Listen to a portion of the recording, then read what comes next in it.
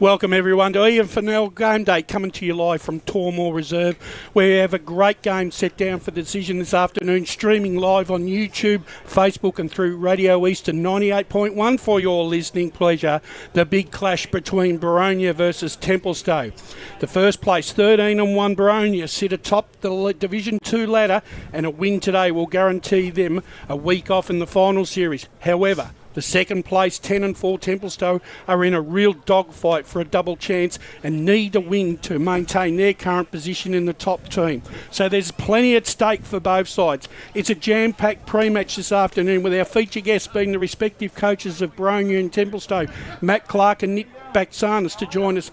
We'll dissect all the key games from all the other divisions, and our resident clairvoyant, the Oracle, will once again challenge conventional wisdom and 4 lines to pick a winner for you.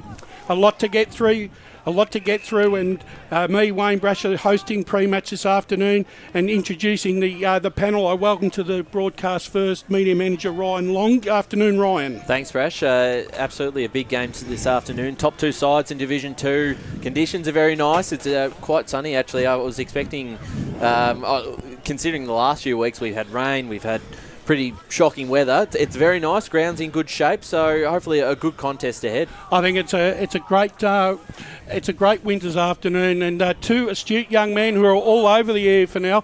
And I reckon these two can make calling a game of tiddlywinks sound exciting. That being said, they've become an integral part of the media team, welcoming Josh Ward and Jaron Beanland to the broadcast this afternoon. Good afternoon, gents. G'day, Brash, and g'day to all the listeners. When is the Tiddlywinks Championship? I don't know. I'm just waiting for. I'm just waiting for the schedule. But yes, game of footy here. Instead of Tiddlywinks, Boronia versus Templestowe. Really looking forward to this one. As you said, Ryan, the ground's in really good nick. The weather's hopefully going to hold off for us, Josh? Yeah, hopefully. I'm not getting my hopes up, though, given what's happened the last couple of weeks. But, as I said yesterday on the weekend forecast, really looking forward to this contest. And being out here at Tormore Reserve for the first time. I've been a part of the media team for 2 years, and I've never been out here. You have been out here. You did Interleague. Other than Interleague, it's the first time I've done a senior contest out here. But, it's a really good contest between the two best sides in the division. And Templestowe, they're up against the all-conquering Boronia side today, Brash. Yeah, they are. And look, it's an interesting round. And in fact, there's a lot of key games in quite a few of the divisions this afternoon. Matty Clark will be joining us very, very shortly. But let's kick things off. And we're going to start at Premier Division this afternoon. And the game that I've chosen for us to have a talk about is the East Ringwood Roval game being played down at East Ringwood this afternoon. And from afar, I had a look at East Ringwood last week, and I reckon their form has just plateaued a little bit. And Roval once again are on the up. And I reckon they're a genuine opportunity to knock over East Ringwood this afternoon, gents. Oh, I think you're right. And you looked at East Ringwood's game last weekend. By all rights, should have lost that game. Lost all the key stats, key indicators. Noble Park threw away 4 points there. If you look at the scoreline, in that first quarter, 0 goals 6 in the last quarter. Had a lot more scoring opportunities, dominated the clearances and such in the early stages of that game, and couldn't make the most of it. And for East Ringwood, it's a bonus, because the win also puts them 2 games ahead of both Noble Park and Doncaster East. So puts them in a good spot to finish in that top 2, and we know how important that is. Having a look at the 2 sides who finished there last year, going on to make a grand final, so be very key.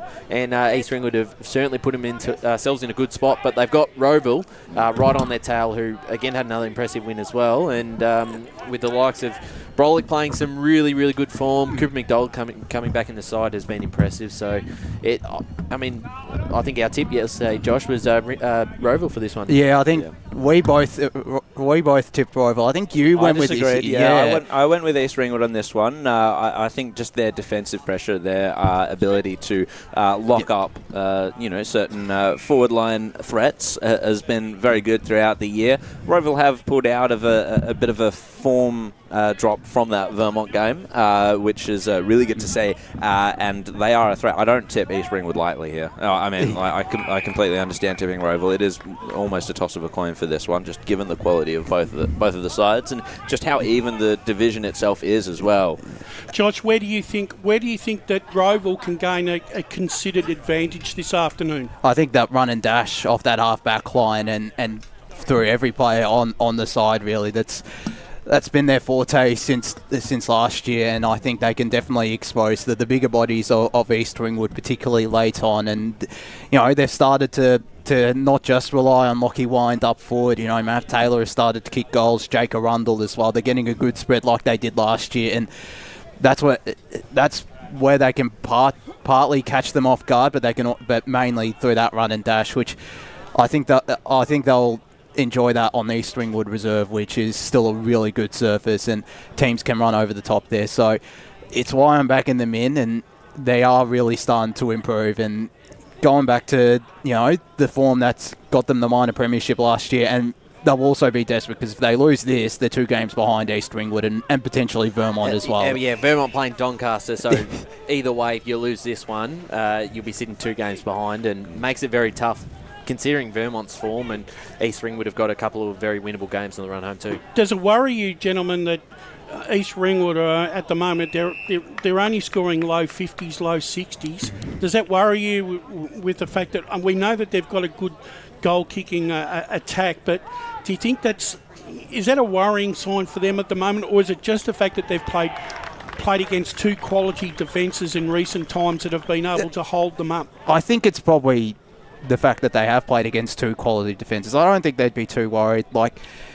You still got Trent Farmer that's kicking goals, and eventually the likes of Mitch Farmer up forward, Sahaf Ali, they can get on the score sheet. So I think it's probably due to the fact that they have played against 2 of the best defences in the last couple of weeks. The only, probably to your point, is that game against Baldwin where they did get opened up and didn't score much themselves and lost by, I think, 45, 50 points. And did they not go scoreless in the last quarter? I think so. So, I mean, okay, look, you've got to cut sometimes. You've got to cut aside some slack because East Ringwood, it was probably one of those games for them where it was a bit of an aberration in some cases. So you've sort of got to give them a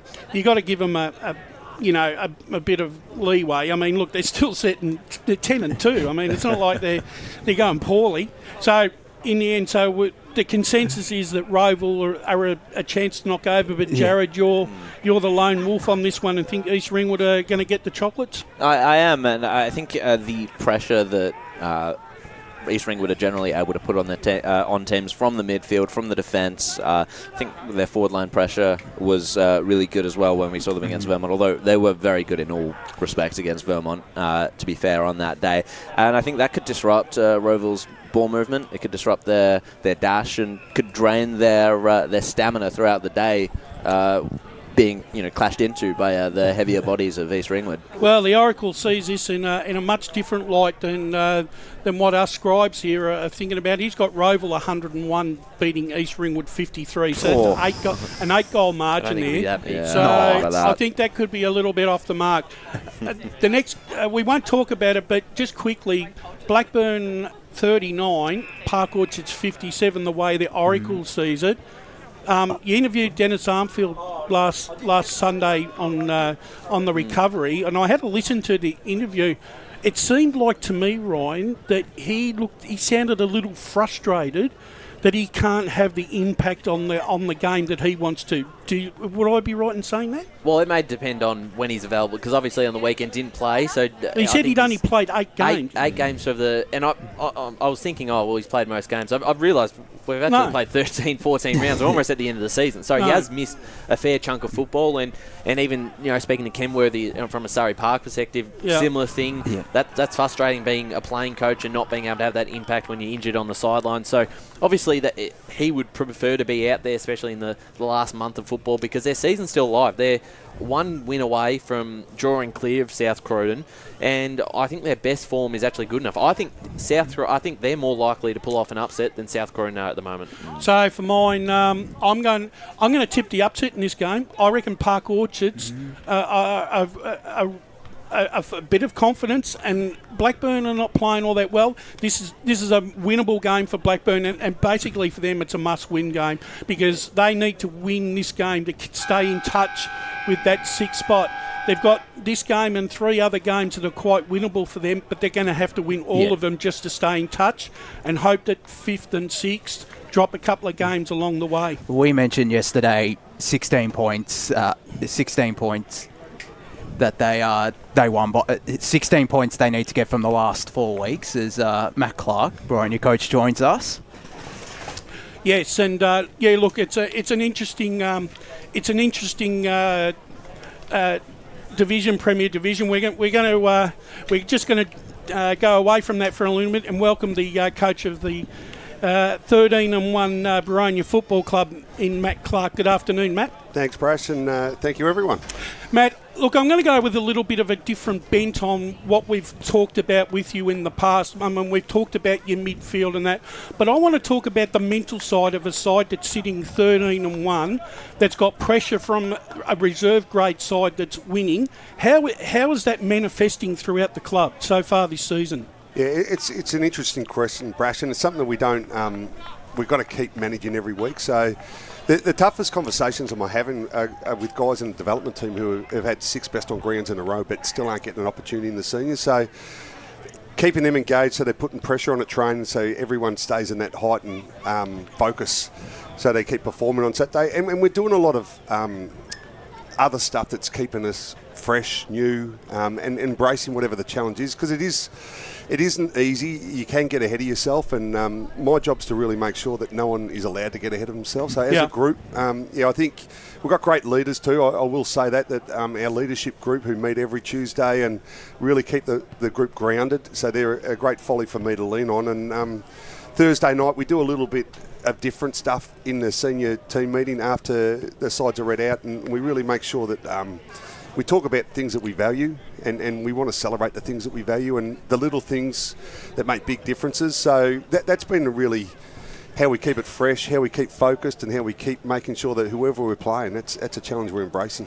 The one thing I've noticed in recent times, Matt, the way that you've been played, the results have been brutal. Again, your guys have been absolutely really clinical in putting the opposition away.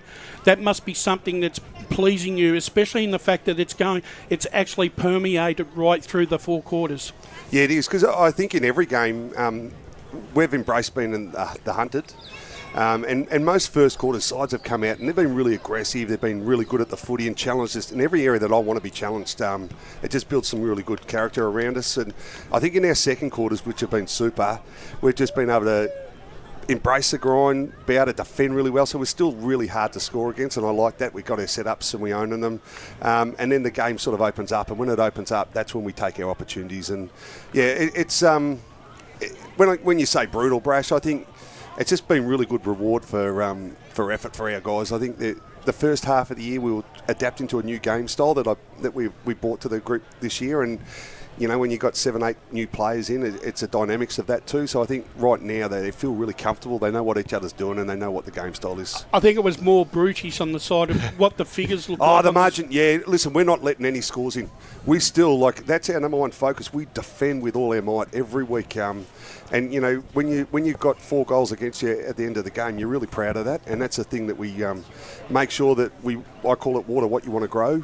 We make sure that we're really invested in our defence, because we attack from our defence all the time. And defensively, you looks pretty good this week when you bring in the likes of a Jared Lake and Burgess as well. Yeah. It's certainly very enjoyable for you to be able to have those quality players just come back in at the will.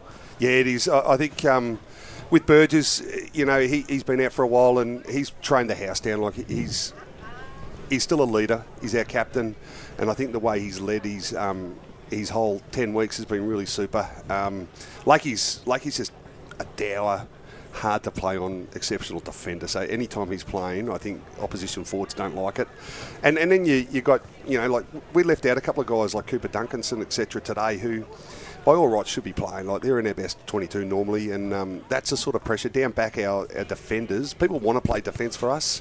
They know it's a good position. They know we celebrate it, but they know it's a really hard area that we focus on. So having those guys back, Longy, is a real comfortable feeling for me. It certainly is. And just the buffer you've been able to create on top of the ladder. I think you're 3 games clear and percentage as well. So basically, the top spots, you're not going to drop out of that. Does it give you a bit of a luxury to try a few different things in the last few weeks and just test a couple of things out in case, come finals time, you need to switch the magnets around a bit? Yeah, to be fair, we are. So that's a fact. We are trying a couple of different things. We're not trying to dismantle what we've been really good at, but positionally, I think I want to make sure I've got 2 or 3 levers to pull on any day, and we're doing that within games. Obviously, midfield, we're trying different people in there. I know Gricey came in last week and just to have a look at different players in different games. So give them a couple in a row, see what their good looks like against the top sides, against the bottom of the ladder sides. And we're trying to just work out who our best 6 forwards are at the moment. And it's interesting because we've got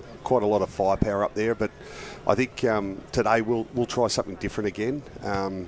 And it just means that we're not easy to play on. When we keep changing our personnel, we're going to be hard to sit on. And fair to say, I think every player on the ground can play in 2 positions, and that's what we're trying to get, that flexibility and adaptability. So it's all good. Well, my question was sort of like built off of what Ryan just asked there, and the fact that you've consistently said that in interviews that your players can play in 2 positions or more, just to give you that flexibility. Is that something that you're starting to hold back from now that we're starting to get to the end of the season? You want to have a bit of a finalised plan that you can go into a final series with, that you can rely on. You're not throwing the magnets around as much as you might throughout the season. Yeah, I think probably not this week, but I think in the last 2 games we'll try to do something like that and settle it down, knowing that it's a top 5 and you will get a week off. So we're going to make sure that we build that continuity and the familiarity amongst the group. I think, even at the moment, Ryan White, he's critical for us. He's a critical player for us. Having him out for last week and this week allows opportunity for me to have a look at something, and even like Bolts and that, we're just resting him today. Not to be arrogant, but he's sore, so we just, he's not 18 anymore, and we've got to make sure that whoever we're playing, we don't change our concept. If you're not 100% fit, we're going to bring someone in who is 100% fit. So to your answer, we'll settle it down as much as we need to settle it down over the next 2 weeks. So, and going into the final series, of course, we've had a look at you've been able to have a look at the opponents that you're playing against throughout the season. I don't know, we spoke in the pre-season, and you said you just want to focus on yourself, but now you've got a much broader idea or concept of who you're going to be playing in the finals. Who worries you the most? What team do you look at and think like, this team could exploit our weaknesses or take away our strengths? He's not going to tell you that. I'll be honest, they all could. Yeah. There's not a bad side in the top 5 No, or there 6. isn't. And that's, like Heathmont on their day, when they get rolling, like when they played out here a few weeks ago, it was a really windy day. We were kicking with what I would consider a 4 or 5 goal breeze. We were outscored at quarter time, and their ball movement, their speed of ball, and the way they defend it was huge. And I was like, I don't usually give sprays, but I gave them a fair spray at quarter time. Mm-hmm. And that was a real nice try for you there, Jared, to try and get something out of it. What do you got there? You got any gold for Josh? Hey, they all play differently. That's one thing. If you want to know what they do, every side in the top 5 does something a little bit different. And that's what we love. Yeah. Some attack differently than others, some defend. The side we play today really get numbers behind the football and use the ball well coming out. Like Waverley Blues to me are really dangerous when they get the footy. They worry the hell out of me when they have the footy in their hands. So it just means we're going to be on the whole time, which is a challenge in a game of footy. And just touching back on the depth as well, Matt. You've still got, as you said, Cooper Duncanson, Tyson Henry running around in the reserves as well, Zach Dower too. Are there any other players that can definitely take that next step up into the seniors? Yeah, Lockie Watson's running around out there today. He's our X factor, and to be fair, he played last week. I ended up putting him back to the development game today, and I actually said to him on Thursday, I've got no reason. And it's really hard as a coach when you say I've got no reason, because he was in our best 7 players last week. He kicked 3 goals, I think, on the wing, and had over 20 possessions, defended well, tackled well, and gee, he lights the game up when we've got the footy. So we just are where we are today. Doesn't mean he won't play again. Jack Rankin's a young kid playing in the development game at the moment who's had 7 of the last 9 best on grounds. So if you want to talk about a player who's stiff, he's the number 1 stiff. It was Dildow the first half, now it's Jack Rankin. And I will say we've always got a little Sean Bramstead opportunity forward. So he's experienced, right? And on a ground like Mitcham, I know he'll kick goals. So Well, Sorry, Brash. And there's, as you mentioned, Ryan White and Jess Bolton missing out, but there's a couple of others as well. But do you feel like today is possibly the strongest side you can field this season? Any side without Bolton and White in is probably not our strongest side. It sounds hard for the people who are out there today, but they are in our best 10, both of them. Bolton for his leadership, and he's playing great footy, and then White's a deputy vice captain, and to be fair, he'd be in the top 4 or 5 in their BNF right now. So those two will come in, they'll make us stronger, and they will come back. As I told you, like Whitey's out this week, and he'll be back next week, and Bolts will be back next week as well. But yeah, I think we put out a strong side. I say that every week. We're putting out a really strong side every week, so I'm confident with every side we've picked so far. Well, Matt, thanks for giving us some of your time again this afternoon. It's been an absolute pleasure. Good luck this afternoon in the big clash against Templestowe, and I reckon the next time we'll be talking to you will be sometime in the Division 2 finals. But for today, thanks for giving up your time, and good luck this afternoon. Good luck with the call, and thanks everyone. Cheers. Have a great day. Thanks. There we have it, the head coach of Boronia Football Club, Matt Clark, always generous with his time and gives us a lot of gold every time he comes on. And the Templestowe coach, Nick Batsanis, will be joining us very, very shortly. Gents, we'll keep the vibe going. Keep the vibe going, and just quickly go through the remainder of the Premier Division games. We got up to Norwood and Balwyn. Balwyn, for mine, going well enough once again, even though they got overrun by Vermont last week. Is it a danger game against Norwood, or do they just get the 4 points? I think so. I did tip Norwood as my super boost, Ruffy, just because they've proven that their best footy can stack up, and they've defeated East Ringwood and Noble Park away from home too, so they can knock over Balwyn, but just given how inconsistent they are, you can't not go against Balwyn, and they'll want to bounce back as well. Yeah, and if Balwyn are going to finish top 2, yeah, they're going to win today. No question, brainer. It's a must do. The one caveat for me, I suppose, is the fact that Norwood might be playing for Marty Pask, of course, announcing his departure from the club throughout the week. So there is that one mental side of things that may tip Norwood over the edge. However, it's hard to not go for Balwyn in this one. Berwick are riding a good crest of form. Well, we'll park that, and we'll now speak to the coach of the Templestowe Football Club, Nick Batsanis. Nick, welcome to the broadcast this afternoon. A big game for Templestowe, because you're in a real dogfight with Heathmont and Waverley Blues for that double chance.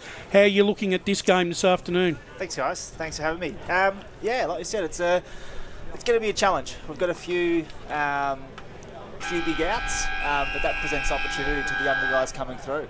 And how was I just noticed in recent times that the sides sort of flirted with their form a little bit. Is that because of the fluctuations of the ins and outs of the side? Yeah, you could say that. We haven't really had consistency probably over the last 4 to 6 weeks with the playing group, and that just comes from, obviously, Foggs has been out for a couple of weeks, and sort of he's our key mid. Big Bowie Mitchener is out today, and it does affect the structure. We like to have a pretty solid spine, and when you lose key personnel, it does really affect the way that we want to play footy. So we've got to tweak it in areas to obviously adapt to who's out there. And the last time we saw you, the midfield was pretty dominant against Heathmont, and I think we gave Mitchener best on, and Fogarty and Giovannini certainly played really strong roles as well, and not having all three of those players. What does your midfield look like today, and sort of who steps up in taking on another good midfield in Boronia's? Yeah, look, they're big outs, but we've got Joshy Warren, who came across from Donny East. He'll get a fair bit of time in there. I've obviously got Joe Hardwick in there as well as a bigger body. Matty Jessup will run through there. I'll obviously run through there as well. But for us, it's just about trying to play a role on their key players. Obviously, your Malice and your Begley through the middle of the ground, they're quite important for them. We'll go to work on those two boys and make sure that, we stop their influence on the game as best we can. And then, the boys will play footy after that. We'll make sure that we can try and get on top of them in areas that we feel like they're weak in.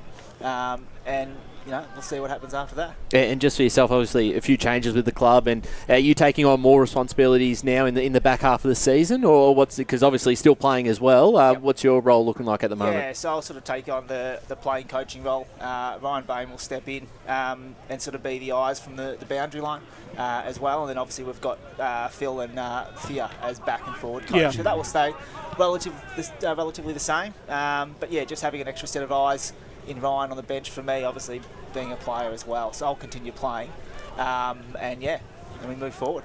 So one of the criticisms we had of Templestowe last year, and it may have been a little unfair because we didn't actually go to see you guys at any point, but something that stood out to us was the top six and of the players on the ground and the bottom six. There was a bit of a gap between them. It was always the top six that were like featured in the best and whatnot. That seems to be something that's completely leveled out this year. So I'd like to know who some of the players are that have closed that gap. Yeah, look, I think last year we brought in quite a few senior players around the footy club. I think that was important for the club to move forward. The list was quite young, and the list still is very young. I think, I'm 32, and Doggo, who we brought across, is 38, but then the rest of the guys fall, between that 21 to 26 bracket. With those senior players that we brought through the door, obviously, guys can play with a lot more confidence. Obviously, you said Matty Nagel, your Mark Ferraros, your Joshy Warrens, your Matty Jessups, they're all coming through the ranks really nicely. And then on top of that, we still got, our captain Alex Brown. He's critical for us down back, and he leads from the front, which is really good. We brought in a young kid by Joshy Ioannidis today, and he's been kicking a few goals as a small forward. So we'll keep trying our best to reward those younger guys coming through and ultimately develop some of those young kids as well to play senior footy. And speaking of the development side, currently playing right now at Tormore Reserve, it's been a pretty successful development side in the past couple of years. So what sort of pressure has there been, and which players have stood out in that side that could start to worry some of the boys in the top 22? Yeah, look, there's a few there. Like at the start of the year, we were pretty healthy, and we had some really good depth. And unfortunately, you don't really want to change a winning side. So a few guys, just missed out, and it was not that they weren't playing good footy, it was just no spots were sort of opening up for them. Unfortunately, with football these days and local footy, a lot of guys that were playing really good footy have got overseas trips planned and stuff like that. So your Marcus Cantwell's, Sakis went away for a few months there. Our full back, Breezy, he's gone overseas too. So where the opportunities presented themselves, a lot of these guys unfortunately went away. But in the twos, you've obviously got Jacko Lee playing out there at the moment. Presties, your Vincents, even one like Ty came across late in the piece, and he's still a very smaller frame, but he's got pace, and we'll try and develop into a pretty handy winger / midfielder. Just touching back to the ruck situation with no Mitch, obviously young Bailey Watson and Ryan Giovannini as well. How well do you reckon they can go against a really talented ruck joy, Nick Noobs and Josh Hannon? Yeah. Look, their work's cut out for them today. Bailey's a very big competitor. And Bailey can jump, which is great. So, they'll compete and do the best they can. We'll make it pretty simple for them around the ground. They've got two very, very senior ruckmen that we've got to compete against. But same with Ryan. Ryan's a competitive beast. Doesn't like to get beaten.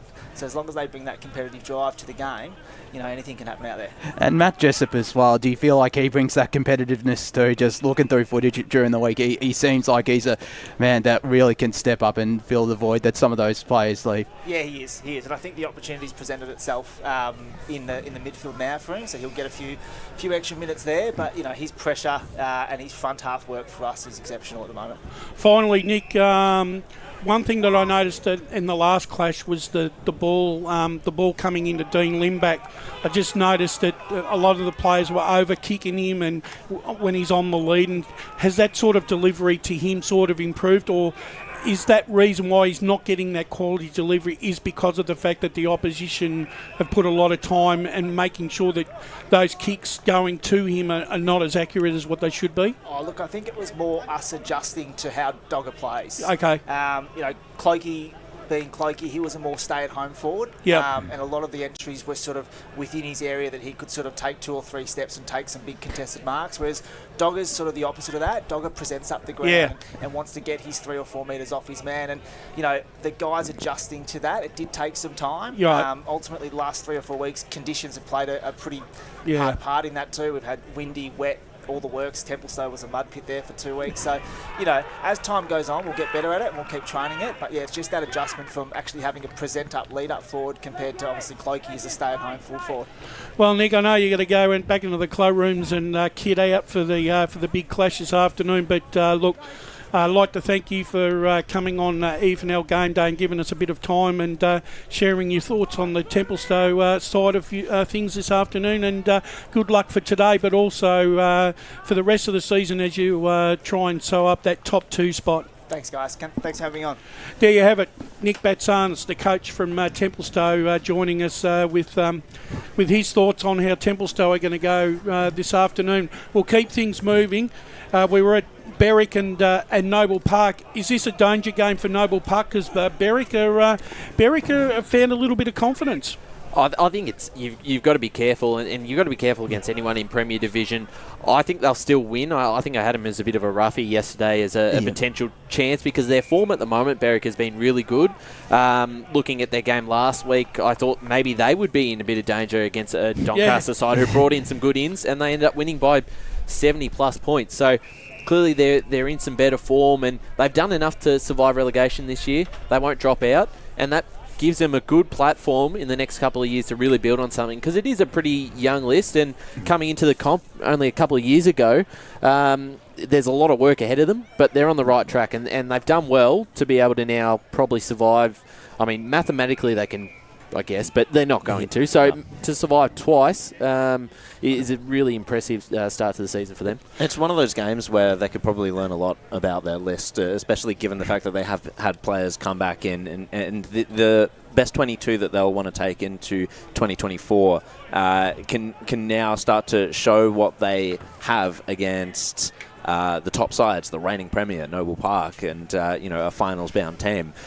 So it'll be interesting to see what the margin ends up being. I was still tipping Noble Park, of course. Yep. It'll be interesting to see what sort of fight Berwick can bring, and no doubt it will be interesting for everyone at Berwick to just see what lessons they can take from a game like this when they're in more of a full form rather than what they were earlier in the year. Josh, quickly? Yeah, I think they can definitely take a lot of learnings, but Noble Park, they've only conceded 52 points in their last 2 home games, so it's going to be a hard ask to score out there. But it's great to see them probably surviving, and I reckon they'll take a lot of learnings out of this. Yeah, the Oracles got Berwick 81, beating Noble Park 53, so that's a bit of a turn up. But I reckon he's got the next 2. I reckon the next 2, we probably won't need to go into too much of this. Got Vermont 95, Doncaster 19, and Doncaster East 74, South Croydon 47. I reckon those margins could be pretty much close to right, and the right side's winning this afternoon in that contest, do you think? Yep, 100%. Yep. All right, let's move on to Division 1. The game I've chosen that we talk about this one is the clash between Wantirna South, who I reckon are at the last chance saloon for mine. Yep. They're taking on a Beaconsfield side that won at home last week against Mooroolbark. And I did watch the broadcast last week, and as an outsider watching that game without looking at the broadcast, I actually weren't all that impressed with Beaconsfield. To be honest, I thought Mooroolbark were really entitled to really take it up to them, and I just thought that I reckon Mooroolbark dropped the ball after quarter time and let Beaconsfield back into the contest. However, that being said, I can't, as good as what Beaconsfield have been in recent times, they're not going to do any damage in the finals unless Johnson plays. And I don't want to sound like that I'm being the harbinger of doom. No, you're right, yeah. But that's the way I saw that game play out. He doesn't play, Mooroolbark win. And that's... Yep. So... But on the other hand, Wantirna South's form, they've lost their last 5. They're devoid of confidence. They get Barlow back into the side, which straightens them up. But is it going to be enough, gentlemen? No, I don't think at the moment. Away from home as well. I know it is at home for the Devils, but just in Johnson is playing for the Eagles. He actually isn't. So he's not. So it does. It's an open game, but just on their form in the last month, you can't back them against pretty much anyone, or besides probably Lilydale. I don't think you tip them at the moment. They're just out of form. There's a few players that are overseas, but so is, almost every club has those players out at the moment. It just seems to, at the moment, would you say, gentlemen, that there seems to be a disconnect between Wanturna South, the way that they played early in the season compared to what they've been now? Massively. It's chalk and cheese from when we saw them against Montrose and to then play Montrose the second time and lose by 80 points. It shows you just how far they've gone in the wrong direction. And they're playing a Beaconsfield side who, I think you're right, probably came into that game thinking, or we thought they would win by a fair margin against a Mooroolbark side who were weakened with a few outs. Johnson comes in, kicks 4 is the difference. Don't have him there, they probably lose that one. Got some really good players. White's really impressive. Co did a great job in the ruck. Johnston was really good. Bowed. So a lot of talent on the field. It's just going to be getting it all going come September, because you're right, without a key forward in Johnson, they won't make it past the second week of the finals, I don't think. The Oracle's got Beaconsfield 54, Wanturna South 40. Right, gentlemen, we're going to take our first break, and when we come back from the break, we'll continue discussing all the games that are going to take part this afternoon. You're listening to Boronia versus Templestowe, and it's coming to you live on EFNL Game Day. As Sarah opened her best friend Jackie's wedding invitation, she was overcome with a wave of emotion. While her 2 young boys wrestled on the floor, tears of happiness rolled down Sarah's cheeks as she saw the words she'd been longing to see. Please note, this wedding will be a child-free event. Well, Sarah, looks like we're off to Eastland for a new frock and some heels. And let's book in that babysitter. For all of life's little moments, there's Eastland. Eastland. Live real. Sprained your ankle, bursting through the banner? Broke a finger, high-fiving the ruckman? Or did you run into the goal post again? For bumps, breaks or bleeds, be seen sooner, close to home at Knox Private 24/7 Emergency Department. The preferred provider of emergency care to the Eastern Football Netball League, you'll generally experience shorter wait times. You don't need private health, but there is an out-of-pocket fee. Be seen sooner, close to home at Knox Private 24/7 Emergency Department, 262 Mountain Highway, Wanturna. Do you feel good about your bank? Because there is a bank you can feel good about. They share their profits to fund big community projects, small community clubs and vital emergency services. They've given $250 million to help Australian communities thrive. They have all the products and tech you expect from a big bank, with service you don't. It's Bendigo Bank. Feel good about who you bank with. Try Bendigo. Search bendigobank.com.au or search Bendigo Bank near me. Tobin Brothers Funerals wear their heart on their sleeve. Their clear and easy-to-use website and Memory Maker app make it easy for families to make an informed decision. Here's James McLeod, Managing Director of Tobin Brothers Funerals. We pride ourselves on being the most transparent funeral company. All pricing on goods and services are available on our website. It's all there for you to see and make very informed decisions when planning a loved one's funeral. Visit tobinbrothers.com.au. Tobin Brothers Funerals, celebrating lives. At Yarra Valley Water, we know reducing your shower time, or show time, to 4 minutes can save you an average of $200 a year on water and energy bills. Shower shorter. Save water. Authorised by the Victorian Government, 1 Treasury Place, Melbourne. Sprained your ankle, bursting through the banner? For bumps, breaks or bleeds, be seen sooner, close to home at Knox Private 24/7 Emergency Department. You'll generally experience shorter wait times. Knox Private 24/7 Emergency, 262 Mountain Highway, Wanturna. You are listening to Radio Eastern FM 98.1. With live and exclusive coverage of the EFNL football season. Bringing you the match of the day with score updates from all divisions. And now we cross to our commentary team for the Radio Eastern 98.1 Match of the Day coverage.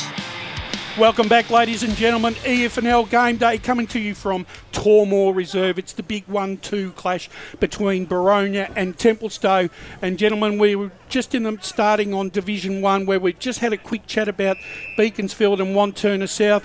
the other big clash set down for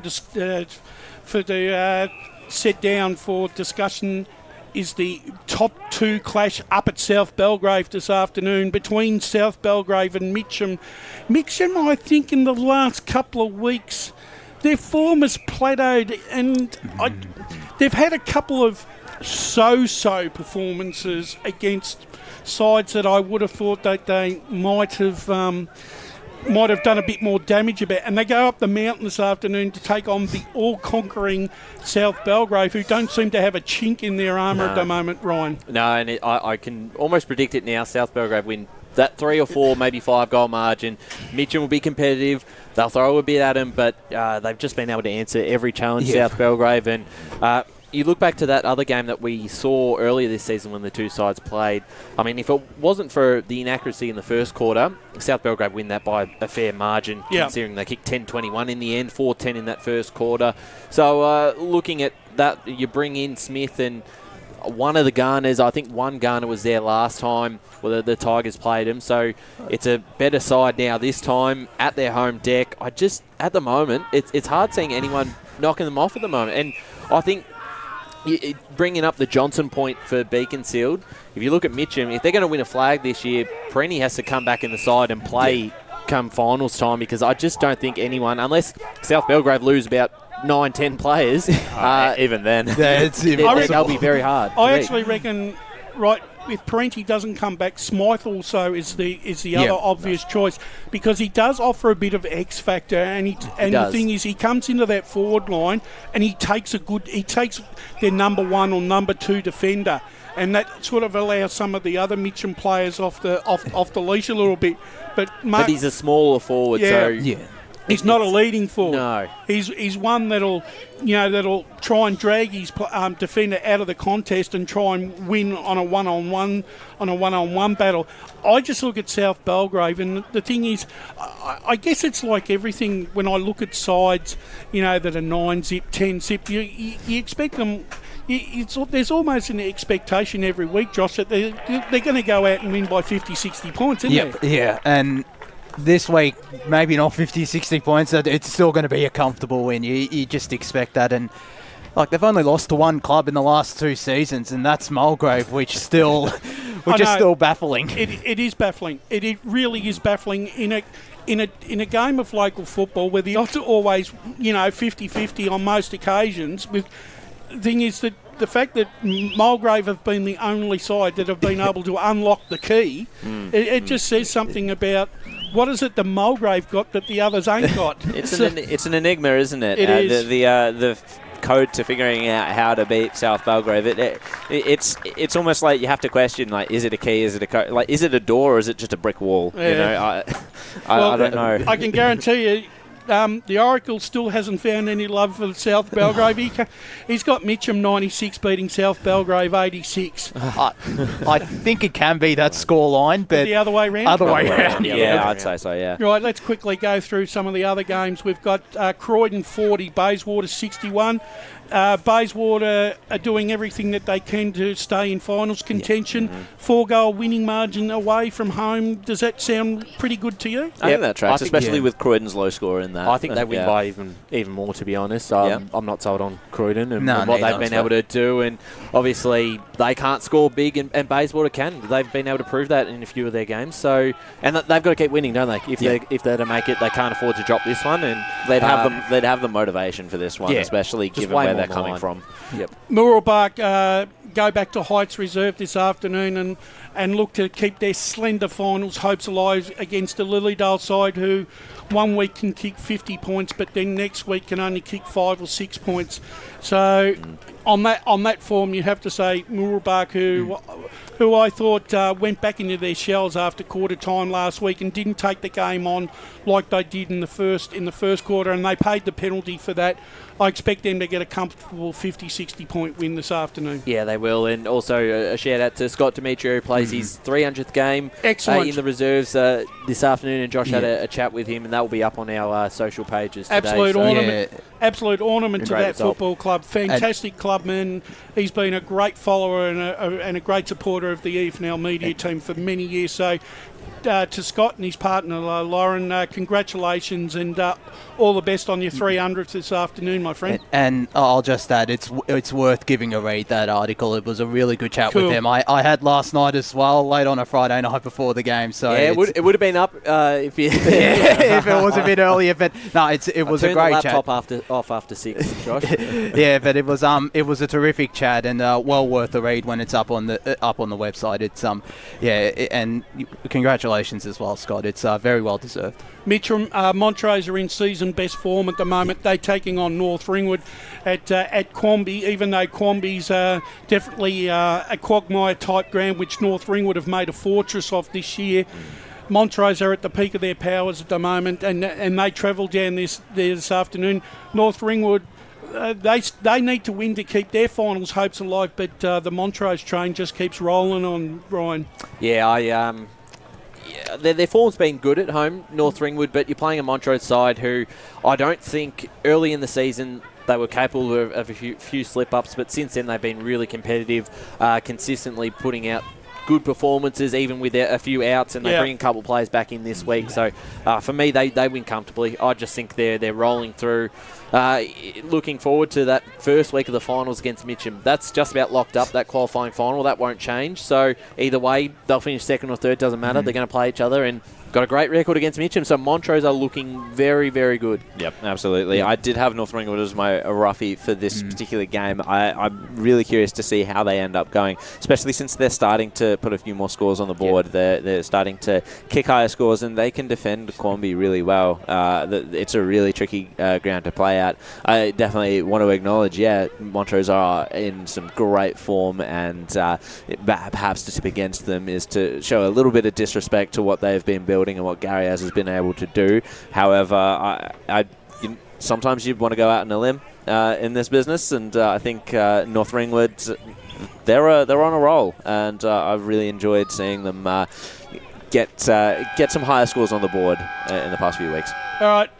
The game, let's quickly go through Division 2, and the game that I've chosen for this game is the Mulgrave-Ringwood game.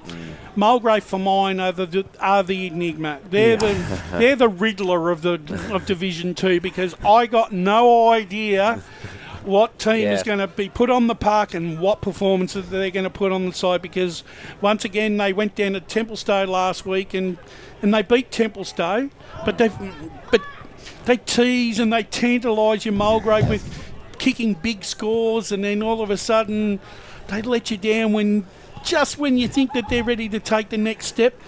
They're taking on Ringwood, and Ringwood are in the same boat. They need to win, and because of the fact that they've had players out injured, overseas travel, they find themselves in unfamiliar territory. These two are fighting for that 5th spot still, and for one of these sides today, that'll be the end of the penny section. Who gets the job done down at the country? I reckon Mulgrave. I've been really impressed with them. They're starting to hit form at the right time too, and you know, there's plenty on the line for both sides, but I feel like more for Mulgrave, who, they've proven they can take it up to the likes of East Burwood and defeat Templestowe as well. So I think if there is any other side that can play finals, it's Mulgrave. Yeah, the Oracle's got Mulgrave 103 to Ringwood 93. So I don't think shootout. So I mean, well, both sides like to. They're not really that defensive minded, are they, Bron?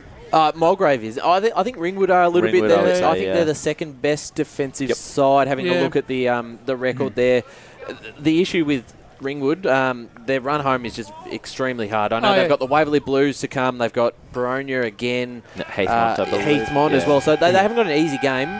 Even if they do win this one, I don't think they can make the top 5 from here. It's just too much to ask for. Right, and the other quickly. The other game that I think that has great significance in the fact that Waverley Blues have now finished all their complement of 9 games at home. Their last 4 games are on the road, and this week their first hurdle they've got to overcome is Heathmont at Heathmont. They're a game behind in 4th position, Ryan. They've got to win, because if they drop this game today, with 3 to go, they're going to have to win all 3. They do, but in saying that, this is their toughest game against Heathmont. Other than that, they play 3 sides in the bottom 5.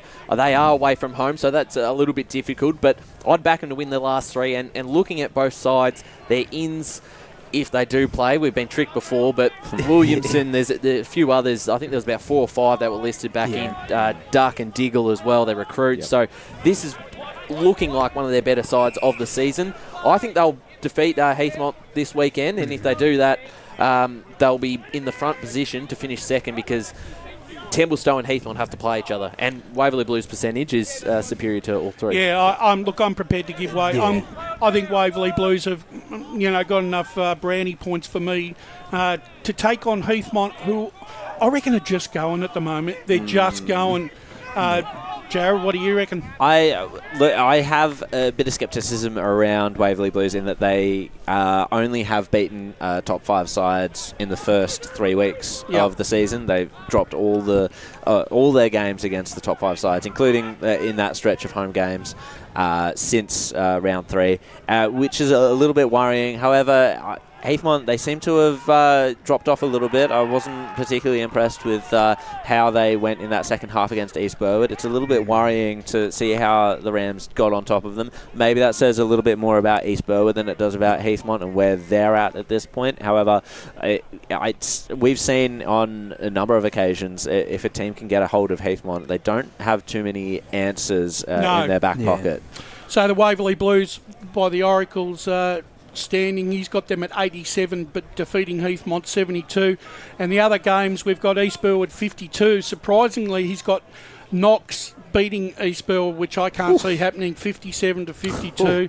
And the other game, which is a close game, but I think the Basin don't win out of turn, and they get another chance this afternoon to beat Upper Ferntree Gully 45 to 41. Anyone there thinking that any of these other results could be of any difference? No, I think that's pretty spot on. All right, let's go to Division 3 quickly. And the game, I've chosen a game, right, that quickly, that I think does have significance for 2 clubs, Sylvan and Whitehouse Pioneers. Pioneers need to win, because I don't know what's gone wrong down there. I really don't understand what's going on down there. Andrew Haning's a first-year coach, but it seems like to me they underperform. But on the flip side, Sylvan still need to win, because there's 2 or 3 other sides that are biting at their heels, wanting that 4th spot.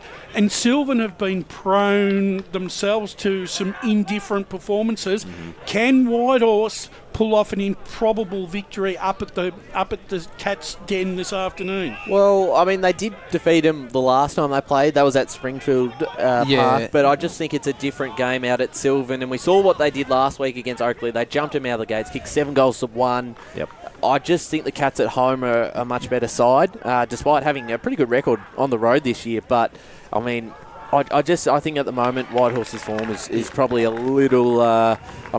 What did we say yesterday? 6 in a row losses. Yeah. I just don't see it turning around yet. They play Coldstream next week, so that's a big test. But for them, I think Sylvan. Yeah, I don't know what's happened at Whitehorse. It's a different team than the one that we saw defeat Ferntree Gully earlier in the year, which is it seems like worlds away from the current day. One player that normally has dominated that division is Eddie Sim. And Eddie is. I haven't seen him in the best players this year. I don't know what his track record, whether it's work or whether he's been injured, but he's not having the impact on games that I thought. But it just seems like to me that when Andrew Padbury left the club, their scoring opportunities dried up massively, and I don't reckon they've recovered from that. And I think that's where they're really struggling to put it on the scoreboard, Josh. Whereas you look at Sylvan and they've got Matt Lowe and Justin Ficcarelli, who you can usually rely upon to get 2 or 3 goals each week. I think that is the point of difference there. And the other thing is too, Sylvan have done it right without their 100-goal kicker that retired. Yeah. Mm-hmm. So I mean, which is impressive. Which it is impressive, and they've gone up a league in the competition. Yeah. So for Sylvan to actually sit where they are, I think it's testament to what Trent Martin has done so far in the season. But it's not over just yet. It's just not over yet. If they do make finals, which they should from this position if they're good enough, I think they looking can at the gap, can they win multiple finals? Multiple. No, one. One final against Oakley. So, I mean, I think that's probably the consensus is that Ferntree Gully and Donvale, it's just very hard seeing anyone else jump in that grand final. Yep. So, yeah, look, I think Sylvan for mine, even though the Oracles got Whitehall 64, Sylvan 56, I got to say, I don't know where he's getting these selections from this week. It's just mind-boggling, really. Have we found out who it is yet? Or? No, I got no idea. He's obviously, if it's a he or she, he's obviously got no clue what's it. However, last week I believe that he only missed on 4 games in the whole of the 4. That's all right. So I mean, that's better than our tipping at the moment. So he can't say, and he's striking it at 64% in all divisions. So you can't say it's not bad. They might just be on the wine for this week. I don't know. All right, quickly, Ferntree Gully 82. Fair Park 44 down at Fair Park. I think Ferntree Gully have got the wood over Fair Park, and I think 40 points is that's fair. That's a fair margin. Yep. Oakley District are at home to Coldstream. Coldstream have showed some improved form, but not enough. No. And Oakley District have to win. Oracle's got them 64 to 55, so a close one there. And look, Warrandyte's form in their last month has probably been their best form of the year. But once again, they come up against that juggernaut called Donvale, who had just taken all before them. They're unbeaten on the road this year, Donvale. And even though I think their one loss, Ferntree Gully, may have been at Wally too. Yeah, you're right. Sorry. Yeah. And even though the Oracles got Donvale 106 to 86 against Warrandyte, I think the margin might be a little bit bigger than that. But not too much, maybe 6 goals, because Warrandyte, don't forget, when they did play there the first round, they only got done by a kick after the siren. Yeah. Yep. So if there's a danger to Donvale today, it's the Warrandyte ground and themselves. Yeah, I think so. And look, I was tempted to give Warrandyte a real chance, but just on Donvale's form at the moment, they're not easing. They're similar to Boronia. They're sitting clear on top. They don't have to win every game, but they want to. And they want to put sides to the sword, and Donvale are doing that pretty comfortably at the moment. So just don't see it happening. And there's different names for Donvale that are popping up as well, which I've been impressed by. It's not always your Haigs, your Duncans, your Murphys, your Rousers. You've got Jeremy Grocott. He's stepping up. Dylan Sinisic. You've got Matt Day, Kyle Heagney. So many names for Donvale that makes me think they've just got an absolute plethora of players at the moment, haven't they? Star-studded. At their disposal. And quickly in Division 4, we've got Forest Hill 41 defeating Nunawading 29. And yes, very low scoring. Well, but that's a surprise. But Forest Hill aren't scoring that much either. They're struggling to kick 50 points at the moment. So, and Nunawading, well, I think they put in their worst performance of the season last year. It was disappointing. Kicking 1 goal 4. We've got Mlock 32, and I feel sorry for them because Kilsyth will be champing at the bit after being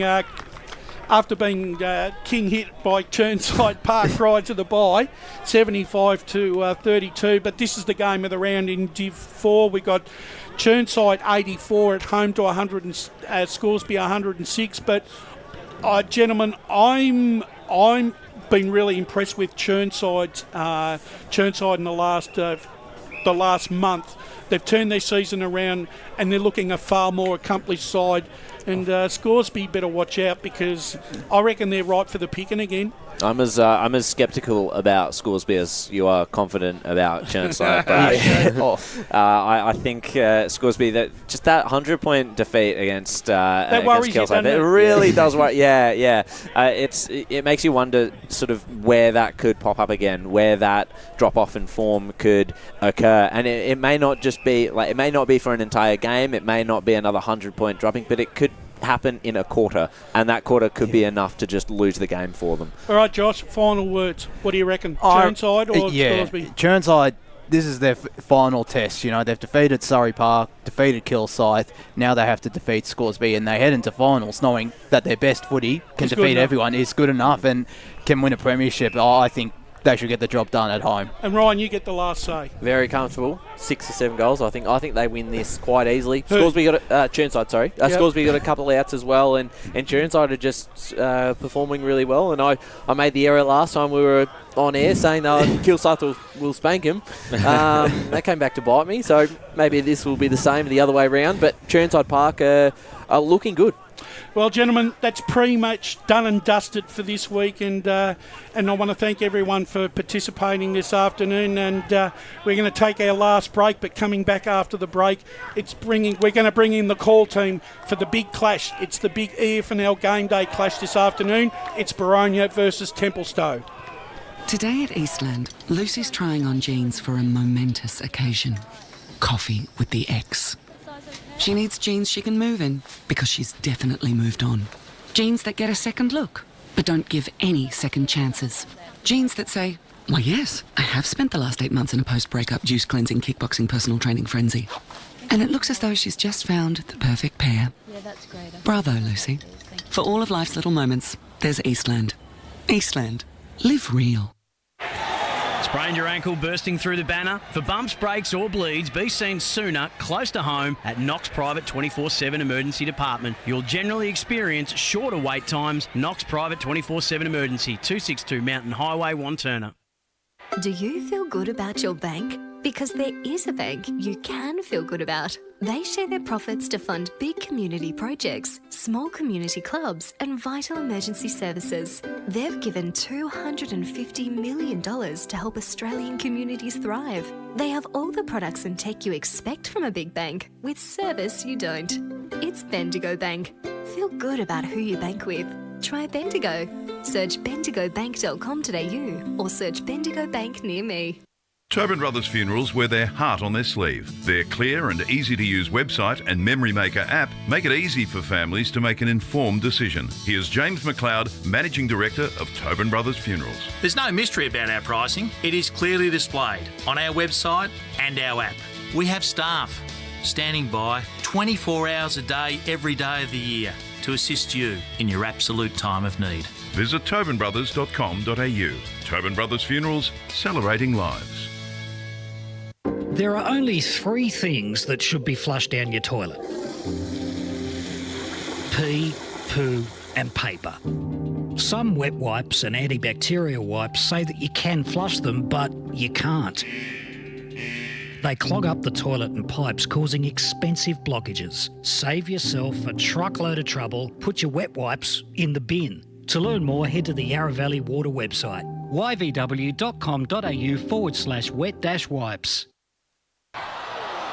Hi, Dylan Dow from the Boronia Football Netball Club here. When I need to grab a quick coffee or a bite to eat, I'm popping into Eastland. Eastland's more than a shopping centre. They support a range of community organisations and have been a major partner of the EFNL since 2018. Cheers, Eastland.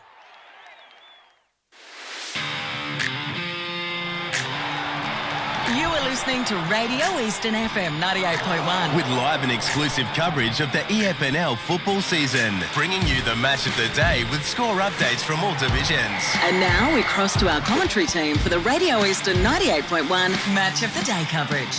Welcome back to the Eastland Match of the Round, Tormore Reserve. It is Boronia versus Templestowe. A big afternoon ahead. At the current moment, the Reserves game 6.5 minutes ago. Boronia lead 8-6-54 to Templestowe 6-4-40. I'm Ryan Long, Media Manager of the Eastern Football Netball League. Joined by Brett Beston, who'll be calling alongside me this afternoon. Brett, welcome for the first time this afternoon. Good afternoon, Ryan, and good afternoon, everyone. I love coming out here. It really is one of my favourite grounds, really picturesque with the Dandenongs in the background. And there's just something about Tormore Reserve. Been out here a lot and looking forward to this one. 1v2, the big clash. Should be a cracker. Yes, the home of the Division 1 final series this season again, which was announced earlier last week, all the divisions there. Big one change. So who are for our listeners, Ryan, who have got the finals? Yes, so let's go through them We'll quickly. go through Premier Division. We're back at Bayswater Oval, but the two games that were at Central Reserve, those two elimination finals, is now at Jubilee Park. So, awesome. Jubilee Park in good shape, which is also hosting the Division 3 grand finals again this year, which is fantastic. Ground's in very good condition and always enjoy going out there. As we said, Division 1 being held by Tormore Reserve and the Boronia Football Club. Division 2 again at Walker Park for the Mitcham Football Club again do another fantastic job with the final series. Division 3 Jubilee Park, and then Division 4. Now you guys can let me know if this is the first time or if they've had it before, but Division 4 this year will be at East Ringwood Reserve.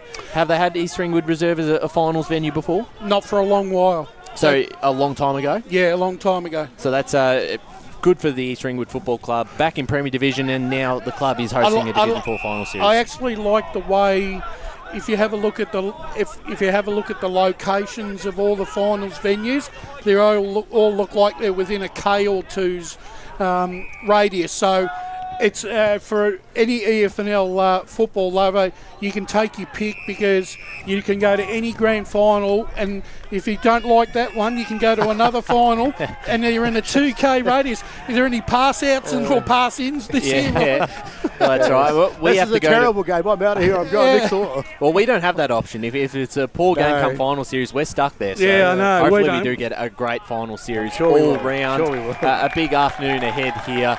And as we just mentioned, Wayne Brasher, who will be on the special comments this afternoon, hosting pre-game, did a fantastic job. Thank you very much, Ryan. It was great fun doing pre-match again this afternoon, and look, always a pleasure to come out to the Boronia Football Club, and we're well looked after, but also the game and the ground itself, I think, is going to allow us to have another great spectacle. I must say, I just popped inside to use the, just before, and they've got ladies day in there. Yes, there's ladies a lunch. big crowd in there. Yeah, yes, my partner is in there at the moment, Besto. Yeah. No, it looks. Well, I'll tell you what. See, they're the ones.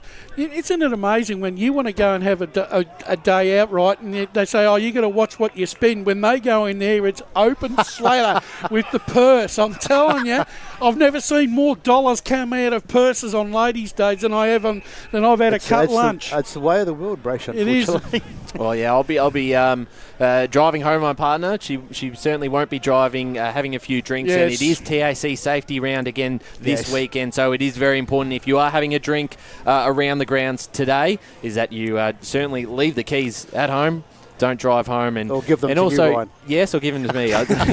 And obviously, as well, if you are driving, don't be distracted on your phone. Make sure you are staying safe on the roads. Thanks to TAC Victoria there, and also joining us for the first time this afternoon. You heard him in the women's game, Paul Uconi, in the Stats Centre today. Good afternoon, gents, and this is a great view here. It's a great ground to come to, Tormore Reserve, for the game between first and second on the ladder. Yes, it is a top two clash, and we haven't probably spoken much about the game ahead this afternoon. No, and we haven't. In the pre-game, we did hear from both Matt Clark and also Nick Batsanis, who is taking over the coaching role as a playing coach this year. They seem to have they have a Doncaster East connection, Templestowe, because if you notice, there's lots of players that have come from Doncaster East to Templestowe. Yeah. And the funny thing is, they do play a very similar brand of football, really, those two clubs.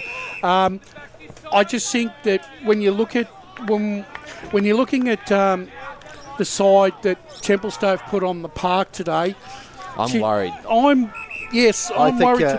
Without Fogarty and Mitchner, who were there too. And Giovannini. The other one. Yeah, I was going to say, Carl. The one that really sticks out to me is Mitchner, because he's so strong in the ruck. He can go forward and take a big clunk, and I think they'll really, really miss him today. Is he injured, or is he just being managed, or what's the... he hadn't played the week before, so I believe he might be out injured. Who's this? I thought he played the week before. I was watching the footage. He did play last week. I'm not 100% sure. That's one thing I was going to ask.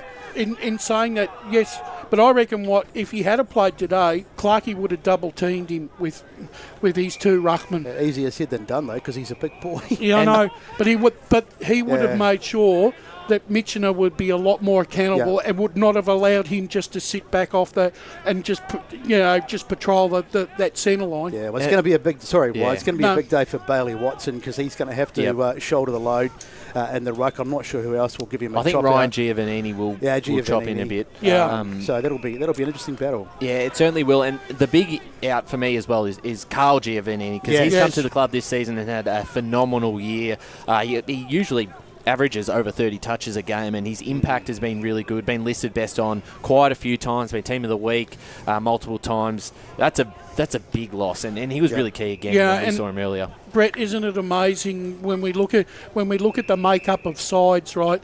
And when one or two of your top 6 to 8 players is missing, how much it really destroys the equilibrium of the side. It's like it comes down to depth, and some sides, they've got a really strong first 22, but then if they lose a couple of their star players, they don't necessarily have that much underneath. It's worth mentioning too that for Boronia, and I suspect he's being managed, he's becoming the sort of the old man of the side, but Jess Bolton's out today too for he's being managed. Yeah, so I was going to say, I think that's probably just a management issue. Is he your favourite player in the league? He is. You always ask what's he up to. I've always had a soft spot. My first year on the media team, I remember interviewing him after a game out here, and he's always been a favourite of mine. So, but I think look, I look at I look at the Boronia side, and from the side that we saw them when they played Heathmont, and Matty Clark did allude to that he's been actually waiting to get the Hannons, the Brashes, and the Malices all together in the one side. Now all of a sudden they're all together, and then you throw in Jaden Collins. That's frightening, isn't it? And then the forward line of Robertson, Fairchild, and Nick Noops and Begley. Gee, you're in a bit of trouble there, aren't you? I think it was last week's game. I watched a bit online, and Mitch Malice was just smashing in the midfield. He is a brute, and on paper, even though it's 1v2, I've got to be honest, I think this could be a bit of a blowout. I think so. I think with the outs, and we didn't actually know that all those players would be out of the lineup before we commit to that's the hardest thing, because we're sitting here and we're hoping like Hades when we're doing the broadcast that we're going to get the two, even though it's 1 versus 2, but we're hoping that they're both at full strength, so that it gives you an opportunity. Rarely ever happens. But it doesn't happen. It just doesn't happen. The one thing, though, if Templestowe come out, not even necessarily win, but if they come out today and have a really good four-quarter performance, only lose by a couple of goals, get within Boronia with this side, with those outs, that is a massive for the club. But definitely, we will head down to the boundaries for the first time. We've got Josh Ward and Jared Beanland. You would have heard them in pre-game. Josh Ward, how are the conditions out there? Sun's out? Picture perfect, I have to say. I'm not complaining this week after last week. It was a bit. Why would I? With the sun out, and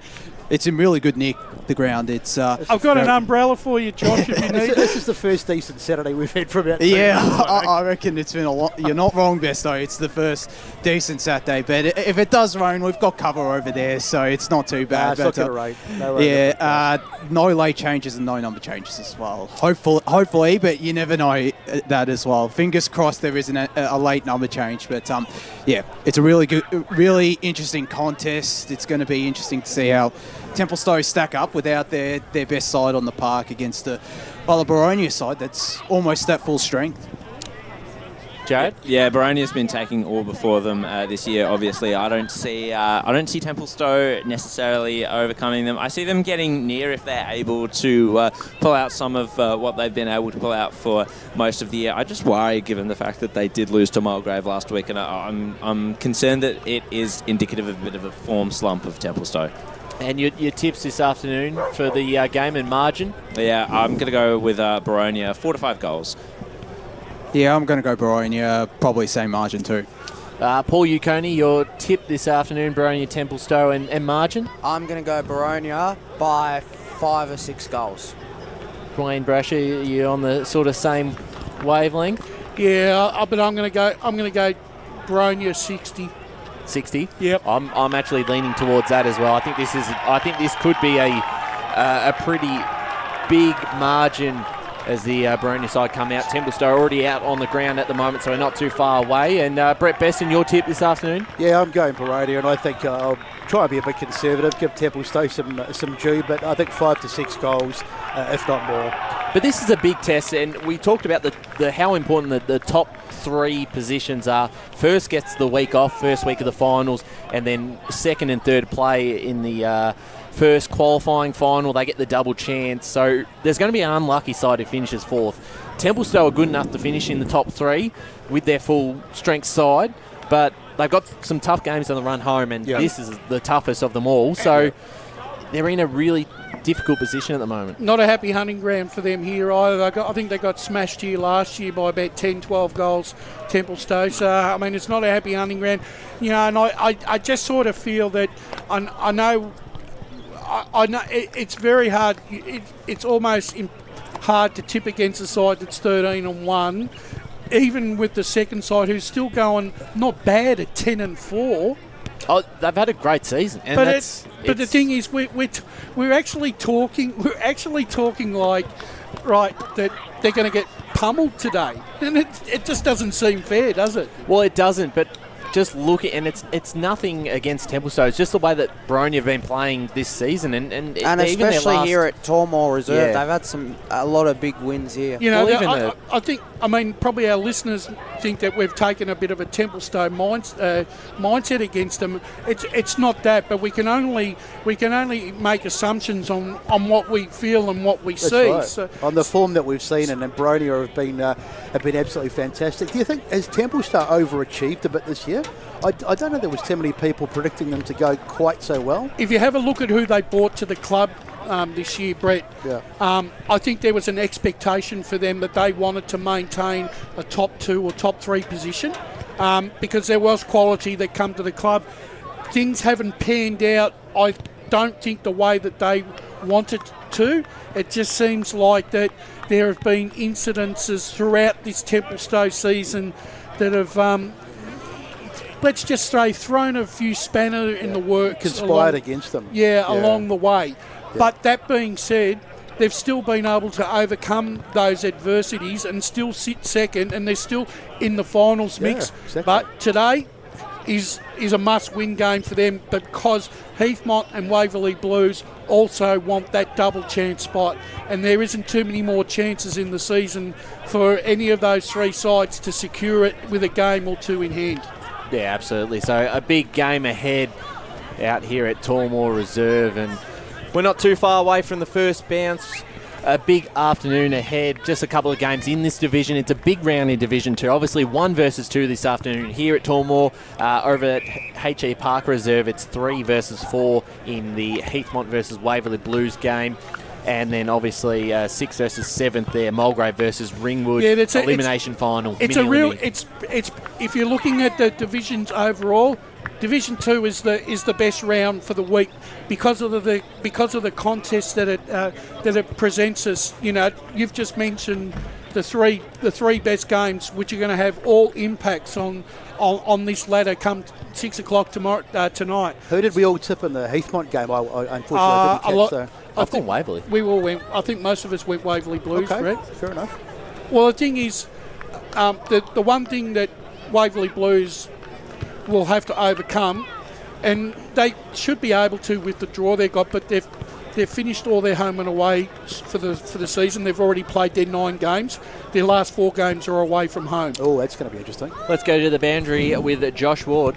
Just been done. Templestowe kicking to the right of your radio dial. Boronia kicking to the left. Any breeze to speak of down there, gents? Not really. I'm not getting my hopes up that it'll stay this way, just given how much the wind can cause havoc out here at Tormore. Actually, I'm pleased there's no wind because we're in danger of dying of smoke inhalation because the barbecue or the fire over there is wafting in here, so thank goodness there's no breeze. Yeah, certainly right. Thanks to Josh and Jared on the boundary line this afternoon. Thanks to Tobin Brothers as we get set for the big Eastland match of the round between Boronia and Templestowe. Tips all round. We've all tipped Boronia in this clash. Yeah, but we have. It's a big task for Templestowe with the outs that they have. A lot of key players, but let's see who steps up for them. Any sort of looking at the names on the list, there's a couple of really good players there. Obviously, Limbach's coming to the club this season up forward. Matthew Nagel, is certainly a Hardwick's key a fair player. Yep. So they do have some players. Obviously, Giovannini is obviously a quality player. Even the captain, Nick Batsanis, fair player himself. So, I mean, look. And the likes of, Ferraro and Warren, they're good players as well.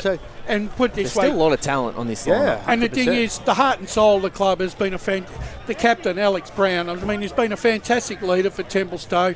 Right, he continues to play He continues to play at great levels throughout the year. So, look, it's all in readiness here for a big clash this afternoon. Absolutely. We are about to go. Umpire holds the ball up in the air, waiting for the siren for the Eastland match of the round. Brett Besson to take us away at Tormore Reserve. Thanks for joining us on the broadcast today as the first hit out goes the way of Hannon. He's going to get a few today, no doubt, as they go forward. Well done by Ryan. Knocks it down on the ground, and it's taken a good clearance by Ferraro. He did really well in and under there, but Boronia have stolen it, and they come forward. They kick down the line, but there's plenty of defence down there.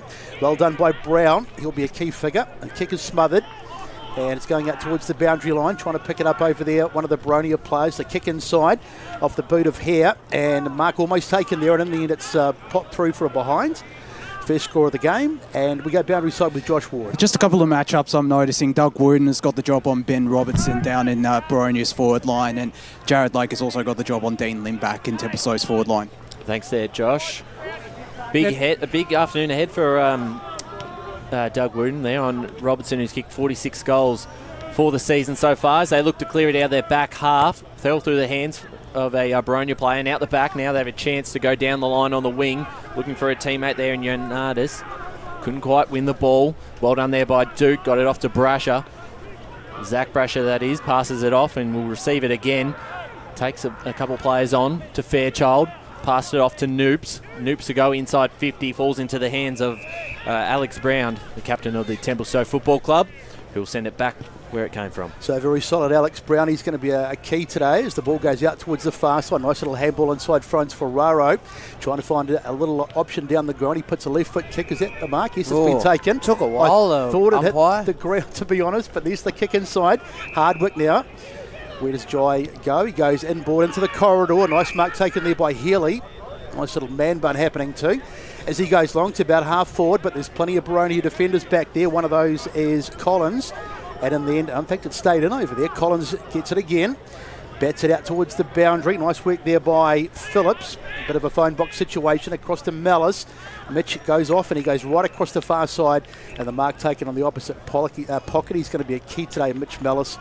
One of the real stars of this division. Goes short. Mark taken there by Burgess. So just a little bit of a feeling out process here. Just the 1 point on the board and Boronia to bring it out of defence. So Burgess goes down line, finds a target. Well done there. Max Brasher, first disposal of the game. Kick to a teammate right on the wing. He's had a fantastic season, Brasher. Like coming to the club this year from up French Gully. Brasher family reunion today. Yes, Wayne Brasher in the box as Boronia go down the line. Target found in Fairchild. Strong hands. Will switch play in the middle of the ground. Phillips is there. Takes the mark, plays on and goes back to Jared Lake, back in the side this week. Does well there, Phillips, to shepherd it for Lake as he goes down looking for Begley. Falls into the hands of a teammate there. Now a chance for Hare to go inside 50 right towards the goal line. There's a Templestowe player there that's able to touch that into the post. And just a minor score, 2 behind for the Boronia Football Club. Templestowe yet to score. 3 minutes gone in this first quarter on the Bendigo Bank scoreboard. So Toby Ryan to bring it back in. Still waiting for our first goal as he sends it out towards the wing, looking for a target out there. A couple of Templestowe players, but they're beaten to the football. Great work there by number 4, Brasher of the Max variety. Now they look to come back inside Boronia. Here's the kick forward. Up they fly. No mark taken. Well, no mark paid at least. It could have been taken as the ball comes out.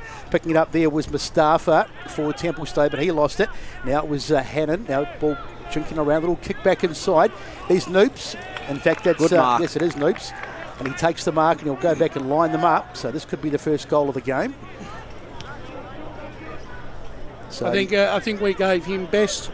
He was in our best 3 the last time, Nick Noops. Yes, he's had a good season so far, and it's the one thing that's to me that I've observed earlier. is Templestowe are really worried about the way that Boronia are running them across the ground. They really are stretching them early. So Noobs, let's see if he can put the first goal on the board. He's hit it reasonably well, but it drifts out to the right. So still waiting for the first goal. It's through for a minor score, and Boronia add to their total by 1. It's 3 behinds, playing no score, 4.5 gone. Bendigo Bank scoreboard. Kick it out here is Toby Ryan. So we go to Paul Uconi in the Stats Centre. Yeah, Boronia have started off really well in this game. 5 inside 50s to 1 so far, and this will be 6. Here's another one, is a fine Begley all by himself. And he's probably in range here to have a set shot. And also the second forward 50 mark already for Boronia. I reckon the one thing too that Nick Batsanis has got to be worried about is the fact that Jared Lake is going to be prepared to run off Dean Limback all afternoon. Can't afford to let Lake have the influences that he's had so far early in the contest. So here's Josh Begley, kicked 6 goals last week. This won't be a goal. Punched over the line here by the Templestowe defender. And we'll get a boundary throw in inside 50 for the Hawks. We've gone 5 minutes into this first quarter on the Bendigo Bank scoreboard. Boronia 3 behinds. Templestowe yet to score. So Boronia having the territory, but they just can't put the points on the board, which is often the case in these early stages. But I'm sure they'll come eventually as the ball is thrown in. Noops did really well, got over the back with a hit out there, picked up there by Malice. He's always in the tough stuff. Ball trying to get it out there, and they do get it out, Templestowe.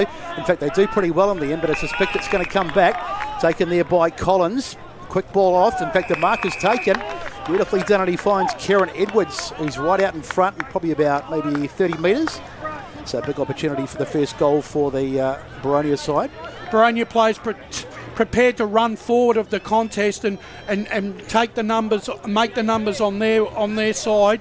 And once again, that's exactly what happened there. There was just a complete weight of numbers there for Collins to pick and choose who he wanted to kick the football to. So looking a little ominous, you'd have to say, in the early stages as Kieran Edwards comes in. He'd back himself to kick this, but I'm not saying anything, and he's missed it. Oh.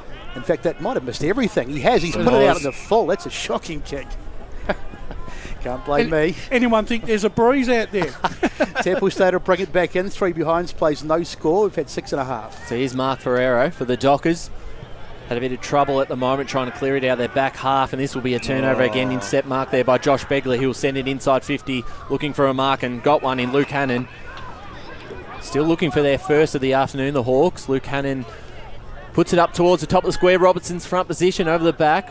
Right on there by Wooden, who was able to contest that well as that ball goes out of bounds.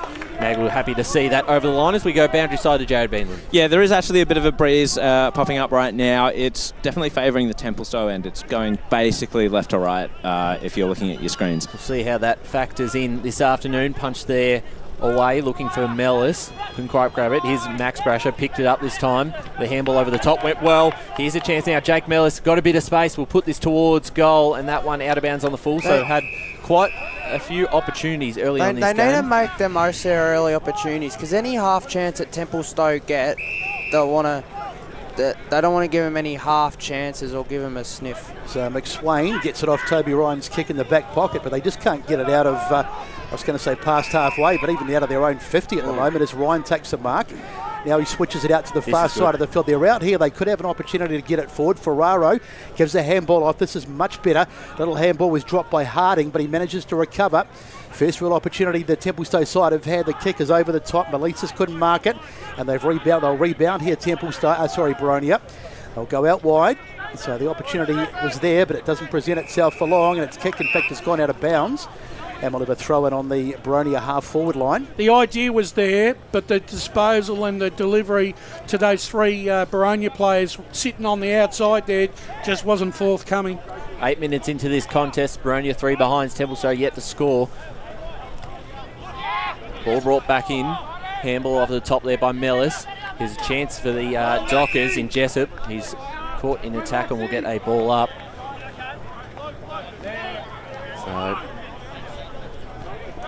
Boronia yet to really make the most of their opportunities in this first quarter so far. Mellis there brought down in a tackle, picked up there by Hardwick. And we'll get another ball up again in the same position. Said Eastland Match of the Round. Thanks for joining us on Radio Eastern 98.1 FM or watching on Facebook and YouTube. Big 1v2 clash here at Tormore Reserve. Plenty on the line, certainly for the Dockers, who They've had a couple of late outs. Big names as well as Batsanis got it. Tapped it forward there to Nagel, who ran out of bounds over the line, so we'll get a boundary throw in right in front of the Templestowe coach's box. So not too far away from our boundary riders who are enjoying the dry conditions down there today as the ball comes in. No one really getting his hands on that one. Malice it was. Gets the touch, but now they've turned it over. Schwarzer gets it, tries to get a kick inside 50, but it's not a good one. And it's out of bounds, but they're still on attack. And the ball will go to bounds around about half forward for Templestowe. For all the possession that Boronia have, I'm sure Nick Batsanis would be mildly pleased that they're only 3 points to 0 down at this stage of the contest. Yeah, it can get a bit frustrating when a side has so much territory in possession, but there's plenty of time to go, and I'm sure they won't be panicking yet as the ball is knocked out. Trying to get his hands on it there was Nagel. Nagel goes in again and makes the tackle this time, and the umpire will come in and ball it up just outside the 50-metre arc. So thanks for joining us at Tormore Reserve this afternoon. If you're watching live on YouTube and Facebook, and of course listening on 98.1 Radio Eastern, as Boronia win the ball out of the clearance. Hannon taken in a high tackle, I thought, but the umpire says no, we'll just play the throw in. Clearances in this game so far are 4-2 the way of Boronia. So we get a boundary throw in here again. Ball hasn't moved from this position for quite a few minutes. 10.5 minutes into this first quarter. On the Bendigo Bank scoreboard, tapped there by Hannon. No one able to take clear possession of the ball. Warren did, and he was tackled again. So we'll get another ball up, but we edge a little bit closer to the Dockers' goals at the moment. They're yet to score. Boronia 3 behinds. Templestowe have had the last 3 inside 50s. So certainly been able to keep the ball down here for a little bit. That kick by Brasher will be a turnover as it falls into the hands of Ryan. Toby Ryan send the Dockers back inside 50. The kick in the direction of Limback hits him on the chest, and that's a beautiful kick.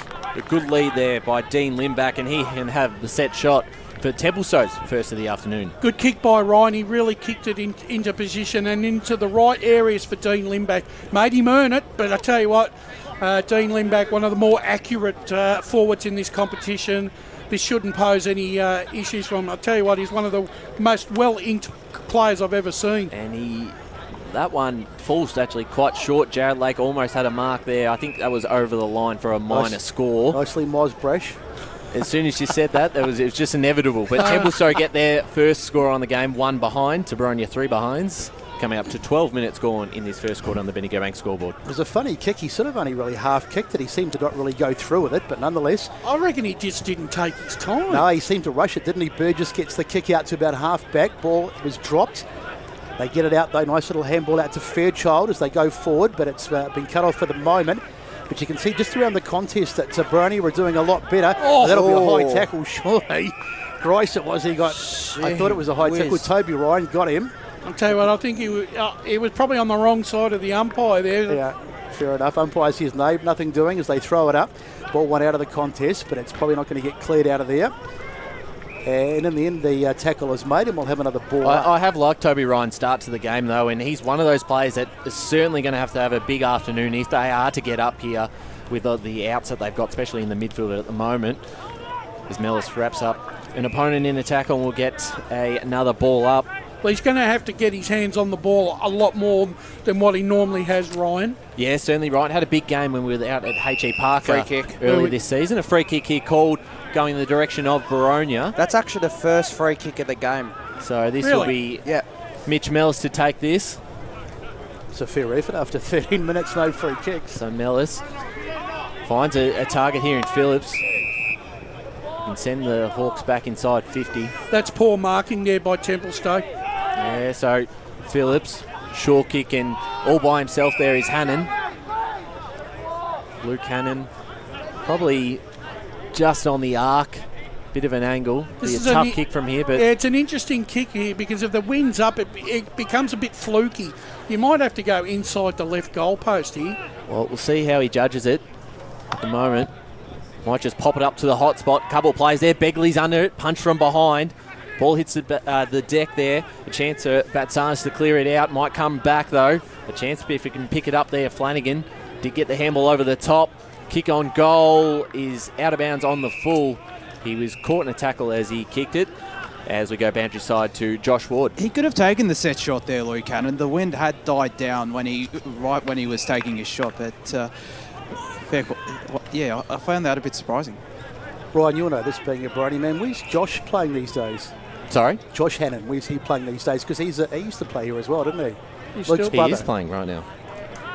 Luke, sorry, the other one. The other brother, sorry. Where is he playing? He plays in a ruck. As the ball in the middle here, big tackle. Oh, yeah, they are both out there. Sorry, I was and thinking holding the ball. My best. And a chance for Boronia to send themselves back inside 50. And through Mellis. My apologies. I thought one of them wasn't playing, but they are both out there, correct? Yeah, there's a triage of families playing out there this afternoon. So inside 50 mark taken by Collins, who will line up looking for the Hawks' first of the afternoon. Surely this time. And the fact is that Collins, 6'5", a great leader and a great place to direct your football. It's great when you've got players of this height and ability to take a big grab, and he's also a very good kick as well. So we'll see how he judges the conditions at the moment. They've had a couple of opportunities early in this game. Collins comes in. This time it's through the middle, and Boronia have their first. 1-3-9 to Templestowe, one behind. 15 and a half minutes gone in this first quarter on the Bendigo Bank scoreboard. I guess we've been waiting, gentlemen, for Boronia to hit the goal, because they've really have been dominant with regards to possession in this first quarter. Templestowe have done well so far, but I just wonder now that Boronia have got their first goal, does this sort of open up the game a bit more for Boronia? It's certainly an opportunity for them to do so. I mean, they've controlled the first 15 minutes of the game, and Templestowe only for a couple of minutes looked a little threatening, but other than that, they probably should be a little further in front. Nonetheless, they'll be relieved to have got the first one, because they can get a bit frustrating when you have all that territory in possession. I'll be able to score. I'll be interested when we go to Paul next time on the inside 50s for both these sides. So secondary ball up in the middle as Templestowe try to get their hands on it, but it's fallen for Boronia, and they're out here. They'll go inside 50 again. Who can get the mark? Good punch over the top from Wooten, did well, but they're not out of danger yet. There's plenty of Boronia players here. Ducking into the tackle was Begley, looking for the high one, but the umpire said nothing doing. And Templestowe take possession. We'll have a ball up. So we've had 16 and a half minutes gone, and Templestowe be pretty happy. Probably only be the one goal behind. 1-3 as they win the ball out of the head out. It goes out of bounds. The inside 50 count in this first quarter is 12-5 Boronia's way. Thank you, Paul. So still probably haven't quite put it on the scoreboard. Only 8 points in front. Similar sort of situation when we were here early in the season against the Waverley Blues. Ball into space there. Chance for Toby Ryan. Got his hands to it. Now a hand pass there from Schwarzer. It's cut off Collins over the top. Chance for the Dockers, picked up by McLennan, got it off to Brown, and Brown just sends it long down the line. A mark almost taken, but still able to control it there. Harding will send the Dockers inside 50, right in front of Ioannis. Couldn't quite pick it up. Back there, and he provides a good tackle to follow it up. And we'll get a ball up inside 50. That tackle on Jackson gives the Dockers a bit of a chance here.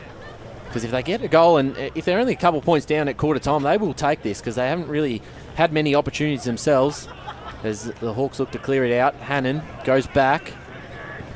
They'll go down the line. Toby Ryan under it for the Dockers, but standing there was Burgess to take a strong mark. Pass it off to the running player there in Hannon. Hannon looking for Dower. Might be able to run onto this. He's got Batsanis right on him. Got round him. And it was a free kick for tripping. And Dower continues to go inside 50. Out the back. Almost taken there by Wooten over the top of Robertson. Back to Robertson here. Handball forward. A chance now for Hare. Shot on goal. Lakey in the full forward position. I don't know what Jared Lake's done that far. He's gone that far forward.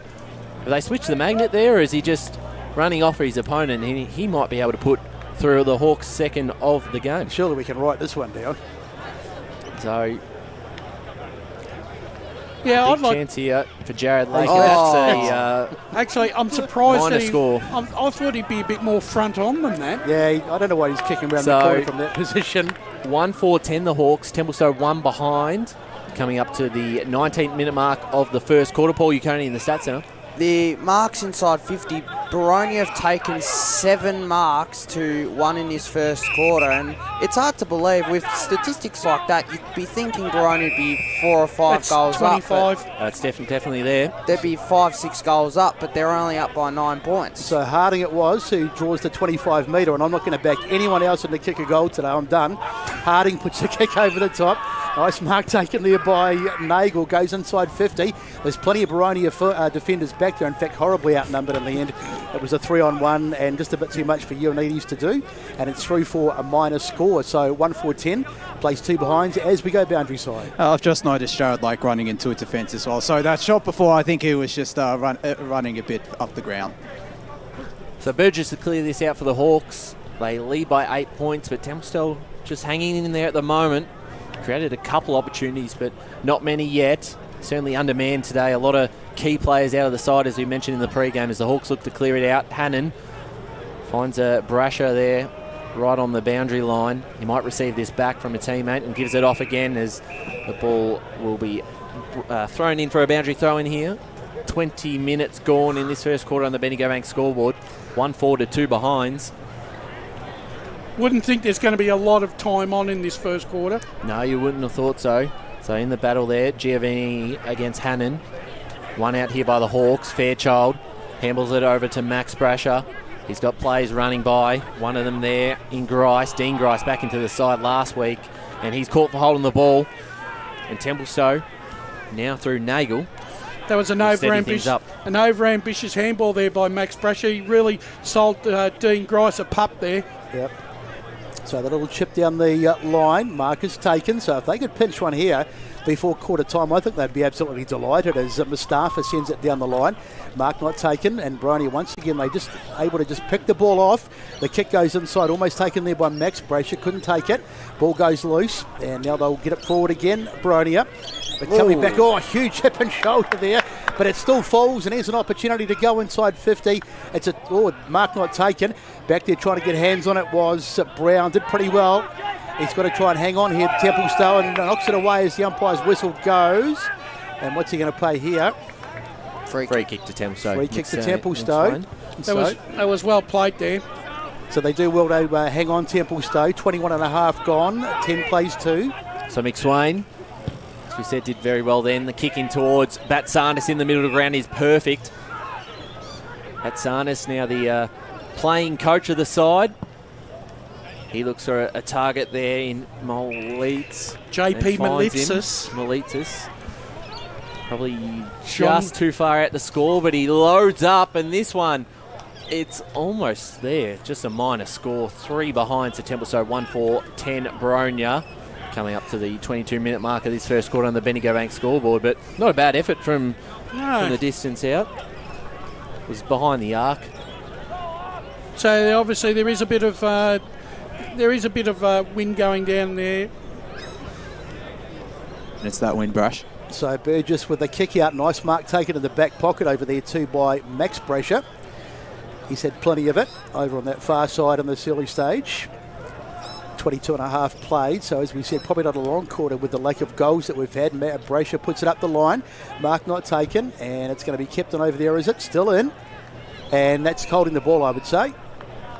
And the umpire says it is, so free kick to Templestowe, so a last opportunity, but they'll have to get on with it pretty quickly. The kick into the pocket. Is that Mustafa over there? I think it is, as they'll try and go to, they need to get on with it. He's going to have a shot. Be a very tough angle for him here. And see if he can. Very tough. A really tough kick, but this would be huge if they could kick this one. Kick on its way. How does it look? It is. That's a lovely goal. Beautiful. That is a magnificent kick. If we can just confirm the goal kicker, I think it was Mustafa. But that is the early contender for the Tobin brothers' goal of the day. And it's their first, and they trail by a point on the Bendigo Bank scoreboard. Now, this is a pretty good result for the Dockers to be 1 point down coming into quarter time. If they can hold Boronia to the 1 goal for the quarter, despite not having many opportunities themselves, they can take a lot out of this. Yeah, it will be a big win for Templestowe, and it'll give them a lot of confidence. It's a ball back in the middle. A couple of results around the grounds at quarter time. out at East Ringwood Reserve. 4-4-28, East Ringwood Roval 4-2-26. As the Hawks here have a chance to go forward, a tackle, a free kick going in the direction of Mellis. Against Mustafa, that one. Mitch Mellis in some good form at the moment for the Hawks. Short kick for Burgess, didn't quite make the distance. Burgess did well, he's caught from behind, just got his kick away in time. Down the line, Jake Mellis, handball in the direction of Zach Brasher. He's able to eventually get it as he goes inside 50. A couple of one-on-one contests from behind. Good punch, but it falls into the hands of a Boronia player who kicks it into space. Now a chance for Duke. Gets past one, and that kick up in the air. Chance of Begley, front position. Strong hands, and Josh Begley will line up for the Hawks' second of the afternoon.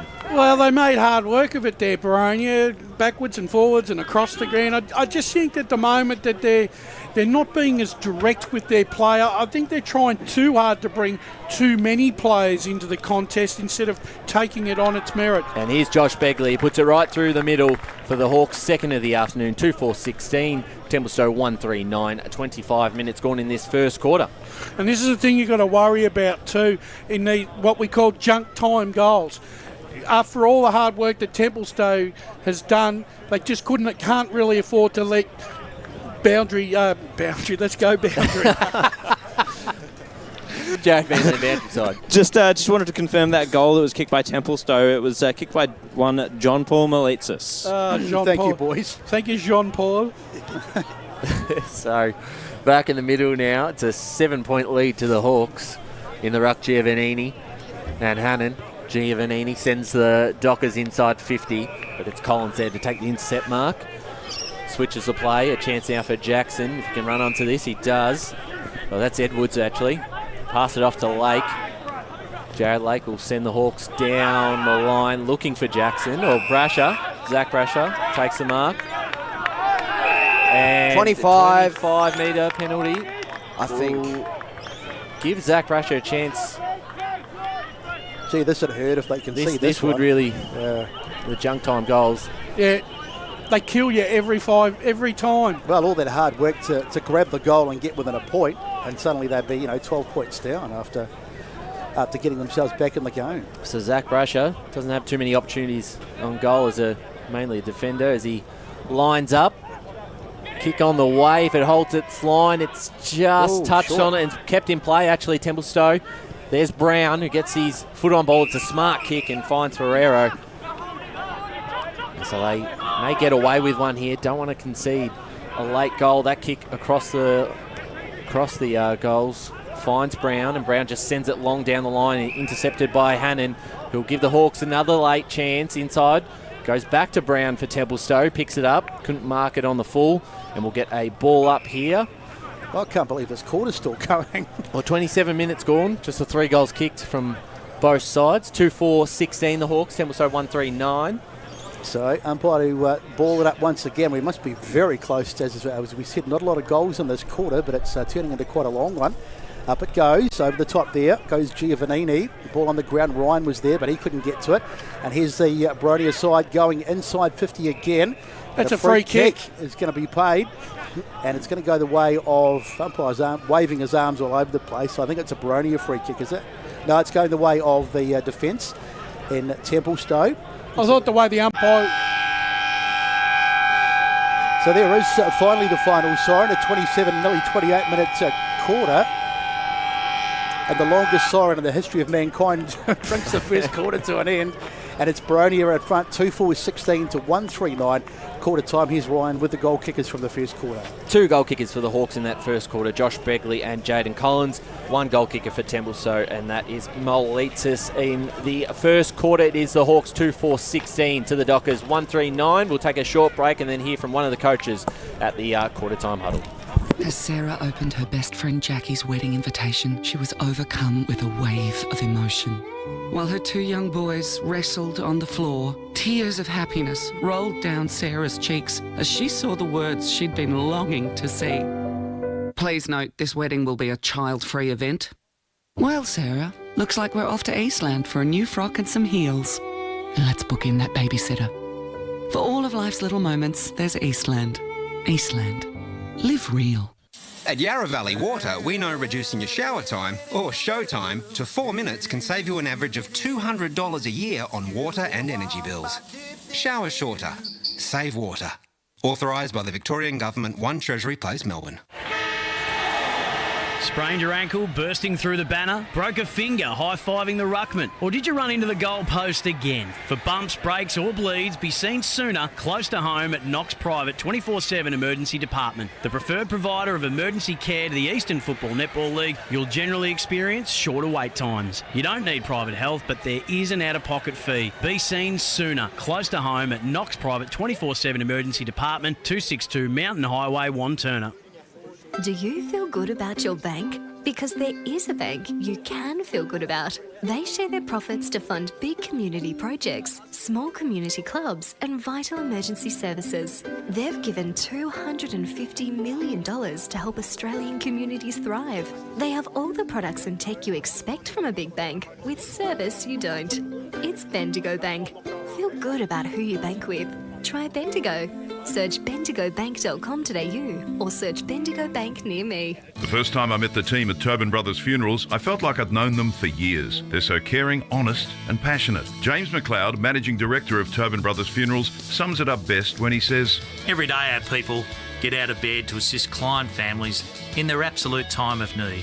Our people love what they do, and you will not find a more highly trained group of people than those at Tobin Brothers. Visit tobinbrothers.com.au. Tobin Brothers Funerals, celebrating lives. Hi, I'm Ben Desson from Montrose Football Netball Club, and when I need a new kit for a night out, I head over to Eastland. But Eastland is more than a shopping centre. They support a range of community organisations and have been major partners of the Eastern Football Netball League since 2018. Thanks, Eastland. You are listening to Radio Eastern FM 98.1. With live and exclusive coverage of the EFNL football season, bringing you the match of the day with score updates from all divisions. And now we cross to our commentary team for the Radio Eastern 98.1 Match of the Day coverage. Welcome back to the Eastland Match of the Round. Tormore Reserve. It is 1v2 in Division 2. Boronia taking on Templestowe. And at quarter time, it's the Hawks 2-4-16, leading the Dockers 1-3-9. Plenty of games around the grounds going on at the moment. We read out the East Ringwood score just before, 4-4-28 to Roval, 4-2-26 at quarter time. Blackburn lead Park Orchards by 2 points, 22-20 at Mullen Reserve. It is Baldwin 5-3 to Norwood 2-1. Pat Wright Senior Oval, Noble Park again inaccurate, but they lead 2-5 to 2 straight Berwick.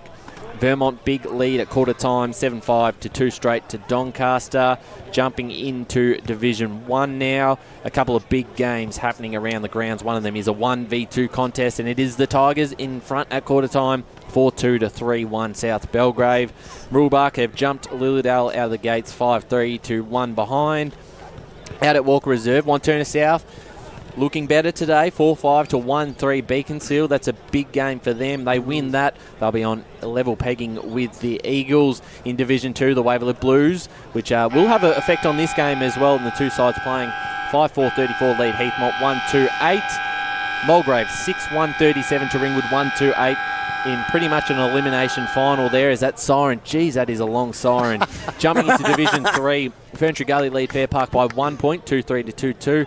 Oakley District 5 straight to Coldstream, 1 behind. Sylvan lead Whitehorse by a goal. Warrandyte versus Donvale, 4 behinds to 2 behinds at quarter time. Interesting game out there. And then jumping into Division 4 for any last results, Forest Hill 29 to Nuttawading 15. Chermside Park 6-3 to Scoresby 2-6. Boys, thoughts on the game so far? Well, I thought it was an interesting opening first quarter, dominated by the fact that Boronia just were in charge of the contest for probably 22 of the 27 minutes.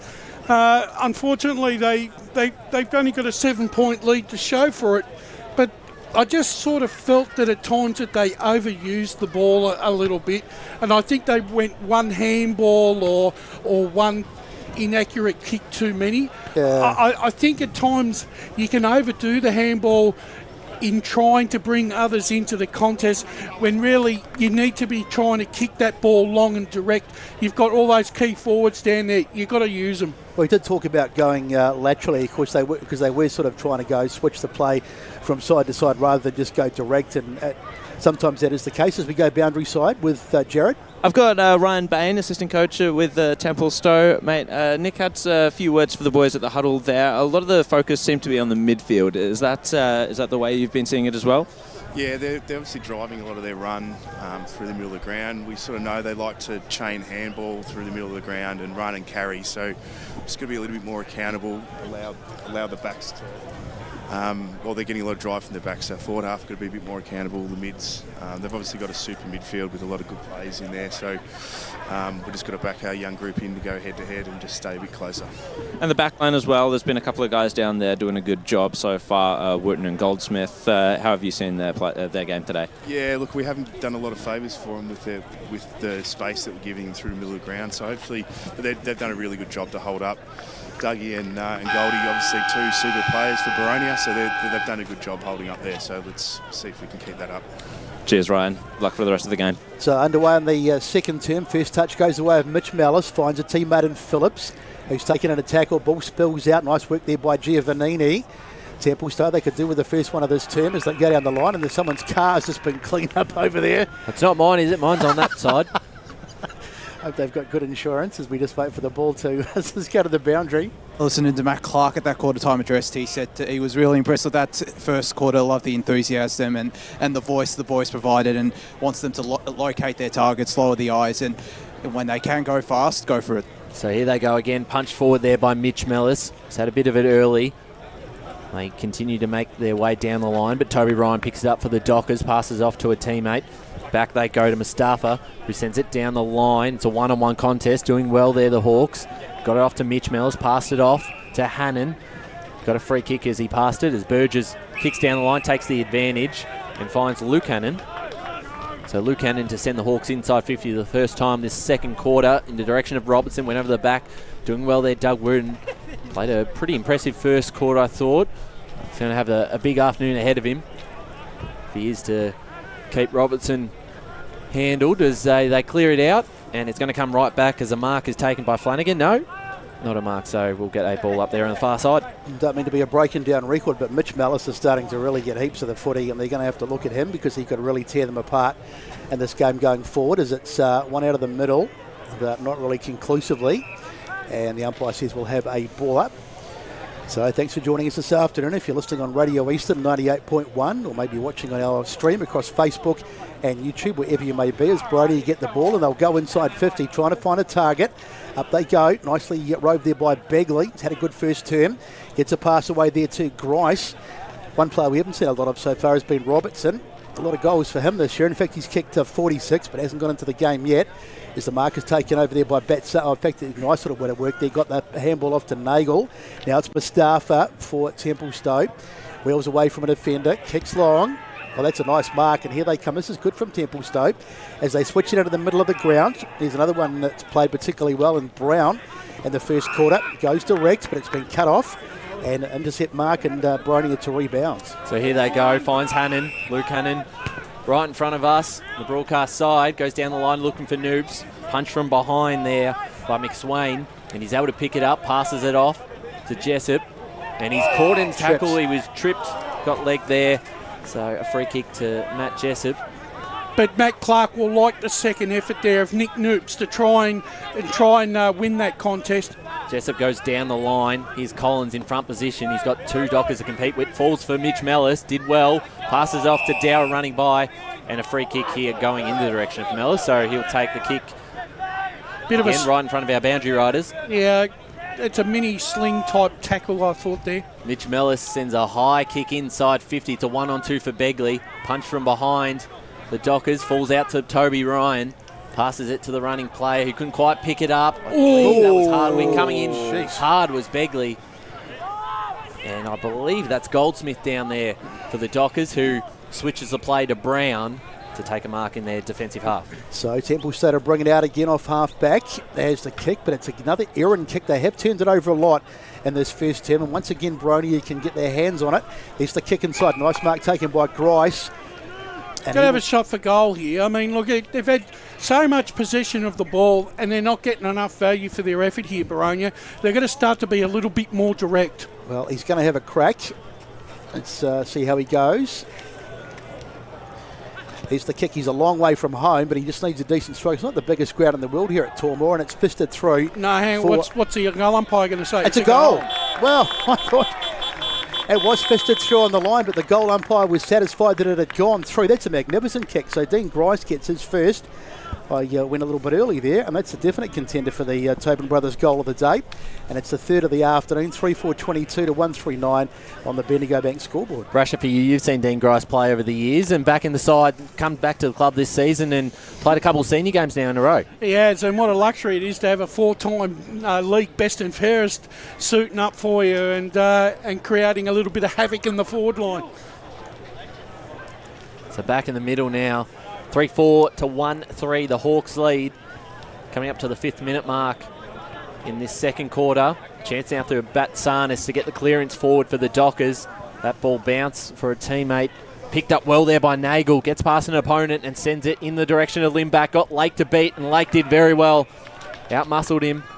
Positioned himself well to take the intercept mark, and we saw him push forward just before and almost kick a goal in that first quarter. Just goes down the line looking for Burgess. Brown at the back. Both misread it over the top. Chance here for the Dockers. Got 3 to beat, and happy to see that over the line there in climb over the fence to get it. And Jared Lake is one of those players that can really exploit Limback's inability to run up the ground. Yeah, certainly will run off him every chance he gets. And so the throw in around about centre wing. Nice high one. Up they fly. Over the top. Giovannini may have got a tap as the ball goes forward inside 50. A bit of pushing and shoving. Falls to the ground. It was Brown who was there, getting the front and centre. And that's going to be a very strong tackle there. And we'll have the ball up. So good little period here for Templestowe. As the ball goes up, it's knocked away there by Giovannini out of the ruck. There's Mallison there again looking for it.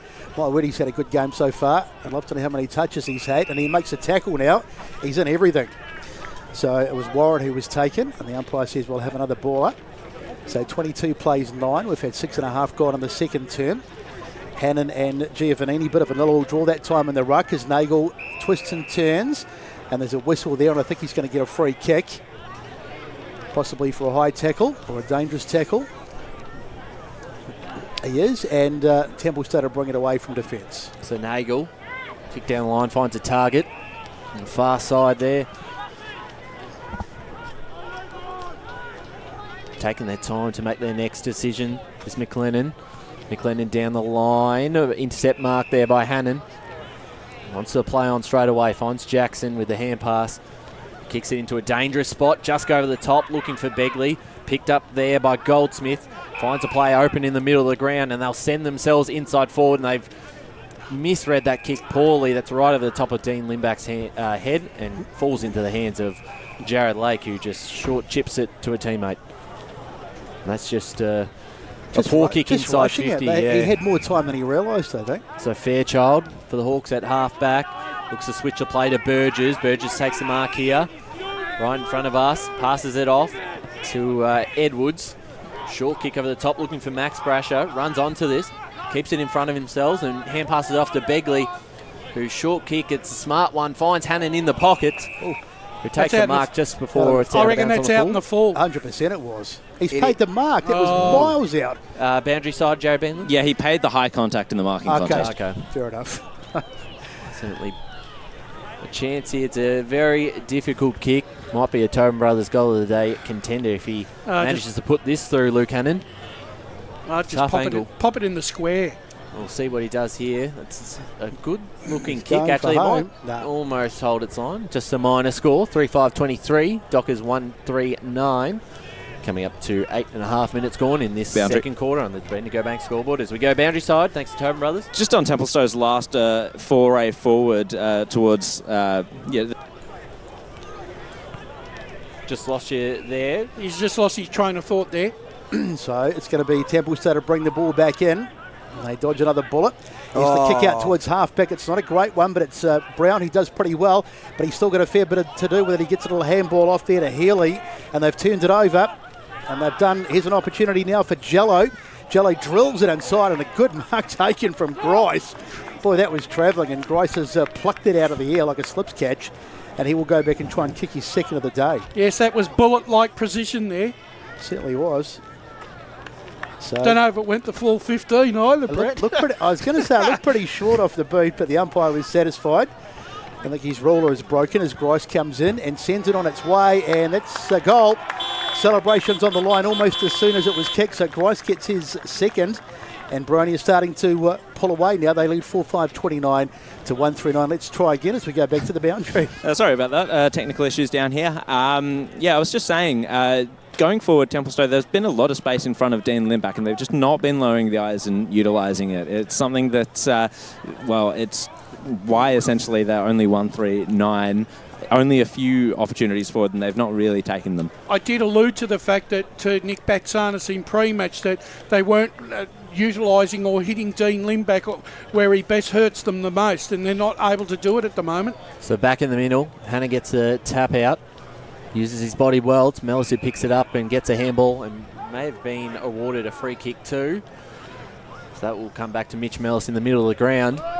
You're right, Brett. He's really starting to impact this game. He'll send the Hawks into attack again. Begley's the intended target. Did well, got past his opponent, picked up cleanly, and finds Dean Grice again. He's having a purple patch here, Grice. He's turning back the clock, and he'll line up for goal number 3 of this quarter as we go boundary side to Josh Ward. And that's one thing Matt Clark will be really happy about. They're lowering their eyes going inside 50, and Dean Grice, the benefactor. Well, he's looking for a third goal in the one quarter here. Dean Grice, we saw it just a minute ago. Almost a similar position.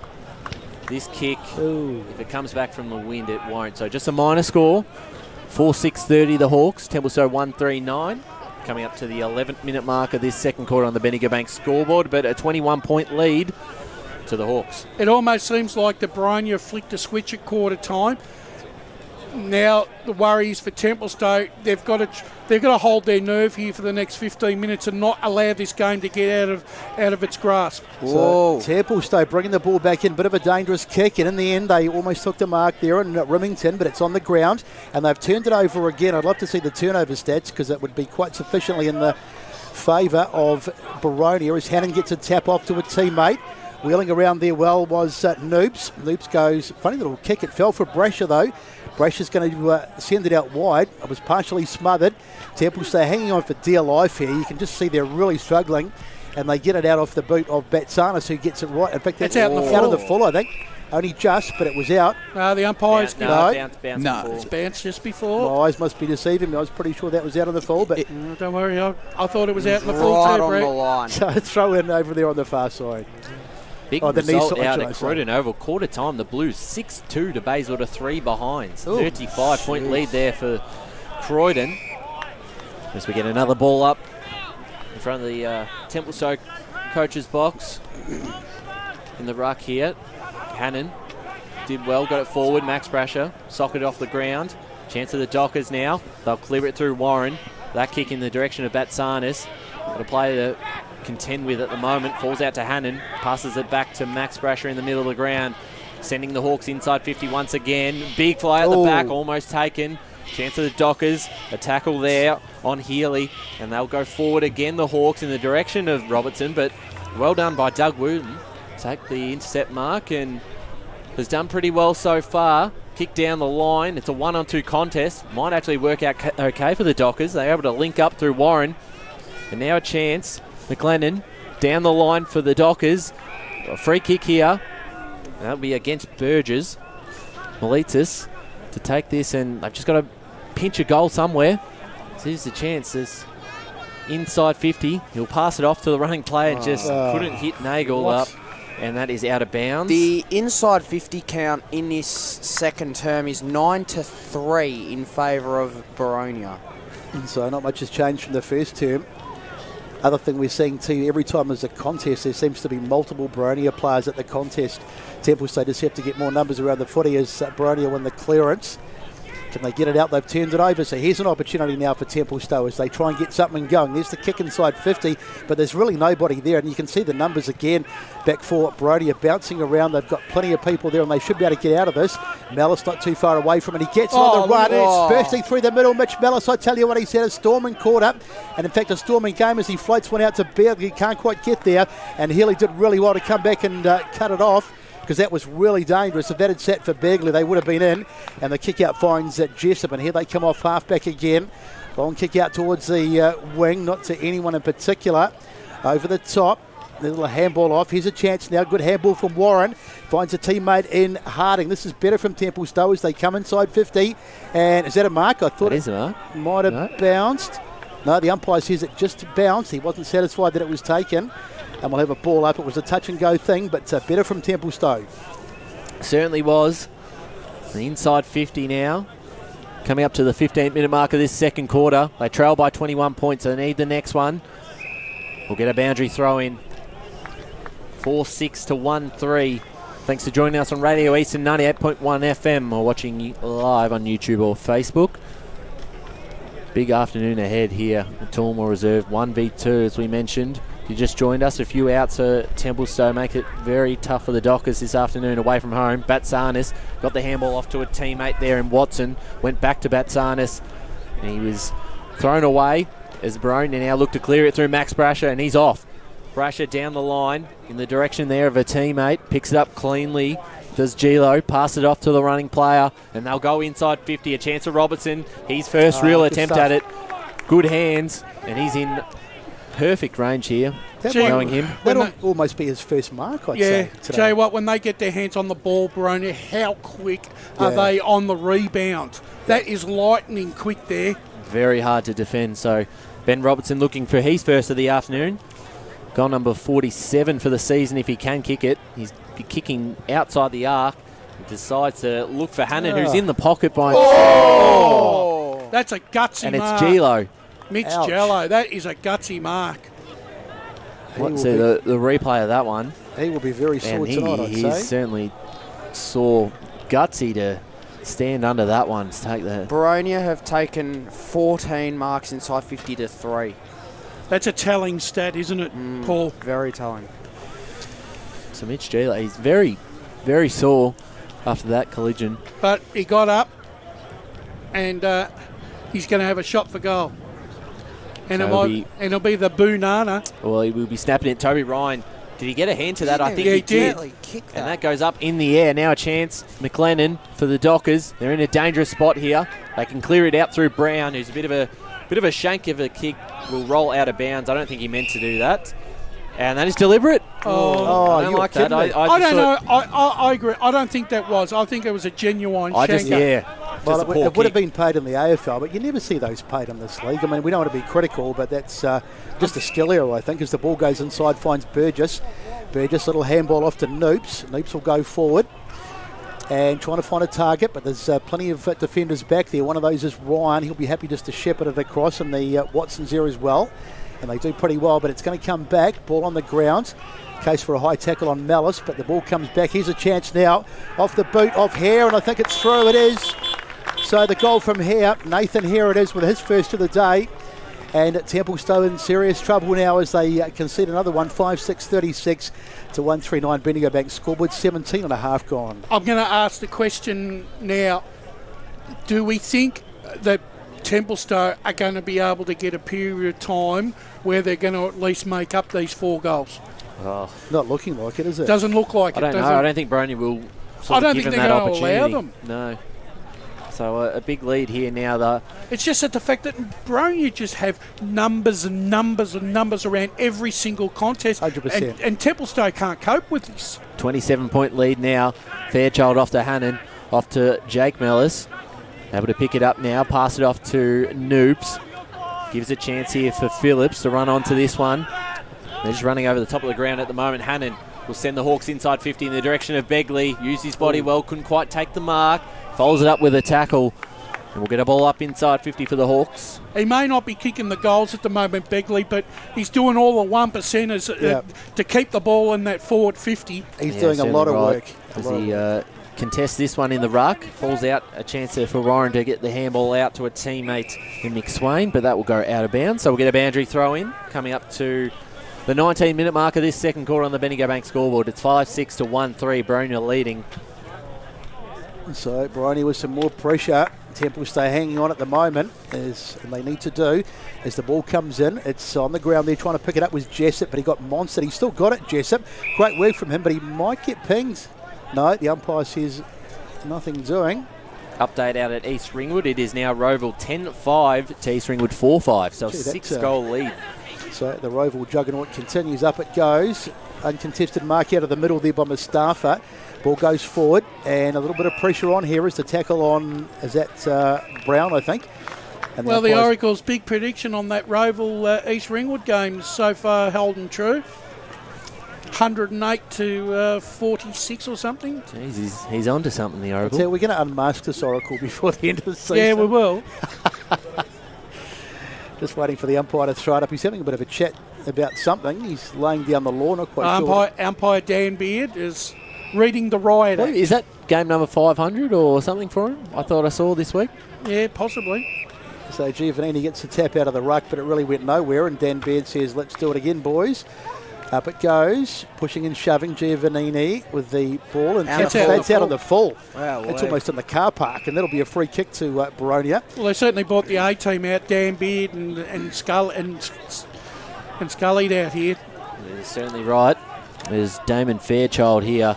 Very, very tough angle. But he's been Fairchild probably doesn't get the accolades that a lot of the other Boronia players does, but he's proven over the years to be a perfect link man in that forward 50. And hits the scoreboard quite frequently. This might fall short, just to the left, so a minus score. 5-7 Boronia, Templestowe 1-3-9.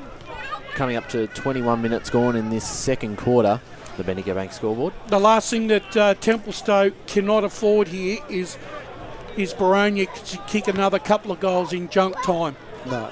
Even if they could get one themselves, I mean, a 22-point margin wouldn't be great, but it would just keep them interested going into the third term, because at the moment, this match is teetering on the prospect of getting away from them. So just waiting for the ball to come in. Ryan puts it onto the boot, sends it long, out towards the wing, up they fly, tap over the top there from Duke. Falls, that might have been a high tackle, but they managed to get out of it, Boronia, and they'll come inside 50 again. Oh, Dylan Dower!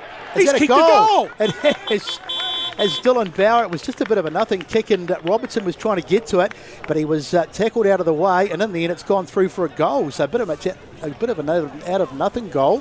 As we just watched the replay, and I don't think he was even attempting it, trying to find Robertson, and in the end Robertson provided the shepherd. That's got to be one of the contenders for goal today. Could be the leading contender. Yep. Got past two and tackle there. So. And even if he didn't get the goal, Begley was going to run onto it and kick a goal anyway. Yeah. I don't know, maybe I'm doing him a disservice, but I just felt like it was maybe he was going for goal, but it was a little bit of a fortuitous one.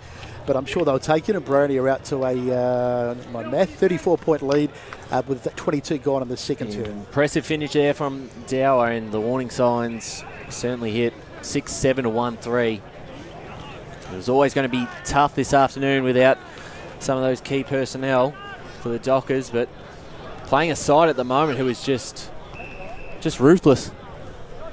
Yep. Putting away teams at the moment, and this one, if it goes the way we think it may from here, could certainly blow out. Said the current lead, 34 points. Over the top there, Fairchild. Got a player open who can run onto this. It's Phillips. Handball off. Back to Jake Mills. Back to Fairchild. We'll find Phillips again. Phillips dodges one. Has so much time with the ball. Goes backwards and finds Jake Mills. And they just get so much time and space as soon as they get the footy. Jake Millis to send the Hawks inside 50 again. Robertson, Begley falls out the back. We'll get a ball up here as McLennan wraps up. Grice in a tackle, who's kicked two in this second quarter. 23 minutes gone. In the ruck there, Giovannini went down and Fairchild picked it up and just threw it on the boot. Just a minor score though. 6-8-44. Templestowe 1-3-9. 23 and a half minutes gone in this second quarter. Paul Uconi in the stat centre. 16 inside 50s to 5 this quarter for Boronia. Tells a story. So Ryan to bring it back in. We thought this might happen though, even after that first quarter. We thought once Boronia kicked into gear, it could get a bit ugly, and it certainly is shaping that way. So the halftime address is going to be crucial for Templestowe. Boronia, there's a couple of tides, Boronia and of course Donvale in Division 3 who are looking pretty much unstoppable this season. But long way to go as the tackle is made over there on the far side. I can't see Nick Batsanas going in there and giving them a big rev. I just don't think that'll be counterproductive. It doesn't need to be a big rev. It just needs to be something that they can get back into the game. Something a bit constructive. So here they come inside 50 again, Boronia, and ball on the ground. Begley's in there again. He's been terrific as a snap and goal, and it's off target through for a minor score from Luke Cannon. But it's just all Boronia at the moment. So, coming back to that point, Brace, so they just have to try and find a way. I think they realise they are undermanned, and I think they're going to have to try and maybe rejig the magnets and put their best players in the best position that they think that they can hurt Boronia. That's all I'm thinking that they could do. Yeah, the likes of Batsanas and the likes will need to just get themselves into the game as the ball goes out towards the far side. I'd almost think you'd have to push Ryan up into the contest. Yeah, you can't afford him just to be, taking kicks off the halfback. Exactly. Frank. Absolutely wasted. So McSwain on the far side goes down the line, try to find a target. It's very close to boundary line. Mark not taken, and it's across the boundary line over there on the far side. So 25 minutes played, and it's Boronia in control. 6:45 to 139 Bendigo scoreboard. As we said, 25 minutes into this second quarter. A bit of boundary throw in. Right in front of my car on the far wing. Hannon, tap out off to Collins. Passed it into space. Running onto this is Fairchild, gets the soccer off the ground, almost picked up himself. All missed it. And that will be out of bounds. So we get a boundary throw in here. I wouldn't be advertising the fact that's your car. My car is worth about $800, Brash. So I tell you what, it's the same make and model as mine. Mine's worth $500, and I still park it half a mile away so it doesn't get hit by a football. I am selling it at the moment, if anyone's interested. As Batsanas picks it up off to Brown. Probably not a lightning endorsement. No. I remember actually talking about cars. I got horribly bogged out here one day. Did you? It was really wet, and I went round to park around the back of the scoreboard, and I had to get towed out. Get a ball up inside 50. Giovannini taps it down and out of bounds. We'll go to the stat centre, Paul Uconi. The tackle count in this second quarter is 15-6 in favour of Boronia. So all the stats favouring Boronia. As the ball is trying, never forget that. That was horrible. As the tap goes from Giovannini, bouncing around in there, trying to get it out, and they do. It's Mustafa over there, but they just can't really get any clear on the boot of Brown. He's been one of Templestowe's better players. Goes down the line. McLennan got up there and just happy to knock it forward. Hannon it is who picks it up, and he's been monstered over there. And the umpire comes in and says, let's ball it up. So 26 and a half played. But it took three of them to bring him down, though. That it did. So 36-point margin. Nice to see the sun out here. It's been it seems to have been weeks since we've had a decent weather for a game. As it's in the contest again, and a good strong tackle there. Considering you went down to the coast last weekend. Oh dear.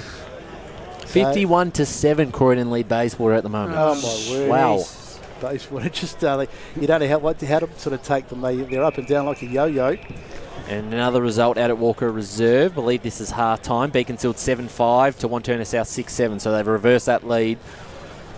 Again, pressure on the Devils. That might turn out to be a close contest, that one. It certainly might. It's the ball brought back into play. The boundary throw-in. Bit of a stalemate in the last couple of minutes here on that far side. We'll get another ball up. Jump into a couple more results around the grounds. Waverley Blues lead Heathmont 48-35.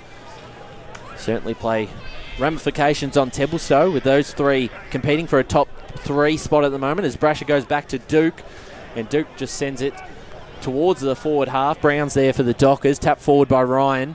Can't quite pick it up there, can the Dockers player. Picked up now by Brasher, over top by Fairchild, into space. Hannon's there. Dockers have got some numbers. McSwain's one of them. Picked it up and he was caught in the tackle, and we'll get our ball up inside 50. They have 5-6 blokes around the contest, Boronia. Every contest, it's like you're being monstered. So 28 minutes gone in this second quarter. Won't be too much longer. Passed off. There's Max Brasher, shot on goal. And it's just a minor score. He's been good max pressure. He's had plenty of it in this term. Currently has 6-9-45 to 139 as we go to Paul Uconi in the stats now. Clearances in his second term are 11-4 in favour of Boronia. So, and I believe it wasn't behind. It was a free kick to Toby Ryan as we get the half-time siren here at Tormore Reserve, and it was a quarter dominated by the Hawks. 6-10-46 they lead Templestowe. 139 at half-time. Brett Beston with the goal kickers. So Dean Grice is the only multiple goal kicker for Boronia. He's got a couple with Dower, Head, Collins and Begley, all with single goals. And for Templestowe, it's been tough going for them with John Paul Malitzas kicking their sole goal. But quarter time and half-time, and Boronia are in complete control. 6-9-45, lead 139. We'll come back with the third quarter right after we analyse the first half, should I say, after this. As Sarah opened her best friend Jackie's wedding invitation, she was overcome with a wave of emotion. While her two young boys wrestled on the floor, tears of happiness rolled down Sarah's cheeks as she saw the words she'd been longing to see. Please note, this wedding will be a child-free event. Well, Sarah, looks like we're off to Eastland for a new frock and some heels. And let's book in that babysitter.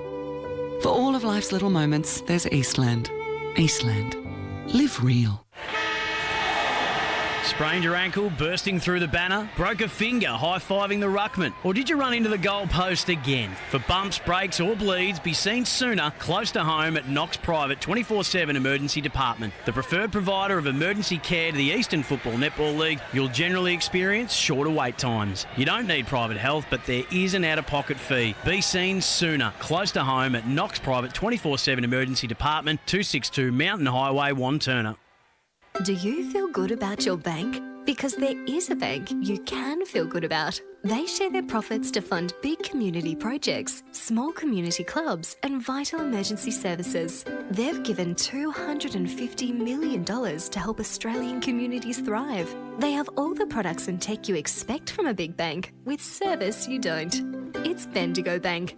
Feel good about who you bank with. Try Bendigo. Search bendigobank.com.au or search Bendigo Bank near me. Tobin Brothers Funerals wear their heart on their sleeve. Their clear and easy-to-use website and Memory Maker app make it easy for families to make an informed decision. Here's James McLeod, Managing Director of Tobin Brothers Funerals. We pride ourselves on being the most transparent funeral company. All pricing on goods and services are available on our website. It's all there for you to see and make very informed decisions when planning a loved one's funeral. Visit tobinbrothers.com.au. Tobin Brothers Funerals, celebrating lives.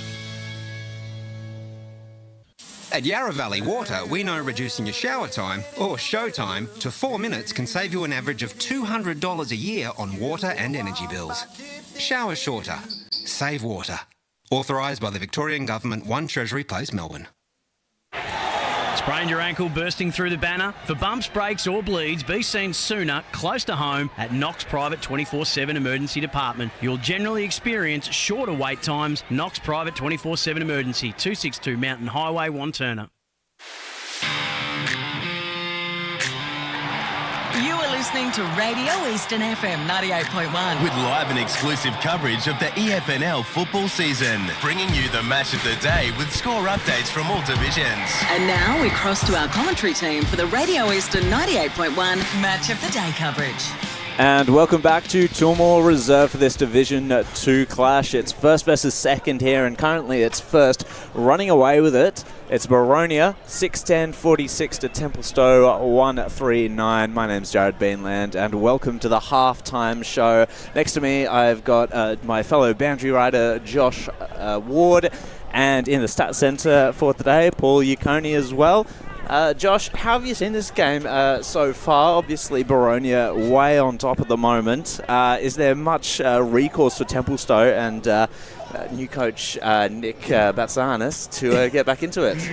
It's going to be a massive ask. It's been a terrific first half from Boronia, but especially that second quarter, they were hard to stop. And listening into Matt Clark in pre-game and in the second and that quarter time as well, he said they owned second quarters, and they really did own that second quarter. I think they kept Templestowe scoreless even, and then kicked 4 goals themselves. So it's a really great effort, and they could be up by more. They're just I feel like they're misjudging the win a little bit, but it's been just a dominant performance from the Hawks, and well, they're showing why they're the top side of Division 2. It seems like there are a couple of stats that have really stood out, Paul. What are the ones for you that have taken your eye during the contest that has seen Boronia be so dominant? Yeah, well, the clearances, they're very dominant in the clearances, 20-10 their way. The inside 50s is a monstering. It's 35-15 in the inside 50s. First quarter was it was a little bit close, but still very much in Boronia, 17-10. But the second quarter was 18-5 in favour of Boronia, and I reckon those 5 inside 50s for Templestowe were probably before the halfway mark of the second quarter. So really, it's been all Boronia. They've been very dominant, and I think one of the things that's been if noted, it wasn't for the inaccuracy, they'd be up by 10 goals at the moment. It would be huge. It would be really huge, and I think one of the things that's been noted by the call team so far has been the numbers. The inside 50 marks. Sorry, Jared. No, it's okay. Go. Inside 50 marks as well. 14-3. That's the other thing. Their way as well. So 14 marks inside 50 in a half of football. That just it's unheard of. It's unheard of, but. I mentioned it during that second quarter. Matt Clark wanted them to lower their eyes heading inside 50 and obviously move the ball quickly whenever they got the chance to. They really did that and really did lower the eyes. And for a bit there, Dean Grice, the wily veteran, he was the benefactor and kicked 2 goals in that second quarter. I was going to say, they're really, by lowering their eyes, they're really bringing in some other scoring options as well. It's not just been about Robertson and Begley. It's Grice who's getting on the scoreboard. Nathan Hare as well kicked a goal, and it's been very hard for Templestowe's defence to try and wrap up the forward line there for Boronia. Wooden's playing a good game. Goldsmith has been and McClellan as well, serviceable on Begley and keeping him a little quieter than perhaps he would be. But the other options are popping up everywhere for the Hawks. They are, and that's the thing about great sides. They always find different avenues to goal, and Boronia, they've done that really well. 5 different goal kickers out of 6 goals. It's quite scary to think, and they're only going to get better. It's quite scary for Templestowe. But you're right, their defenders like Ash Goldsmith, Matt McClellan, Doug Wooden in particular has done a really good job on Ben Robertson. But it's just hard to stop the spread of goal kickers for Boronia. And it's what assistant coach Ryan Bain said to me at quarter time as well. The midfield's not doing Templestowe's defence any favours by letting Boronia win those contests. And the thing that's been mentioned by the call team is the numbers that Boronia are getting to the ball. Yeah. It's so consistently... so many Hawks players are just there, so many more than the purple jumpers, and it's tricky to see where Templestowe can find the difference there. And it's not just that they're running it. They are getting numbers around the contest, but they're running in numbers too. Just the run and dash, especially off that half back line. It's quite a sight to behold. It's they're moving it as quickly as any side. They're moving it as quickly, and this is a big comparison, but as quickly as Collingwood in the AFL. It's really that good of a ball movement from defence to attack, and that's the one thing they've been doing this year really well, moving it quickly. And I don't see a way Templestowe can stop that, really, Jared. Yeah, well, that's the thing. It's maybe amping up the pressure game. I do wonder what the tackle count is currently, Paul. Yeah, well, the tackle count in this game is 28-17. Boronia's way. It was close in the first quarter, 11-9, but the second quarter it really blew Boronia's way, 17-8. So, 28-17 is the tackle count. And as you guys are saying, Boronia getting numbers to every contest. And that says a lot, the fact that Templestowe haven't had as much of the ball, so you'd expect them to be tackling more than Boronia, but they've just not managed to. It's quite remarkable, and again, they're tackling in numbers. I'm a bit surprised then they're not leading the tackles there, Templestowe. They'll really need to improve that pressure through the likes of Matt Jessup, who in recent weeks has been able to provide good pressure up forward and hasn't really today in midfield. Nick Batsanis needs to lead the way there. All their midfielders and their defence needs to up the tackle count. But I think they need to throw Toby Ryan in the centre. Yeah. I think Brash mentioned. I think they need a classy ball user just because from that back line, he's really providing such great use for Templestowe, and you're not wrong. He definitely needs to be pushed up higher. So it seems we're coming towards the end of this halftime show. We'll take a quick break shortly. Just a reminder on the scoreboard, of course, it's Boronia 6-10-46 to Templestowe 139. Quick yes or no question, Josh. Can they get back into it, Templestowe? Oh, it's hard to... I don't think they can, unfortunately. I think they'll be able to... I think they can come to the margin. They're a good side, but it's going to be hard to do so. I have to agree with that. So we'll bring in the core team after this break, and we'll bring you the second half from Tormore Reserve. Today at Eastland, Lucy's trying on jeans for a momentous occasion. Coffee with the ex. She needs jeans she can move in, because she's definitely moved on. Jeans that get a second look, but don't give any second chances. Jeans that say, "Why yes, I have spent the last 8 months in a post-breakup juice cleansing, kickboxing, personal training frenzy." And it looks as though she's just found the perfect pair. Yeah, that's great. Bravo, Lucy. For all of life's little moments, there's Eastland. Eastland. Live real. Sprained your ankle bursting through the banner? For bumps, breaks or bleeds, be seen sooner, close to home, at Knox Private 24/7 Emergency Department. You'll generally experience shorter wait times. Knox Private 24/7 Emergency, 262 Mountain Highway, Wanturna. Do you feel good about your bank? Because there is a bank you can feel good about. They share their profits to fund big community projects, small community clubs, and vital emergency services. They've given $250 million to help Australian communities thrive. They have all the products and tech you expect from a big bank, with service you don't. It's Bendigo Bank. Feel good about who you bank with. Try Bendigo. Search bendigobank.com.au or search Bendigo Bank near me.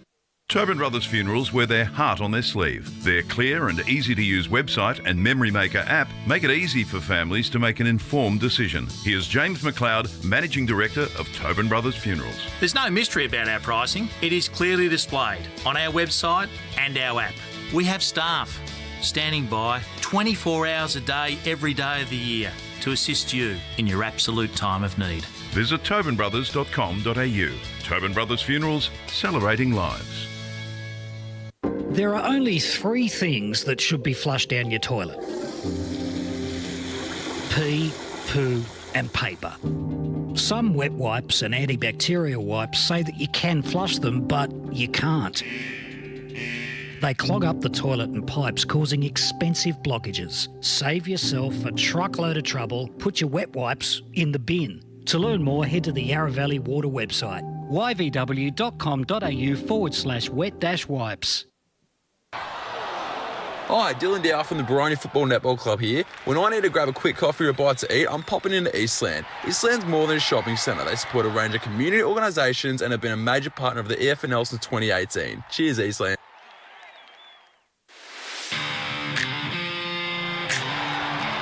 You are listening to Radio Eastern FM 98.1. With live and exclusive coverage of the EFNL football season. Bringing you the match of the day with score updates from all divisions. And now we cross to our commentary team for the Radio Eastern 98.1 Match of the Day coverage. Welcome back to Tormore Reserve, and thanks for your company this afternoon on the Eastland Match of the Day, as we have, of course, Boronia in control and well and truly in control too at half-time, and they lead 6-9-45 to 139 on the Bendigo Bank scoreboard against a Templestowe side who have a lot of work to do, but let's not write them off just yet, because there is a whole half to go, but they're going to have to find some they're going to have to move the magnets, I think it's fair to say, to get back into this one. Brash, you've watched the first half. If you were the Templestowe coach, what would you be looking to do to change things up and maybe get them back into this game? I would do exactly what you just said.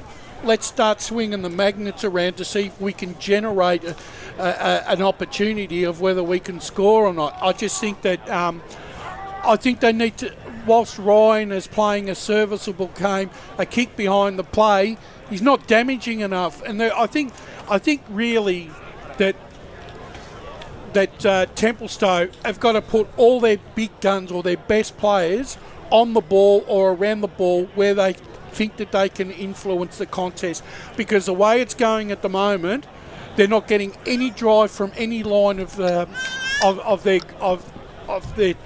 team. Boronia, on the other hand, they are monstering them around the stoppages, around the clearances. They've got 6 guys, 7 guys. They've got outside run. They've got inside players that want to go in and influence the contest.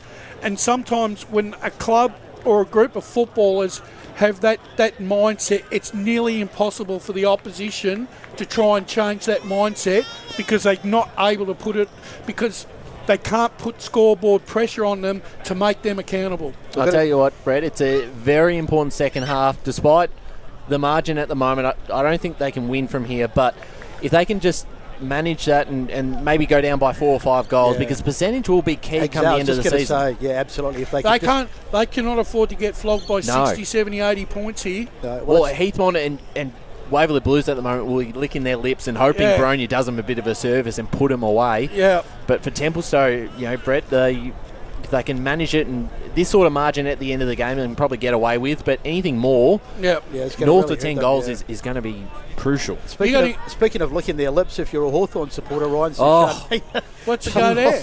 Hawthorn are leading Richmond by 30 points. What's the situation? Three-quarter time. Three-quarter time. So a bit of a boil over there in the AFL this afternoon. We got any surprises in the any of the other games? Well, the boys would have read them out at half time, but probably the big surprise at half time out at Eastland Reserve, Knox 44 to Eastland 24, and that opens the door for Mulgrave, who lead by 8 points over Ringwood. Big game there as we go boundary side to Josh Ward. Yeah, we didn't quite get to that. We were having a good discussion about what the contest was, but I did see a halftime score out at Hughes Park.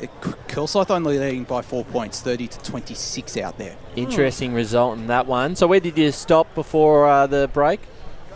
Yeah, we sort of stopped before the break. We're having a good discussion about this contest, and I think couldn't agree more about switching the Magnus. It doesn't look like they have. Toby Ryan is starting in defence, so it's possible they might throw him up into midfield. Who knows better? They've got to do something. I guess it's hard for Nick Batsanis, just taking the role and then trying to,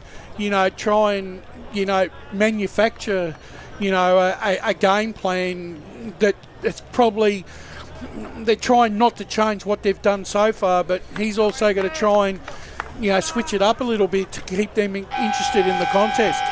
So here we go. Umpire holds the ball up for the second half of the Eastland match of the round. Brett Beston to take us underway. So umpire throws it up. Haddon gets high, gets the knockdown, and to the contest, and the umpire's whistle goes for a ball up. So let's go back to the boundary and get some thoughts from their respective coaches for this heading of the third quarter. It looks like Jared Healy is starting in the middle for Templestowe. I think he started in defence for them this game. Yeah, he's gone on to Max Brasher to try and curb his influence. Yep, so Max was very good as there was a tackle over there on the far side. I think this, the Boronia Road end has always been the scoring end in this in this ground. So kick inside 50 here for the Dockers. Chance of Brown against Collins. Laid the tackle. Try to keep this in. They've done well here. Now's a chance for Harding. Shot on goal. Here's the first one of the second half. And Harding puts it through for the Dockers second. 2-3-15 to the Hawks. 6-9-45. And that's a fantastic finish. Managed to push aside his opponent in Duke and keep that in. Exactly and what a good finish on goal. Exactly what they needed, Templestowe. They needed to come out and show something here, not only to themselves but to their supporters, and that's a really good start for them. Yeah, get a bit of a lift here. Yeah. They're outnumbered. 31-point margin to the Hawks, but we've seen crazier things happen, haven't we, Brush? We certainly have. So, as I always say, every good comeback's got to start somewhere. So, Templestowe get the first perfect start as they win the hit out as well from Watson. Ball falls into the hands of Max Brasher, one of the stars of the first half. Burgess now Sends it forward for Boronia, but it's been turned over. Templestowe to go forward. This is good. They're really looking a lot more likely. It'll be interesting to see what was said. We probably won't find out as the kick goes up the line. There's Batsanison there, the player coach. Forced the contest, and they've got it again. There's Toby Wine over there on the far side. He'll send it inside 50. Try to find a target, but it gets right over the back. Danger still there, though. Tackle is made. The ball spills clear, and there's a whistle gone. Is that going to be a free kick? It's play on. The umpire says he'll play the advantage, and they've got another one, Templestowe. Ooh. I think it was Nagel. No, sorry, not Nagel. It was Limbark. 34. No, it was... Ioannidis. Ioannidis, all right. Well, third time lucky, so Ioannidis gets it through, and they are back Templestowe with 2 early goals as we go back to the boundary. It looks like Alex Brown has been swung up forward as well. He was part of that chain of play, but yeah, it was I think it's Ioannidis that kicked that goal, but this is the perfect start for Templestowe. The comeback is on Besto. So 2.5 minutes into this third quarter, and suddenly margin back to 25 points. So a great start here for the Templestowe Football Club, and Boronia didn't probably put the score on the board in the first half as much as they want. And they'll go inside 50 again, this time through Healy. Here, can they get 3 in 3 minutes? Out the back, here's a chance of Brown if he can run to it. Instead, it's Collins who goes back to Lake. Bit of pressure on him, gets his handball out, does well. The kick out will find Max Brash over the top of his head, though, and Nagel as well, who picks it up this time. Does well, gets past an opponent, and ball slips out. Bounds, so we'll get a boundary throw in. 3.5 minutes gone into this third quarter. Paul, you currently in the stat centre. Templestowe leading the clearances in this third quarter 3-1, and 3 inside 50s to zip in favour of Templestowe in this third term. So great start for them. Yeah, they already look a lot hungrier, Templestowe, as the ball goes out there for Phillips. He hooks a kick back, and it's been marked, and here they come again. Watson the mark. It's a free kick to Boronia. It's gone to Boronia. Yeah, shepherding. Okay, so fair enough.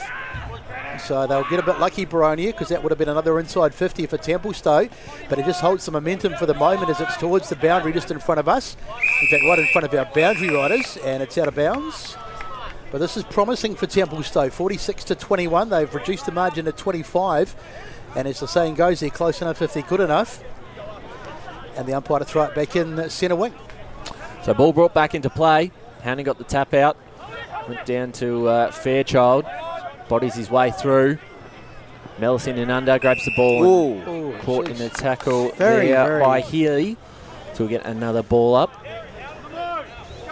Right in front of us here on the broadcast side. Healy's had a good start to this third quarter. Here he is again, grabs the ball and tried to get it to Nagel, but it was cut off there by Hare.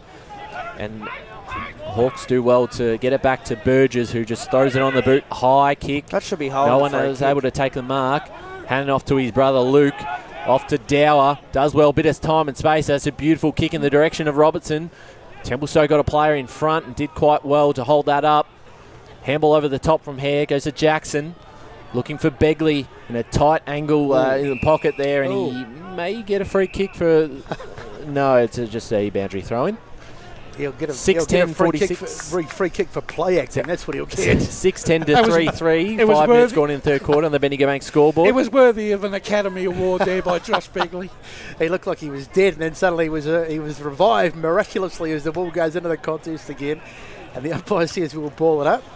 Some good spirit shown here by Templestowe. They're not prepared to lay down. They're giving it everything they've got here at the moment. Oh, nor they should either, as the ball is won by Watson out of the ruck. He's come into the game quite nicely in this quarter. Haven't seen a lot of him early. It was Giovannini who was winning a lot of the ruck contests in the first half. Watson in the ruck is also just giving him a bit of momentum too, because he's jumping higher. So they've still got possession of the Temple. There's Watson again. And they keep in possession of the footy, but they have turned it over on this occasion as the kick goes forward. And the mark is taken. Good body work there.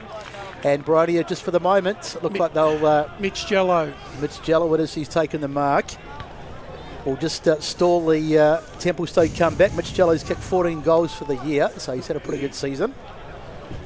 And he'll go back and try and extend the margin somewhat. This will be out to...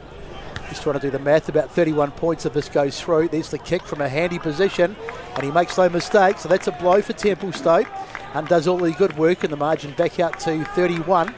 7:10:52 to 3:3:21 on the Bendigo Bank scoreboard, and we've had 6.5 in this third term. Momentum's a big thing at any level of football, and Templestowe, 2 quick goals there, hopefully to give them some belief. Boronia just got the game back there, just a little bit of experience, just played the moment just on their term, and they were rewarded with a goal. We'll see what they can do here. Healy's had a good start to the third quarter in the midfield for the Dockers. This time it's won by Watson. Tried to get it to Healy. There was Mellis who grabbed it instead, but the Dockers able to maintain possession of the football. Kick inside 50. 2 players there for the Hawks to get back. And standing under it there was Warren, who got the handball over the top. He might receive this again. The Hawks have got plenty of numbers, got 4 of them. And it's a free kick here going to the I think it's a free kick to Mitch Mellis. I believe so. For an incorrect disposal? Yes, it is Mitch Mellis' free kick. There's a Templestowe player down on the ground. Is that Brown?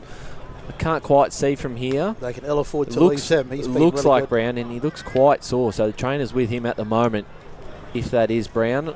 Well, especially the umpires have actually stopped play here, so normally they won't stop it unless it's serious. Just So trying we'll to see.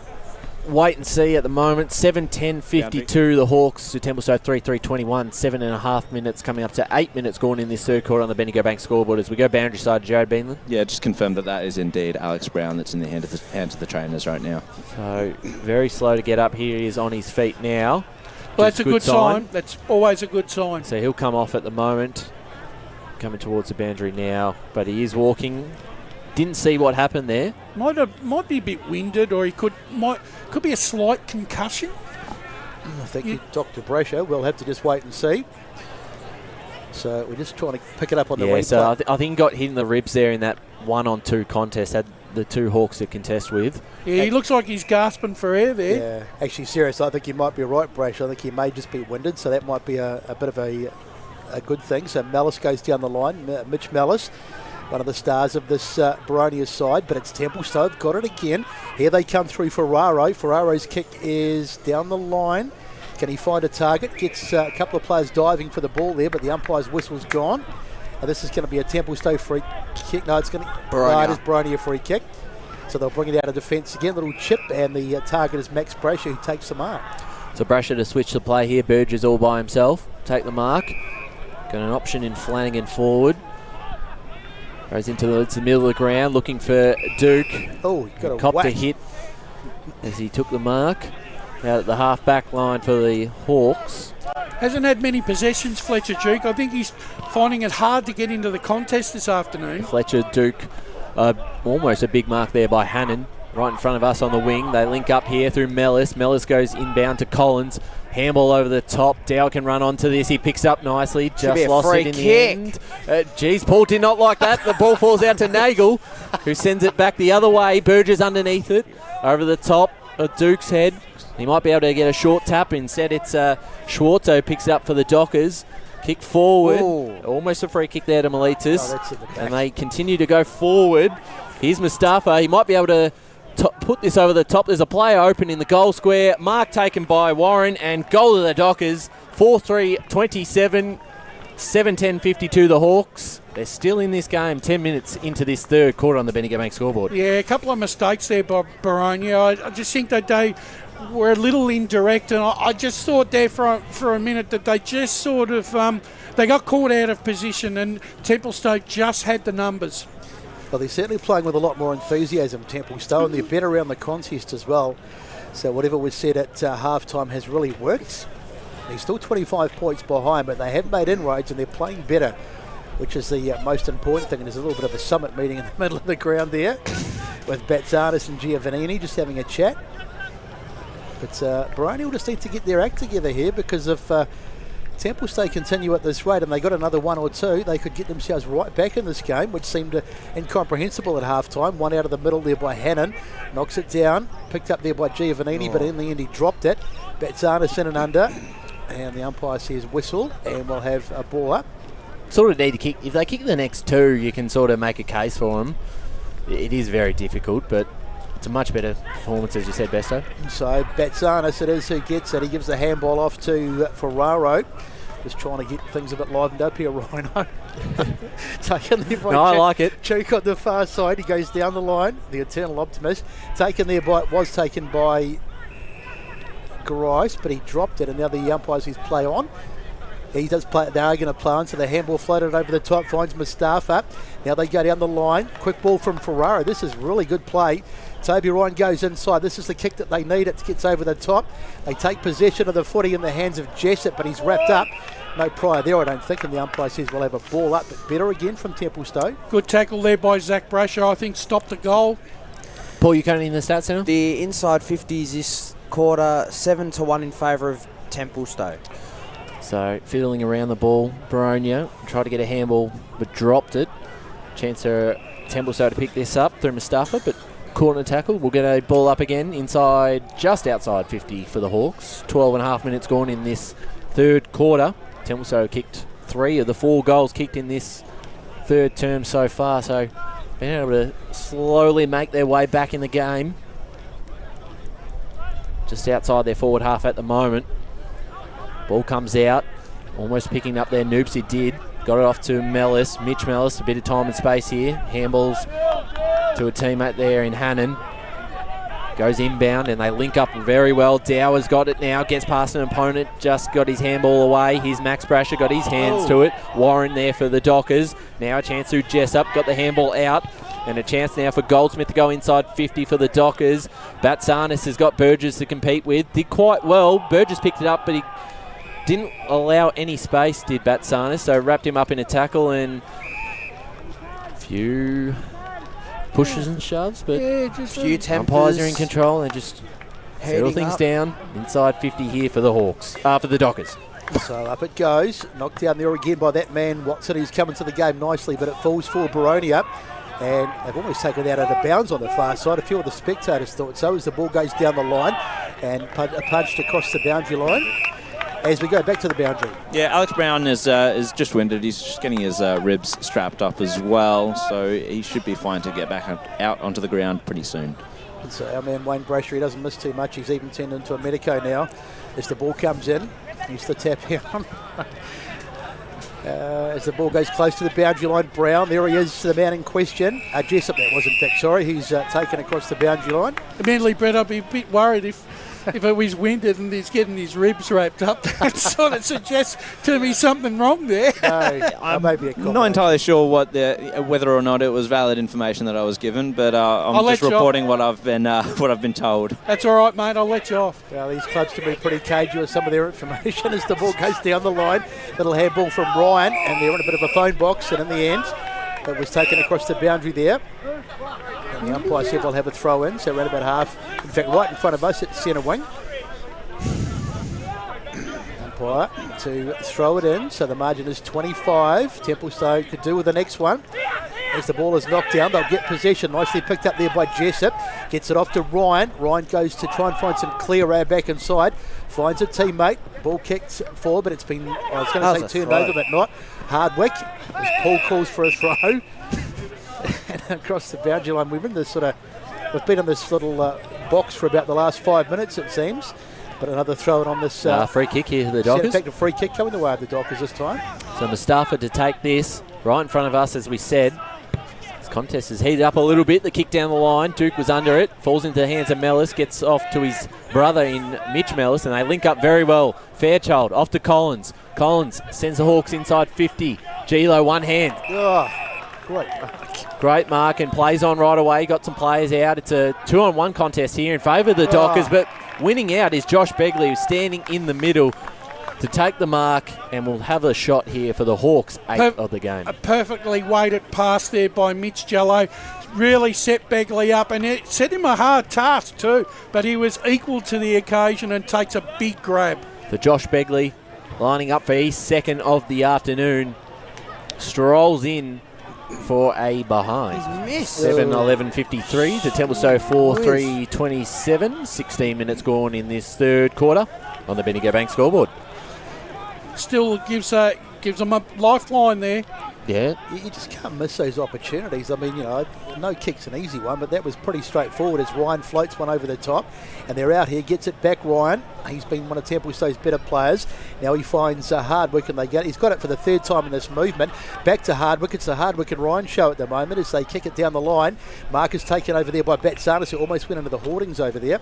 And in fact, I think he is a little bit injured. He took a bit of a nasty fall. What's happened here? Has he trapped himself? No, he's all right, but he just took a bit of a... He might have pinged a hammy. Yeah, I think he has. That's disaster. He's not going to be able to take the kick. No, he's gone. That is disaster. That is a huge blow. So Batsanis is probably out of the game, although we'll get our boundary riders to confirm that. But if it's a hammy, you'd say he won't be taking any further part. And that's really as if they need any more injuries, Templestowe, as they go down the line and Mustafa can't get to it and it's out of bounds in the pocket. As he said, he's taken over as the playing coach, so he's taking a lot of responsibilities at the moment for the club, and that's not good if that's a hamstring. So we get a boundary throw in inside 50 for the Dockers, so still a chance if they get the next one, we'll be back to 20 points. Out of the ruck here, Mitch Mellis just takes off, gets the handball off to Lake, who finds a player out in Edwards over the top. There's a bit of time to go down the line, looking for Begley, front position. Punch from behind there from McSwain, did quite well. Falls out to Zach Brasher for the Hawks, and he's caught in a tackle and out of bounds for a boundary throw-in. The 17 coming up to 18 minutes gone in this third quarter on the Bendigo Bank scoreboard. It's 7-11-53, the Hawks to the Dockers 4-3-27. Eastland match of the round. It is 1v2 here today. Giovannini got the hit out, but it went straight to Jake Mellis, who just throws it on the boot down the line, and Dean Grice is standing under it. Second game in a row for the seniors this year. Grice back into the club this season. Goes inside 50. Gilo can run onto this. He tripped over as he did. Falls out to Nagel here for the Dockers. He's got no one, and he's caught by two Hawks. That's gone. And had no one to help him out, but did not. He probably. I don't know. He probably should have gone boundary side, but he turned back in, and that's what did him in into the traffic. Yeah, he did. So lining up now, Nathan Hare, looking for his second of the afternoon. Look, and the thing is, it'll be interesting to hear what Matt Clark says at three-quarter time, because look, Templestowe are the second at the moment, and you fully expect them, right, to be coming out and giving a red-hot go in this second half. Well, they certainly have. As Hare comes in here for the Hawks, kick might just fall short. A lot of players down there, and that's punched over the line for a boundary throw-in, so still a chance here for Boronia to get their eighth of the game. 7-11-53 to 4-3-27, coming up to time on here in the third quarter. And probably a good win there for Boronia, that going out of bounds. So ball is thrown in, up they fly, gets over the back, a bit of an inconclusive one, that one, but it's taken there for a moment by Warren. Bill spills away, here's the snap from Begley, and it's going to be, I think they'll happy to rush this one through. So through it goes. As we await some news on Nick Batsanis, just see, we saw him go off before. Pretty sure he's done a hamstring, but we'll just wait for confirmation. Yeah, and he hasn't come through the no, once they go... so that's it. Yeah, it looks like it's done. Done for the day, which is a huge blow as Ryan prepares to bring it back in for Templestowe. And I thought he's played pretty well today as well. Been one of the leaders, obviously, for the Dockers. That handball from Ryan is a shocker. And the Hawks might be able to mop up on this. Begley tried to pick it up. A free kick here. And it is going in the direction of Templestowe through McSwain. Advantage play on. I'm not sure. Warren is free of space. Goes down the line. Finds a target. Ioannidis passed it off. A chance now for Jessup. Will send it towards goal. And this one, how's the bounce? Not good. Minor score. Missed opportunity. But very, very lucky there, the Dockers. They didn't have to pay for that one. 4-4-28 to 7-12-54. Probably their best. It was an ugly start to probably their best play of the day. Yeah, that's true. And they should have got a goal. Well, should have finished it, but I'm not sure about the advantage at first. So another opportunity goes begging for Templestowe, and at this stage of the game, they have to take every opportunity that comes their way. Kick outside, good contest from Brown. He forces it out of bounds. As we get into the boundary side. Yeah, Nick Batsanis' hammy is iced. Too early to tell what the prognosis is in terms of weeks, but he's not going to be playing any further part in this game. You can chalk 21 days there automatically, Jared. Yeah, it's not one of the nicest things. I did a hammy a couple of years ago, and I tell you what, it's really not pleasant. Playing social cricket, I shouldn't have been playing. I'm too old, but I decided to try and make a comeback, and it didn't go terribly well. As the ball comes inside to Ferraro. Now they're off again. Little snap back inside from Hardwick. This might be... No, it's not going to get there. It's going to fall short in the pocket. See how the wind really held that up and actually pushed it to the right, to the boundary side. It wasn't swinging into goal, Brett. It was swinging away from goal. So, looks like Richmond are making a comeback against Hawthorn. They're down by 11 points in the AFL. Doesn't matter, does it? Yes, it does. Yeah, who cares? Out of the middle, here's a snap at goal, but it's going to miss again. And coming back was Burgess, and he's happy just to bang it through. And I don't know why you sounded so surprised that I did a hammy. It's only, I am still reasonably mobile, Ryan. Yes, very young man, you, Brett. As Burgess kick this out for the Hawks. They lead at the moment, 7-11 to 4-5 Templestowe. Kicks it down to the far side, or might actually go in the middle of the ground, and well judged by Collins, who takes the mark and passes it off to Mellis running by. And he'll kick it towards us on the broadcast side. How's the bounce? Not that great for the teammate there in Flanagan. Able to take control of the footy before he was caught in a tackle. We'll get that ball up in front of the Templestowe coach's box. Actually worked out okay. The ball bounced away from Flanagan, but didn't lose it completely. As we get he was a bit lucky. I thought he dragged it back in, but we'll let him off. So a ball up here, right on the boundary side. A free kick's being paid. Nope. We'll just get another ball up. 22 coming up to 23 minutes gone in this third quarter. Hawks still in control, 7-11 to 4-5 as we get another boundary throw in. So Mitch Mellis getting a bit of a shove on the ground. Won't faze him though. He's been absolutely superb today, as he always is. As we wait for the umpire to throw it in. Gets good purchase on the throw. It takes an age to come down, take it out of the ruck. There's Mellis again trying to get his hands on it, but he runs out of room this time and almost goes over the fence at the same time.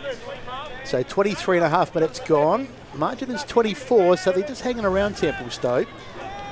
And they do with one just before three-quarter time, though, as the ball goes in right over the top. Was a good contest there. Watson might have got the tap that time. There's Ferraro in and under, and eventually that's going to be a ball up as well. Just shows you how hungry Boronia are. There's two guys there tackling the one player. As there has been for much of the game, Yeah, multiple times that's happened this afternoon. They lead by 25 points. Templestowe probably need the next one before three-quarter time if they're a real chance. Slipping over there was Ferraro, and Dow wraps him up. But they can't. The other thing too I've noticed with Templestowe, they can't hold their feet either. No. The conditions are really good out there. A few times that's happened. There's Jake Mellis here, kicks it into the middle of the ground. Begley running into it. Tapped it forward. Warren there was almost able to control it for the Dockers. Ball falls out. Begley somehow ends up with it. Off to Hannon. Hannon looking for the forward 50 options, but turnover in the Dockers. That kick is okay. Finds Hardwick here. Right in front of Matt Clark and the coaching staff of Boronia. So Joy Hardwick out on this half-back flank. Needs to be sure by foot here as he tries to find a target. He goes down the line, but again, there's look at all the Boronia players around the ball. And there's Mitch Mellis again. He gave a handball off to Brasher, but there's a free kick going to go the way of Mitch Mellis. And see what happens. Free kick count 14-12 the way of Boronia. But he's playing that. It's almost like Mitch Mellis is playing that sweeping role in this third quarter. He certainly is. He can do anything, can't he? Such a versatile player. And here they come again, and that's a massive tackle. Boy, that's a huge tackle coming over the top. And the umpire says it was an illegal tackle. And just checking on the welfare of Schwarzer, it is. He got absolutely smashed into the ground. That's like a... They play on quickly, gives it back to Ryan, and Ryan's going to go inside 50, but once again, poor kick, and it's Mitch Mellis again, I think. Yeah, well, he's suffering from leather poisoning at the moment, Mitch Mellis. He certainly is, and Brody to come back off half-back. I reckon he's heading for it. He might nearly have 50 possessions by the end of the game. There's Mitch Mellis with possession number 42 down the line and finds Hannon and takes the mark. He's also been pretty good, Josh Hannon. Yeah. Right in front of Watson. I thought Watson's played a pretty decent quarter so far. Down the line, Grice picks it up at the fall of the ball. Inside 50 to one-on-one. Robertson loves these. Doing very well was Wooten. was able to probably win that out. Ball falls out to Gilo. Shot on goal. There's a Dockers player out on the back. He picked him out. And was able to clear it out to Nagel, who's got some time and space, Besto. So Nagel's off to the races, but he's made a bit of a hash of it, but he manages to get it back. He's a bit fortunate in the end. Finds Toby Ryan. He's had plenty of it for Templestowe. He's tried hard all day, but he's just needed a few more soldiers around him. Yeah, Robertson's finding it hard to get in the contest this afternoon. He's got to go forward. Scarcely touched it, has he, Robertson? But that shows how good Boronia are, because their leading goal kicker hasn't really played a big part, but they've still managed to dominate this game. There's Ryan again. He runs backwards, and that's a terrible piece of play. Hard to be critical. He should have gone forward. All they were doing was They butchered that. Yeah, they sure did. And there they come, Boronia, and they charge away. And here's an opportunity for a goal. The kick inside 50. Mark almost taken it. And in fact, it has been taken. Begley it was. He got the ball back, but I think he was probably going to be done for holding the ball. And Templestowe will get a free kick, and they'll get a bit lucky there. Well, the kick wasn't good. Almost taken there by Schwarzer, but he's well pressured by Hannon, who comes in hard. We'll get a ball up here right in front of the Boronia coaching box. And Matty Clark really loved the commitment there by Josh Hannon. Well, their pressure and their tackling all afternoon has been first class. Oh, in sync, Vesto. Ball comes out to Brasher. Here's Mitch Mellis. Got it off to Duke. Max Brasher now. Chance for Flanagan. That might be out. No, kept in. Off to Hannon, who just kicks it to a 1-on-2. Gilo did pretty well. Got it to Grice and able to control the footy. Thought he's been pretty impressive so far. Just gets his handball away to Duke. And they look to go forward again. Dockers got some numbers. That's just a kick in hope. And it bounces before it goes out of bounds. And we'll get a boundary throw in. Right in front of Josh Ward and Jared Beanland on the boundary line. Thanks to Tobin Brothers this afternoon. Got the Tobin Brothers goal of the day, of course. A couple of contenders so far this afternoon. So the sun beats down here at Boronia. We don't want to go on about it, but we just are so happy to be in dry, nice conditions. It'll get a bit chilly later in the day, but really nice to see a nice dry game as the ball goes in. Nice purchase again, and once again it was that man Watson who got the hit out. He's been good for Templestowe. They've had one or two quite good players, but just needed a few more soldiers as we get into Jared on the boundary. Just quickly, Matty Nagel's come hobbling off and is in the hands of the trainers, so I'll get back to you with an update with that shortly. Thank you, mate. Not good news as Schwarzer goes inside 50, but look at all the Boronia numbers again. Good work there by Here it was as the ball goes up in the air. Taken there nicely and the quick handball off, and here they come again, but they're going to get caught. Good work by Brown, who lays the tackle, and Templestowe stay on attack as Edwards came up with a footy. So can they pinchulate one here and just put a little bit of life into this game? Giovannini out of the ruck. He's had a great game for Templestowe. To snap at goal, but there's a last line of defence back there in the form of Lake, and he's been great as well. And he takes the mark, and they'll come back out of half back. Yeah, certainly had the better of a limb back, and that's a goal-saving mark on the three-quarter time siren. Templestowe fought their way back in the game, 3-1 that quarter. They trailed by 25 points here at three-quarter time, 4-5-29 to the Hawks, 7-12-54. Brett Besson with the goal kickers for both sides. Surprisingly, only Dean Rice, the only multiple goal kicker. He's got a couple. There's been singles of Begley, Jello, Dower, Hare and Collins. And for Templestowe, they've had goals from Ioannidis, also Harding and Warren. But, well, they're close enough, 50, good enough. 24 points down, Templestowe. They've had a good quarter, but they've still got a bit of work to do, and they trail 53-29 as we get set for the final quarter of this game, and we'll come back and bring it to you next on EFL Game Day. As Sarah opened her best friend Jackie's wedding invitation, she was overcome with a wave of emotion. While her two young boys wrestled on the floor, tears of happiness rolled down Sarah's cheeks as she saw the words she'd been longing to see. Please note, this wedding will be a child-free event. Well, Sarah, looks like we're off to Eastland for a new frock and some heels. Let's book in that babysitter. For all of life's little moments, there's Eastland. Eastland. Live real. At Yarra Valley Water, we know reducing your shower time, or show time, to 4 minutes can save you an average of $200 a year on water and energy bills. Shower shorter. Save water. Authorised by the Victorian Government, 1 Treasury Place, Melbourne. Sprained your ankle bursting through the banner? Broke a finger high-fiving the ruckman? Or did you run into the goal post again? For bumps, breaks or bleeds, be seen sooner close to home at Knox Private 24/7 Emergency Department. The preferred provider of emergency care to the Eastern Football Netball League, you'll generally experience shorter wait times. You don't need private health, but there is an out-of-pocket fee. Be seen sooner close to home at Knox Private 24/7 Emergency Department, 262 Mountain Highway, Wanturna. Do you feel good about your bank? Because there is a bank you can feel good about. They share their profits to fund big community projects, small community clubs, and vital emergency services. They've given $250 million to help Australian communities thrive. They have all the products and tech you expect from a big bank, with service you don't. It's Bendigo Bank. Feel good about who you bank with. Try Bendigo.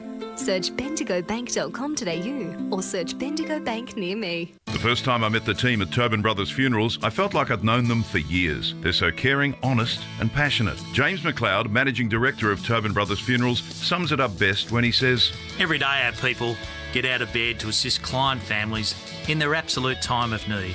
Our people love what they do, and you will not find a more highly trained group of people than those at Tobin Brothers. Visit tobinbrothers.com.au. Tobin Brothers Funerals, celebrating lives. Hi, I'm Ben Desson from Montrose Football Netball Club, and when I need a new kit for a night out, I head over to Eastland. But Eastland is more than a shopping centre. They support a range of community organisations and have been major partners of the Eastern Football Netball League since 2018. Thanks, Eastland. You are listening to Radio Eastern FM 98.1. With live and exclusive coverage of the EFNL football season, bringing you the match of the day with score updates from all divisions. And now we cross to our commentary team for the Radio Eastern 98.1 Match of the Day coverage. Welcome back to Tormore Reserve. Boronia versus Templestowe. It's 1v2 out here. A massive game ahead with 1 quarter to play at 3/4 time. Boronia 7-12 to Templestowe 4-5. Leading there by 25 points, but certainly a much better performance there by the Dockers in that third quarter. Gives themselves a bit of a chance at the 3/4 time break. Just a couple of scores around the grounds. In Division 1, Mitcham 10-5 to South Belgrave 7-8, so 15-point lead at 3/4 time. Tigers, can they do it and give South Belgrave their first loss of the season? We'll keep an eye on that one. Mooroolbark 92 to Lilydale 6. Montrose 43 to North Ringwood 39. 4-point lead there for the Demons. Very close. Big game for North Ringwood out at Walker Reserve. Another big game. 8-9 the Devils to 9-11 Beaconsfield. So Eagles with a bit of a lead there at 3/4 time. Croydon 31-point lead over Bayswater is a bit of a surprise. Jumping into Premier Division, Roval 83 to 44 East Ringwood. Apparently Cooper McDonald off to the hospital with a shoulder injury, which is never good to hear, especially with his form at the moment. Park Orchards 83 to Blackburn 44. Oh. That is a big result. And South Croydon in a bit of trouble because they trail 52 to 80 Doncaster East. Vermont 156 to 34 Doncaster. Berwick in front of Noble Park 52 to 45. Ew. Baldwin 74 to Norwood 56. Richmond 14-12 to Hawthorn 15. Oh, right, that's wrong. they're not part of the EFNL, are they? Sorry about that. Premier Division. We've got 2 new teams. While we're at it, Richmond, that's a 1-point win. Jumping into Division 2, Knox 40 points ahead of East Burwood. That's another big result. East Burwood in trouble, well, maybe, because Mulgrave might be able to jump into that spot, 61 to 45 Ringwood. And in HE Park Reserve, Waverley Blues lead by 5 goals over Heathmont, so they're very close to jumping back into the top 3. As we go boundary side to Josh Ward, who has Matt Clark with him. I do indeed. Matt, you weathered the storm in that third quarter. What you make of it?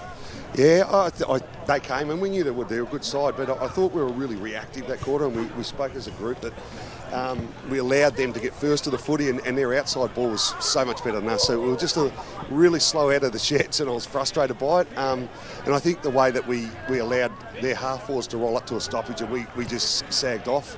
We're going to address that now to make sure that we're going to balance the numbers around the stoppage, but it's all about contested footy for this last quarter. We were off a bit that quarter. And one thing the boys noted in the van was the pressure it continues to provide. Do you hope that continues in the final quarter as well? Yeah, absolutely. I know we're we'll respond now. We've got a couple of things we're adjusting, but our tackle pressure, our just ability to lock the ball in the front half and have forward half tackles, that's our big focus this quarter. Thanks, Matt. Good luck with the rest of the game. Thanks there to Josh Ward with the senior coach of the Boronia Football Club, Matt Clark.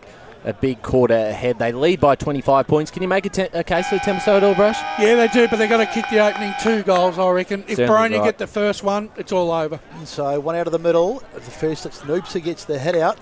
As Brash says, they need to get the early ones, but it's not going to... not looking too good for that at the moment. It's a shot at goal, but it is across the face, and in fact it's through for a minor score, so that would have been a disaster. They conceded one there, but they get a bit of a lead off the Dockers. Oh, I was a bit... But that worried me. But there wasn't a Templestowe player within 5 minutes. No, I was that looking. play. That worried me a little bit. They can't afford to let that happen.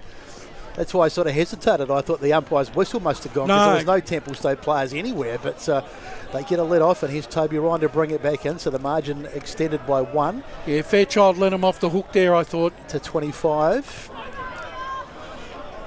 So taking a bit of an age, you can just see they're not that well set up because he's got no one to kick to. And eventually kicks the half forward, but once again it's about a 2-on-1 contest. They do win the ball through Warren, gets it back. They'll be lucky to get out of this. Warren's there again, but he can't get the footy. It's Noops. He's going to be done for holding the ball. So, but they're making it really hard for themselves. I don't like that rule. You don't like the holding the ball I rule? reckon if he's attempting to kick the ball, it can't be dropping the ball. Yes, the holding the ball rule has now been scrapped from all AFL and EFNL matches. I just do not like it. As they go up the line, up they fly. Markers taken there by Healy, and Templestowe in position to bring it out. I've liked Healy's game this afternoon. Yeah, one of the players has stood up. Since he's gone into the midfield, he's provided them something. Yep, big second half, and he sends a long kick down the line. Burgess is underneath it, and that's a strong... No, it fell out the back. I thought he marked it. Noops picks it up. Not Noops, Hannon. Off to Burgess. Back off to Mellis. And they'll go inside 50 again, the Hawks. A one-on-one. Begley's the target. Did well. Bounced off the top of his hands and fell into the lap of Grice, who's caught and tackled by 2 Dockers. And we'll get a ball up inside forward 50 for the Hawks. 2 minutes into this last quarter. Yeah. Josh Begley...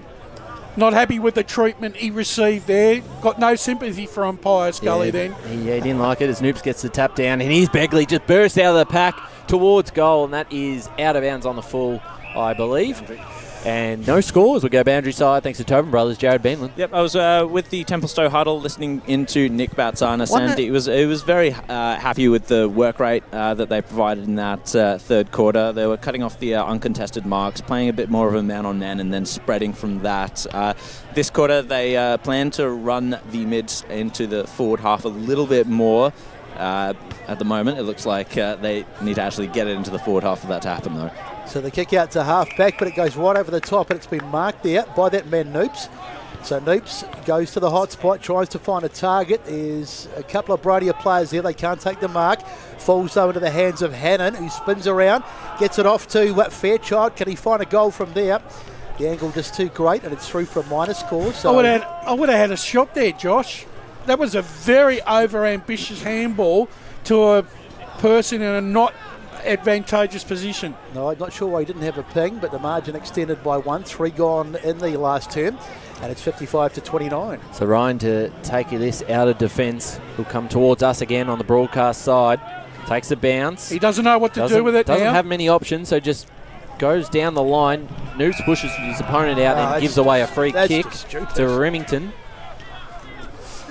So Remington here for the Dockers. Bit slow to get things moving. The kick down the line. Jessup underneath it. Fell a bit shorter than that. Punched out of bounds, and we'll get a boundary throw in. Right in front of Jared Beanland and Josh Ward on the boundary line, thanks to Tobin Brothers. Coming up to the 4th minute mark of this last quarter. No goals kicked yet in this final term. Pretty much 1 goal to the Hawks here would officially end this, as Hannon gets a handball forward and then just punches it down the line, looking for Begley, who's there, and he's well crowded. Out of bounds, 7:14 to 4:5. So lights are on out here at Tormore, though having said that, it's still quite bright. It's been one of the better days. The sun has gone down though, so it's pretty much mandatory for the lights to come on late in the 3rd term or the 4th. early in the fourth, should I say, as Boronia take it away. There's Mellis drilling one into the inside. Oh, beautiful kick. And the mark is taken, and this will be another opportunity. Although Hannon looks to be a bit, it's Noops actually. He looks a little bit uncertain to whether he can get the distance. Looking to give it off, but he needs to just go back and take the kick, which he's going to do now. So Noops, he'll be kicking from just on the arc and makes decent contact with it, but he sprays it and it's across the face and through for a minor score. So one more to the total. So Boronia just can't get that killer goal Boundary. as we go back to the boundary.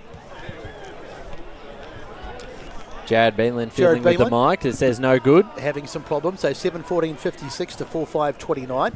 We'll go back to the boundary in a moment as Toby Ryan brings it back in. Toby Ryan picks it up now from the kick in. Handball was intercepted by Edwards. Finishes it off. Bouncing ball. Hawks have won this game. 8-15-63, 4-5-29. That's a lead they won't be able to lose from here. Well, that was that probably just sums up Templestowe's day. That was a terrible piece of play for a side that really couldn't afford to give up that first goal, Brett. As good as he's been, Toby Ryan, he's had some bad moments, particularly in this last term. But he's been quite hesitant kicking the ball out from the back. That's because I think the Boronia players have manned up further up the ground and have not given him the opportunity to start run again. Yeah, no, good comment. So 62-29, that might be all she wrote, but stranger things have happened. I can't think of one at the moment. 6 minutes into the last term, 33 points the margin. And the Boronia juggernaut looks like it's going to continue as they don't take a mark. It was bouncing around over there. Oh, big tackle coming in there from Hardwick. And it's a free kick to Templestowe. So what can they do? They just need to, as we talked about before, at worst just try and eat a bit of this margin away because it will hurt their percentage quite badly if they have a bad loss here. As the ball goes out towards the wing, Hannon flies, so I couldn't take it. Bounces away. There's Mellis again. A little short kick, but that's not his best work. That's probably about the first mistake he's made all game, as the mark is taken by McSwain and Templestowe to bring it out. So here he goes down the line, intercepted by Flanagan. Wanted to play on. Short kick forward to Dower. Pushed as he took the mark. He's had a pretty solid game today, Dylan Dower. He'll send the Hawks forward. A few players there. One's Begley. Front position. Couldn't quite mark it. Falling out the bottom there, and Staffo picked it up. McSwain to Jessup. The Dockers down the line. There's going to be a turnover. You'd think Mitch Mellis had front position. Falls to Dower. Just got his handball away. There's Warren for the Dockers, who grabbed it and was caught straight away by Mitch Mellis, holding the ball. I don't reckon he was lucky, Dad, Mitch Mellis. I don't reckon he had there wasn't... Schwarzer didn't really get much. Down for Templestowe. Yeah, that's Warren. Schwarzer didn't really get much opportunity to get rid of that ball then. So Mitch Mellis it is, and we're just going to have a little bit of a hold up here while the player is on the ground. Boundary. I think he's going to be okay. So we get into Jared on the boundary. He's got a better view than we have. Yeah, it's Josh Warren. He was the one caught holding the ball by Mitch Mellis, and it seems to be really hurt by that tackle. Also, news on Matty Nagel. They're managing some soreness for him at the moment, so it looks like he's not going to be playing any more part in today's game. So not getting any better than news for Templestowe. They've had a bit of a dirty day on the scoreboard, and they've had bad luck with injuries, as if they needed any more. As Mitch Mellis goes inside 50, trying to find a target up. They fly. Mark is not taken. Picked up there nicely by Hardwick, who's wrapped up in a tackle. It's a bit like the gambler. You got to know when to hold them and when to fold them, Brett. And I reckon Templestowe have had to fold them now because they've got to protect their players. Indeed, yes. As we said, they need to just go into damage control now. A little handball out there to Brasher. Gets it off now. The little kick forward by Collins, trying to find a target. Goes through the hands. There's Ryan, who set sail, trying to get something going, but that's out on the full. He was taken in the tackle as he kicked it, and is it going to be a throw? Going to be a free kick? Let's just wait for the umpire here. If I've got one criticism of Boronia today, I reckon at times they just got a little too pretty and not played the percentages. So he played it downfield. In fact, the umpire in the end, Malitis goes in board, and Noob says, "Thank you very much, I'll have that." But the whistle's gone as he tries to play on. What's happening here?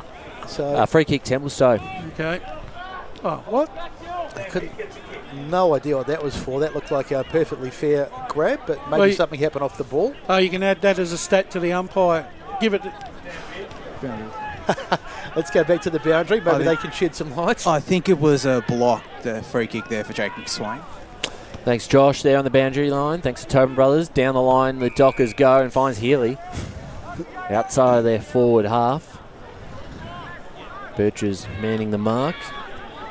So Healy for the Dockers. Maybe for a late goal here. Still plenty of time in this last quarter. Down the line, might fall out the back. Well done by Zach Brasher, picked it up off to Phillips, and they link up really well. And there he is again, Mitch Mellis. Disposal number 48 down the line.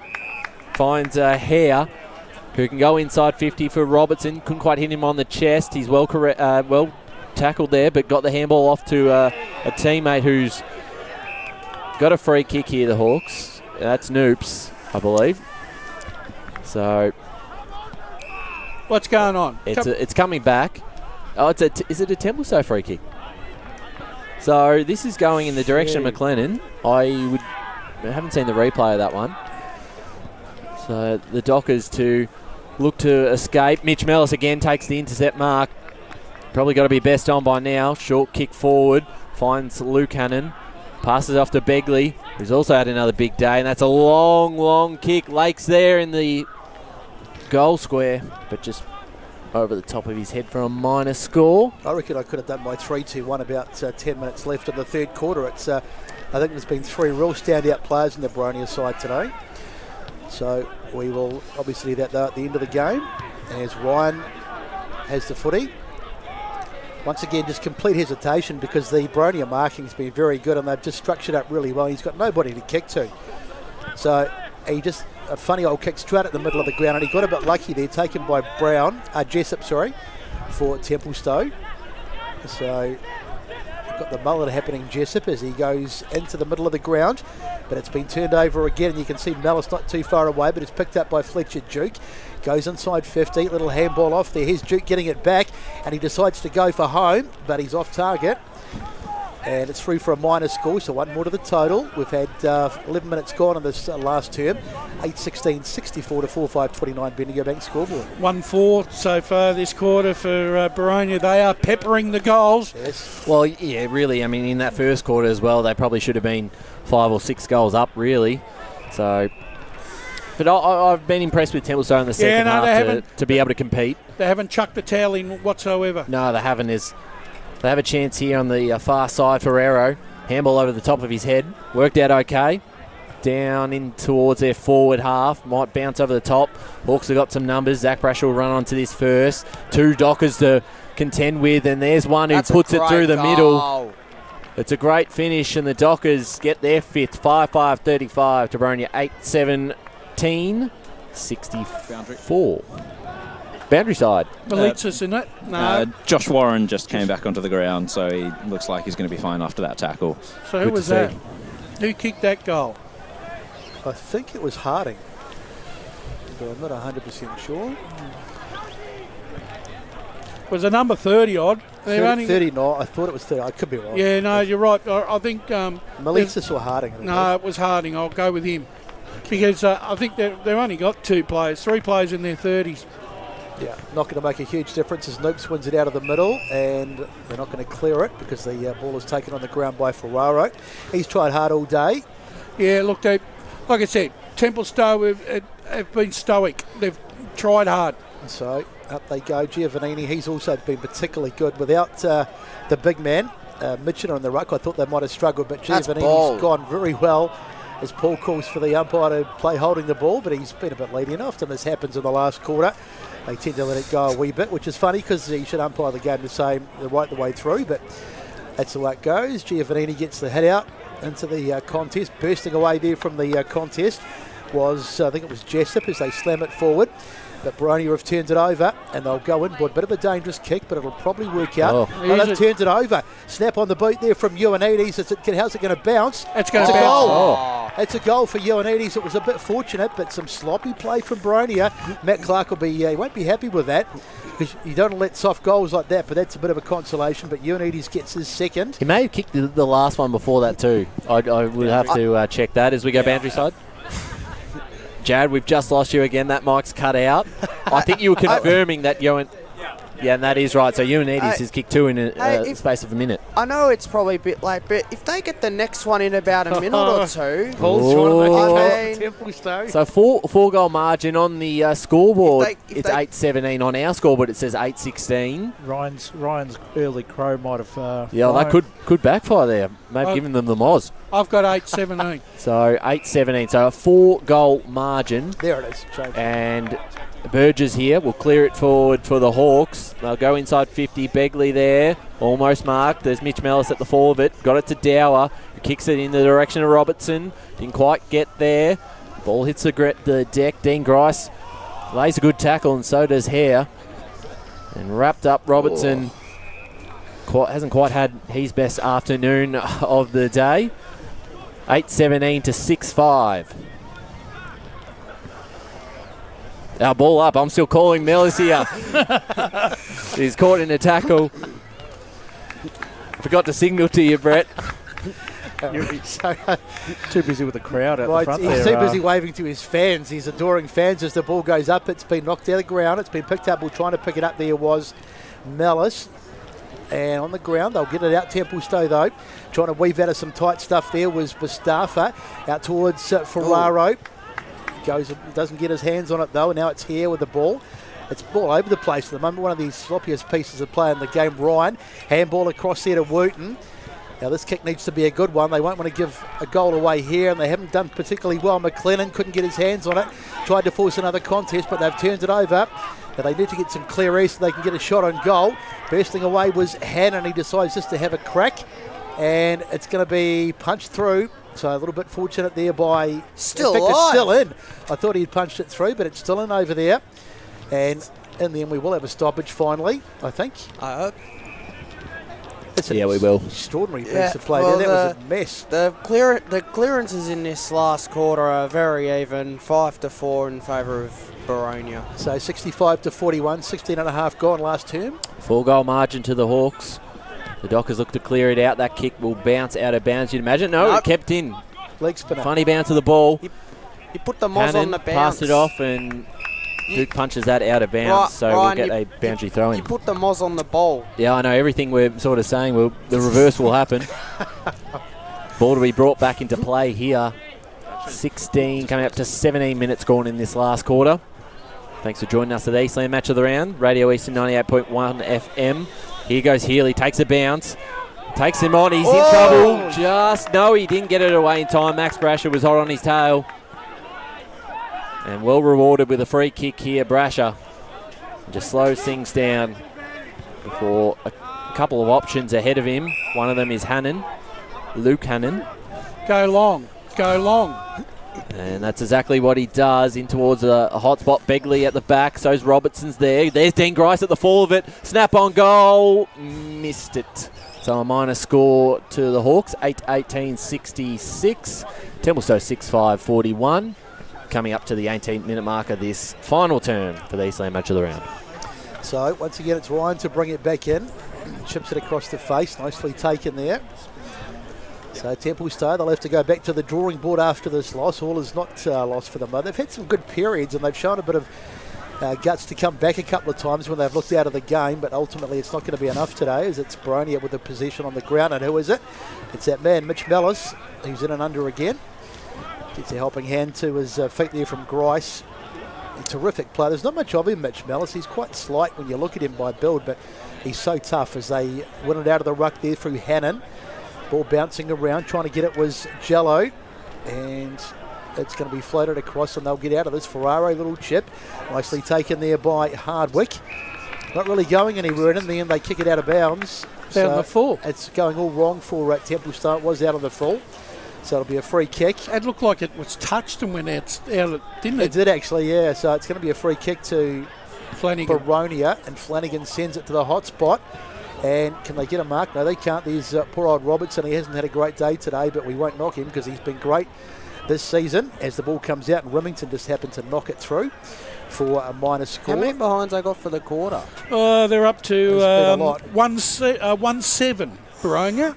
So 8-19-67, 6-5-41. Bendigo back scoreboard, almost into time on. Ryan clears it out from the kick in. Hits up a target on the far side, out at half back line. Can be a win here for the Hawks, number 14 of the season. Only lost of one game so far. Who was the loss to? Ringwood by a point, as it's almost turned over with the Dockers losing possession of the football. Out of bounds here for a boundary throw-in. The Dockers can take heart that they're going to win the second half. And, you know, Boronia, they may be a little disappointed that they weren't able to ram home their advantage a lot more in the second half. Yeah, there's plenty to take out from a Templestowe perspective, especially with those players that are out of the side at the moment. It makes it tough as Fairchild throws it over the top to Mellis, over to Hare, who snap on goal will make that one goal 8 to the right. 8 goals 20, 68 to Templestowe 6-5, 41. So Boronia might have to have some goal kicking practice, because that's about the only thing you could probably fault them on. They've been wayward, particularly in the first quarter and at times in this quarter. Ultimately, it's not going to cost them, but it could do later in the season as Templestowe goes straight up the middle. Mark not taken there by Grice. It goes over the top. Picked up there by Burgess. He manages to get a handball away as he's tackled. Ball on the ground. Going in there trying to pick it up was Melitsis, and wrapped up well and truly on the ground. And the umpire says we'll ball up. So we are in time on at the end of this term. They may not be putting it on the scoreboard, Boronia, but I reckon Matt Clark will still be happy with the intensity of the tackling. Oh, 100%. Yeah, that's supposed to say that's probably one of the only areas that they have earned today, because around the contest they've had multiple numbers around it all day, and they've been terrific around the ball. Here's Fairchild trying to pick it up, but he can't do so. And it's out of bounds. He's done all right, Fairchild, I reckon. Been solid today. Very good. So we get a boundary throw in here. 21 and a half minutes gone in this last quarter on the Bendigo Bank scoreboard. It's 8-20 to 6-5. Very inaccurate, the Hawks, but they've been the much better side so far. And here's Fairchild now. Snapper. 1-9. Just a minor score. 8-21 for the game. Are they going to make it 10 behinds for the quarter? That's 5 behinds for Fairchild this afternoon too. Is it really? Yeah, he's kicked 5 behinds. So 8:21.69 to 6:5:41. Someone needs to close the window. It's getting a bit cold as it does about this time out here. Yeah, it's still winter, Brett. So it is. It's been quite a pleasant day, but you get to this time out here at Tormore Reserve and it turns a little chilly, as it does in many grounds. Mustafa spins away from a tackle, and they're just running themselves into a bit of trouble. But here they go. Got one bounce, 2 bounces. Is that Jessup? I think he's taking it off. Now he goes long, but there's a one-on-one contest there. Well done by Brasher. He gets a handball away, goes in and gets it again. Little handball out now. And they'll be able to get this out through Noops. Noops goes out. Brasher again. Got whacked at Zach Brasher, of course. Squagged on the ground. And the umpire comes in and says, we won't be getting that out of there anytime soon. So 69 to 41, 22 and a half gone. So a good win for Boronia this will be, to keep up their almost perfect record for the season. Just the one loss as it's taken out of the ruck. Handball out, but it's going to go out of bounds. As we go back to the boundary. Damon Fairchild coming off a little ginger just before. Well, at least Boronia have got their surety now that they definitely will be getting the week off in the first round of the Division 2 finals. Yeah, that's officially locked in. As the ball comes out here for Max Brasher. Did very well, tapped it to himself. Kick is pretty good as well, finds Noops. And they got players out everywhere. One at the top is Hare. The handball didn't quite hit him. Trying to just clear it out there. I think McSwain, I think he missed it completely. Tackled there and falls out to Hare again, who goes to a one-on-one. Robertson against Wooten. Robertson's probably been well held today, and this time he's caught for holding the ball. Yeah, he's had one of those days that you want to forget as a full forward. As Templestowe look to clear it out through Ferrero, who takes a mark here at the half-back line for the Dockers. Coming up to the 24th minute mark of this last quarter, we'll have a look around the grounds at some of the scores of the big games. A few big games happening, so we'll check those. So don't go away after the final sign. We'll also get an interview with one of the players coming off the ground as a turnover here falls into the hands of Nick Noops. So he's been good, Nick Noops. He's been one of the stars as well of this Boronia side, and there has been many. That's not old mate Mellis again, I think it is. No, in fact, it's not that time. It was Begley. He's also been particularly good. Begley goes inside 50, can't take it. Grice goes back, gets it, feeds it back to a teammate. And the shot at goal. And how's this one looking? It's off target again. My word, they've been wasteful in this last quarter. Max Brasher there. They couldn't kick a goal to save their life, but it hasn't cost them, unfortunately. Or fortunately, should I say. 30 shots, 30 scoring shots, or 8-22 to 70, 6-5-41. So 30 scoring shots to 11. Yeah, quite extraordinary. So Toby Ryan, once again, just taking all the time in the world. It's like they just want this game to be over, Templestowe. Nearly 25 gone on this last term. Here's Ryan's kick out towards the wing. It's not a particularly good one, and he puts his teammate under pressure in Healy, who's tried hard all day for Templestowe. So just waiting for the umpire to throw this one back in. Be interesting to hear the thoughts of one or two of the players after this one, and Matt Clark as well, if we can get a chat to him. Ball comes out, nicely done. Ducking around, it's at Man Mellis again. Mitch Mellis gets a little funny little kick inside, though not his best effort, taken by Ryan on the ground. And he's wrapped up well and truly by Grice, another one of the stars of this Boronia effort today.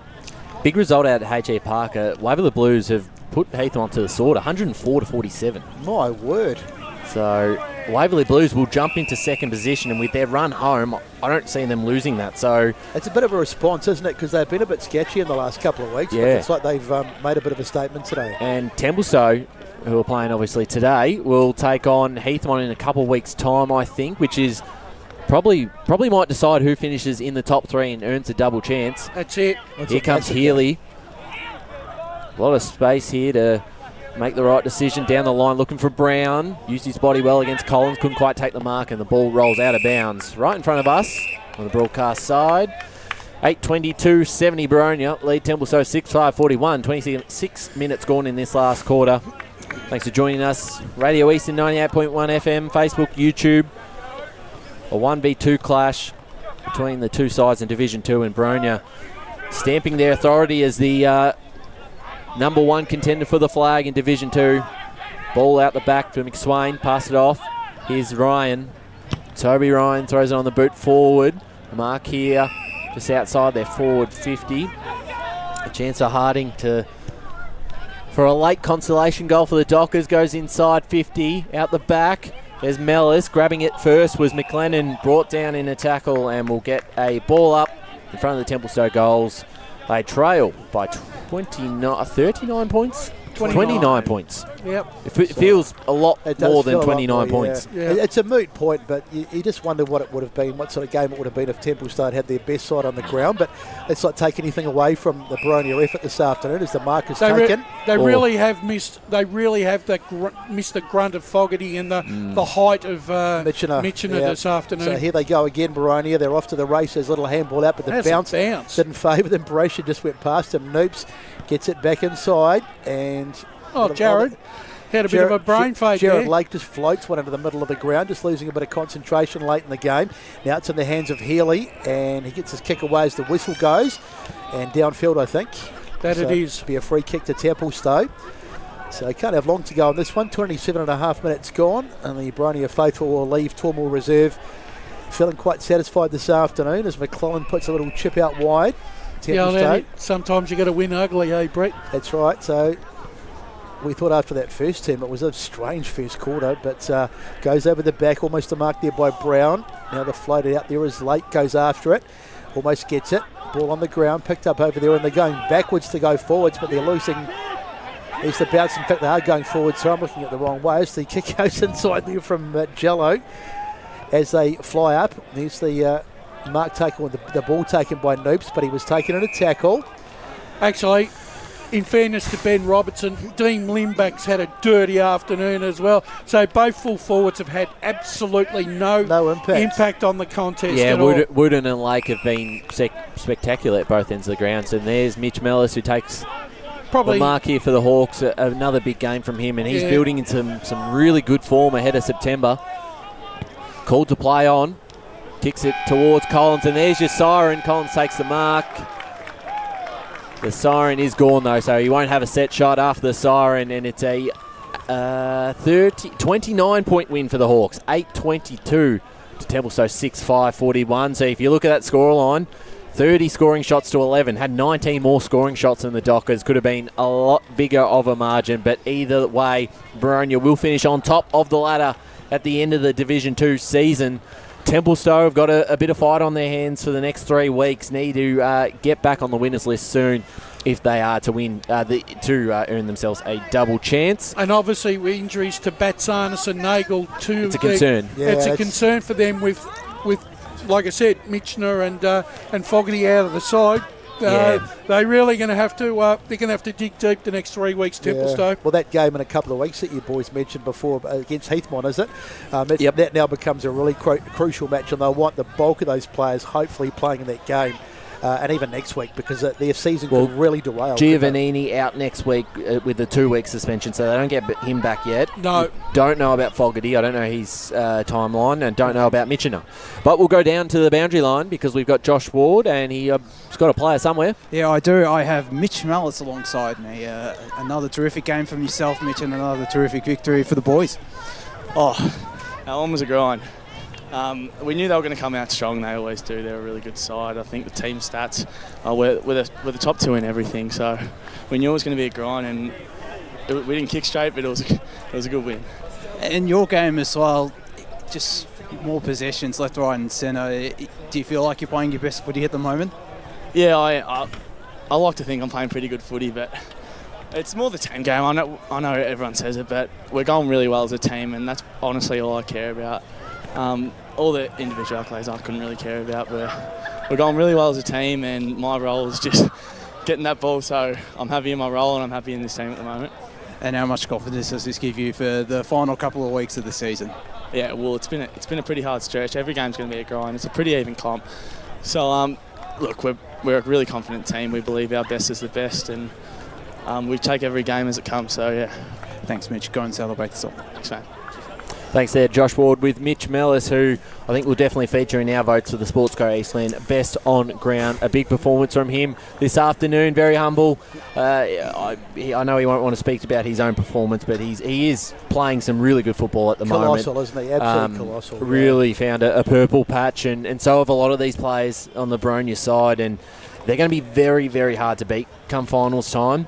I know Templestowe haven't got their best outfit out on the park today, and they get away with a 29-point loss, which doesn't hurt their percentage too much. No. Where Heathmont are getting pumped by Waverley, that hurts them a little bit more. So at the end of the day, it's not the worst outcome. Probably the big worry is the injury with Batsanis, who looks like a hamstring injury.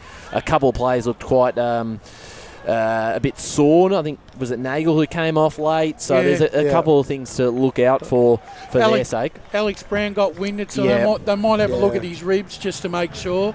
So as I said before, Brash, like the only thing you can probably poke a bit of a stick at with Boronia was their goal kicking today, because everything else was fine, but they just wasted so many opportunities, which didn't matter today. No. But if they did it against probably not a better side, but in a tougher game, it could hurt them, couldn't it? I think the hardest thing, Brett, is sometimes I understand about the team game and the team concept, but sometimes the one kick, the one handball too many to bring a player in, sometimes actually doesn't do you a favour. It actually works against you. But it didn't hurt them today. But like you said, they might not get away. They won't get away with that in the finals. Yeah. No, they won't. Well, that's probably the one thing I think can hurt them is themselves. If they, kick 8 goals, 22. And I just think that's, I don't know. Was the conditions that windy out there? I don't know. They just probably didn't feel like it. Like I said, as we got the song in and out, we might miss that again. We've a bit of trouble connecting to that. I just thought at times that they just overused the possession count. One kick too many, one handball too many. Rather than going more direct on when they had the opportunity. I just thought at times that they tried to bring too many players into it. And going through that more in the first half, probably they tried to come back through the corridor a lot instead of just going direct to goal. And as you say, just trying to be a bit too cute at times. But in the end, as I say, it didn't cost them, but that'll be something that you've always got to find, well, not negatives, but you've always got to find things to work on, and I think that'll be the two things, probably over-possessing and a bit too much finessing, I suppose, and some missed opportunities. That'll be the things Matt Clark will be concerned about. We are going to go to an ad break in a minute's time, but just a quick couple of results around the grounds before we get into the break, and we'll touch on the rest of the divisions after the break, but a draw out at Fair Park Reserve. Fair Park and Ferntree Gully 10-12 the lines to Ferntree Gully 11-6. I don't think it will have much impact on the actual season in terms of their positioning, but a good result there from Fair Park despite not winning that one. H.E. Parker, final score out at that game, Waverley Blues 15-15 to a 7-11 53. So a 52-point win for the Blues. Yep, that's a good win. That's a big result. And Knox 88-60. 11 goals, 22 knocks. So that's another big result, and there's a lot more to get to after the break, but we will head to our last ad break here for the Eastland match of the round. It is Boronia 8-22-70, defeating Templestowe 6-5-41. As Sarah opened her best friend Jackie's wedding invitation, she was overcome with a wave of emotion. While her two young boys wrestled on the floor, tears of happiness rolled down Sarah's cheeks as she saw the words she'd been longing to see. Please note, this wedding will be a child-free event.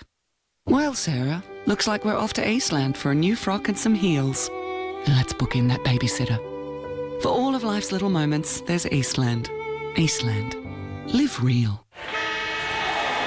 Sprained your ankle, bursting through the banner? Broke a finger, high-fiving the ruckman? Or did you run into the goal post again? For bumps, breaks or bleeds, be seen sooner, close to home at Knox Private 24/7 Emergency Department. The preferred provider of emergency care to the Eastern Football Netball League, you'll generally experience shorter wait times. You don't need private health, but there is an out-of-pocket fee. Be seen sooner, close to home at Knox Private 24/7 Emergency Department, 262 Mountain Highway, Wantirna.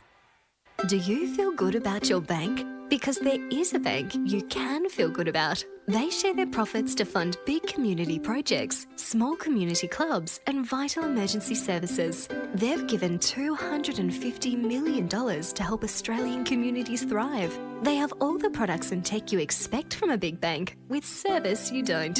It's Bendigo Bank. Feel good about who you bank with. Try Bendigo. Search bendigobank.com.au or search Bendigo Bank near me. Tobin Brothers Funerals wear their heart on their sleeve. Their clear and easy to use website and Memory Maker app make it easy for families to make an informed decision. Here's James McLeod, Managing Director of Tobin Brothers Funerals. We pride ourselves on being the most transparent funeral company. All pricing on goods and services are available on our website. It's all there for you to see and make very informed decisions when planning a loved one's funeral. Visit tobinbrothers.com.au. Tobin Brothers Funerals, celebrating lives. At Yarra Valley Water, we know reducing your shower time, or show time, to 4 minutes can save you an average of $200 a year on water and energy bills. Shower shorter. Save water. Authorised by the Victorian Government, 1 Treasury Place, Melbourne. Sprained your ankle, bursting through the banner? For bumps, breaks or bleeds, be seen sooner, close to home at Knox Private 24/7 Emergency Department. You'll generally experience shorter wait times. Knox Private 24/7 Emergency, 262 Mountain Highway, Wantirna. You are listening to Radio Eastern FM 98.1. With live and exclusive coverage of the EFNL football season, bringing you the match of the day with score updates from all divisions. And now we cross to our commentary team for the Radio Eastern 98.1 Match of the Day coverage. Welcome back to Tormore Reserve for the Eastland match of the round. It is Boronia 8-22-70, defeating Templestowe 6-5-41 by 29 points, but probably should have been a lot more in the end, but a win nevertheless to the Hawks. We'll do our votes. We'll probably try and get through them quickly because we've got about 7 minutes and we've got to get through all the results around the grounds. But for me, just putting it off the top of my head, I'm giving the 3 to Mitch Mellis. I thought he was fantastic. Had a lot of the footy and used it very well. 2 votes to Luke Hannon. Josh Hannon, sorry. Luke was very close as well, but I thought Josh Hannon was excellent. And 1 vote to Max Brasher. I'm slightly different to you. I'm similar, but Mitch Mellis for me was streets ahead. I gave him the 3. I thought when the game was on the line earlier, I thought Begley was fantastic. That's the one I missed. So sorry, Beggs. I gave him 2. And Max Brasher also had a fantastic game. I gave him the 1 vote. Yeah, 3 to Mitch Mellis, 2 to Max Brasher, 1 to Josh Begley. Boys behind us, you've got the mic. 3 for Mellis, 2 for Brasher and 1 for Begley as well. Yeah, I've got to go with 3 for Mellis. Yep. I'm going to go 2 for Begley and 1 for Brasher. I thought Begley just was very lively up forward during the times of the game where it was a bit more up for grabs.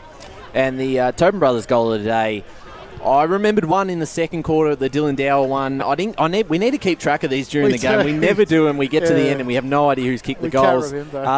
That's off the top of my head. I don't know if anyone else has some other contenders. No, I can't remember now. So Dylan Dower wins it, the Tobin Brothers goal of the day. So a lot of big results around the ground, so we are going to try and get through them here in the next sort of 5 minutes. Jumping into Premier Division first, Rowville 14-12-96 defeated East Ringwood 8-13-61. So they draw level on points, and I think on percentage that puts Rowville into the top 2, and they'll be joined by Vermont on top, who gave Doncaster a bit of a spanking, 24-12, 156 to 5-4-34. So big win there for the Eagles. They're flying. Still waiting for the update at Pat Wright Senior Oval. It was Berwick 8-4-6-9 Noble Park, and Josh, you're on the phone as well, so I'll get you going through some socials. Updating as I read these out. Baldwin 14-10-94 defeated Norwood 8-10-58.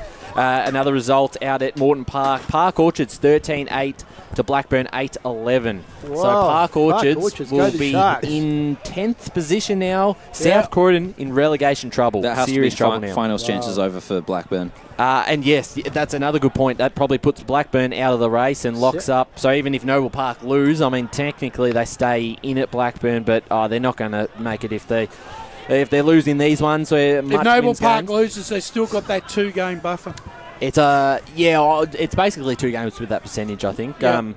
Out at Division 1, still waiting for a final result. At three-quarter time, it was Mitcham 10-5 to South Belgrave 7-8.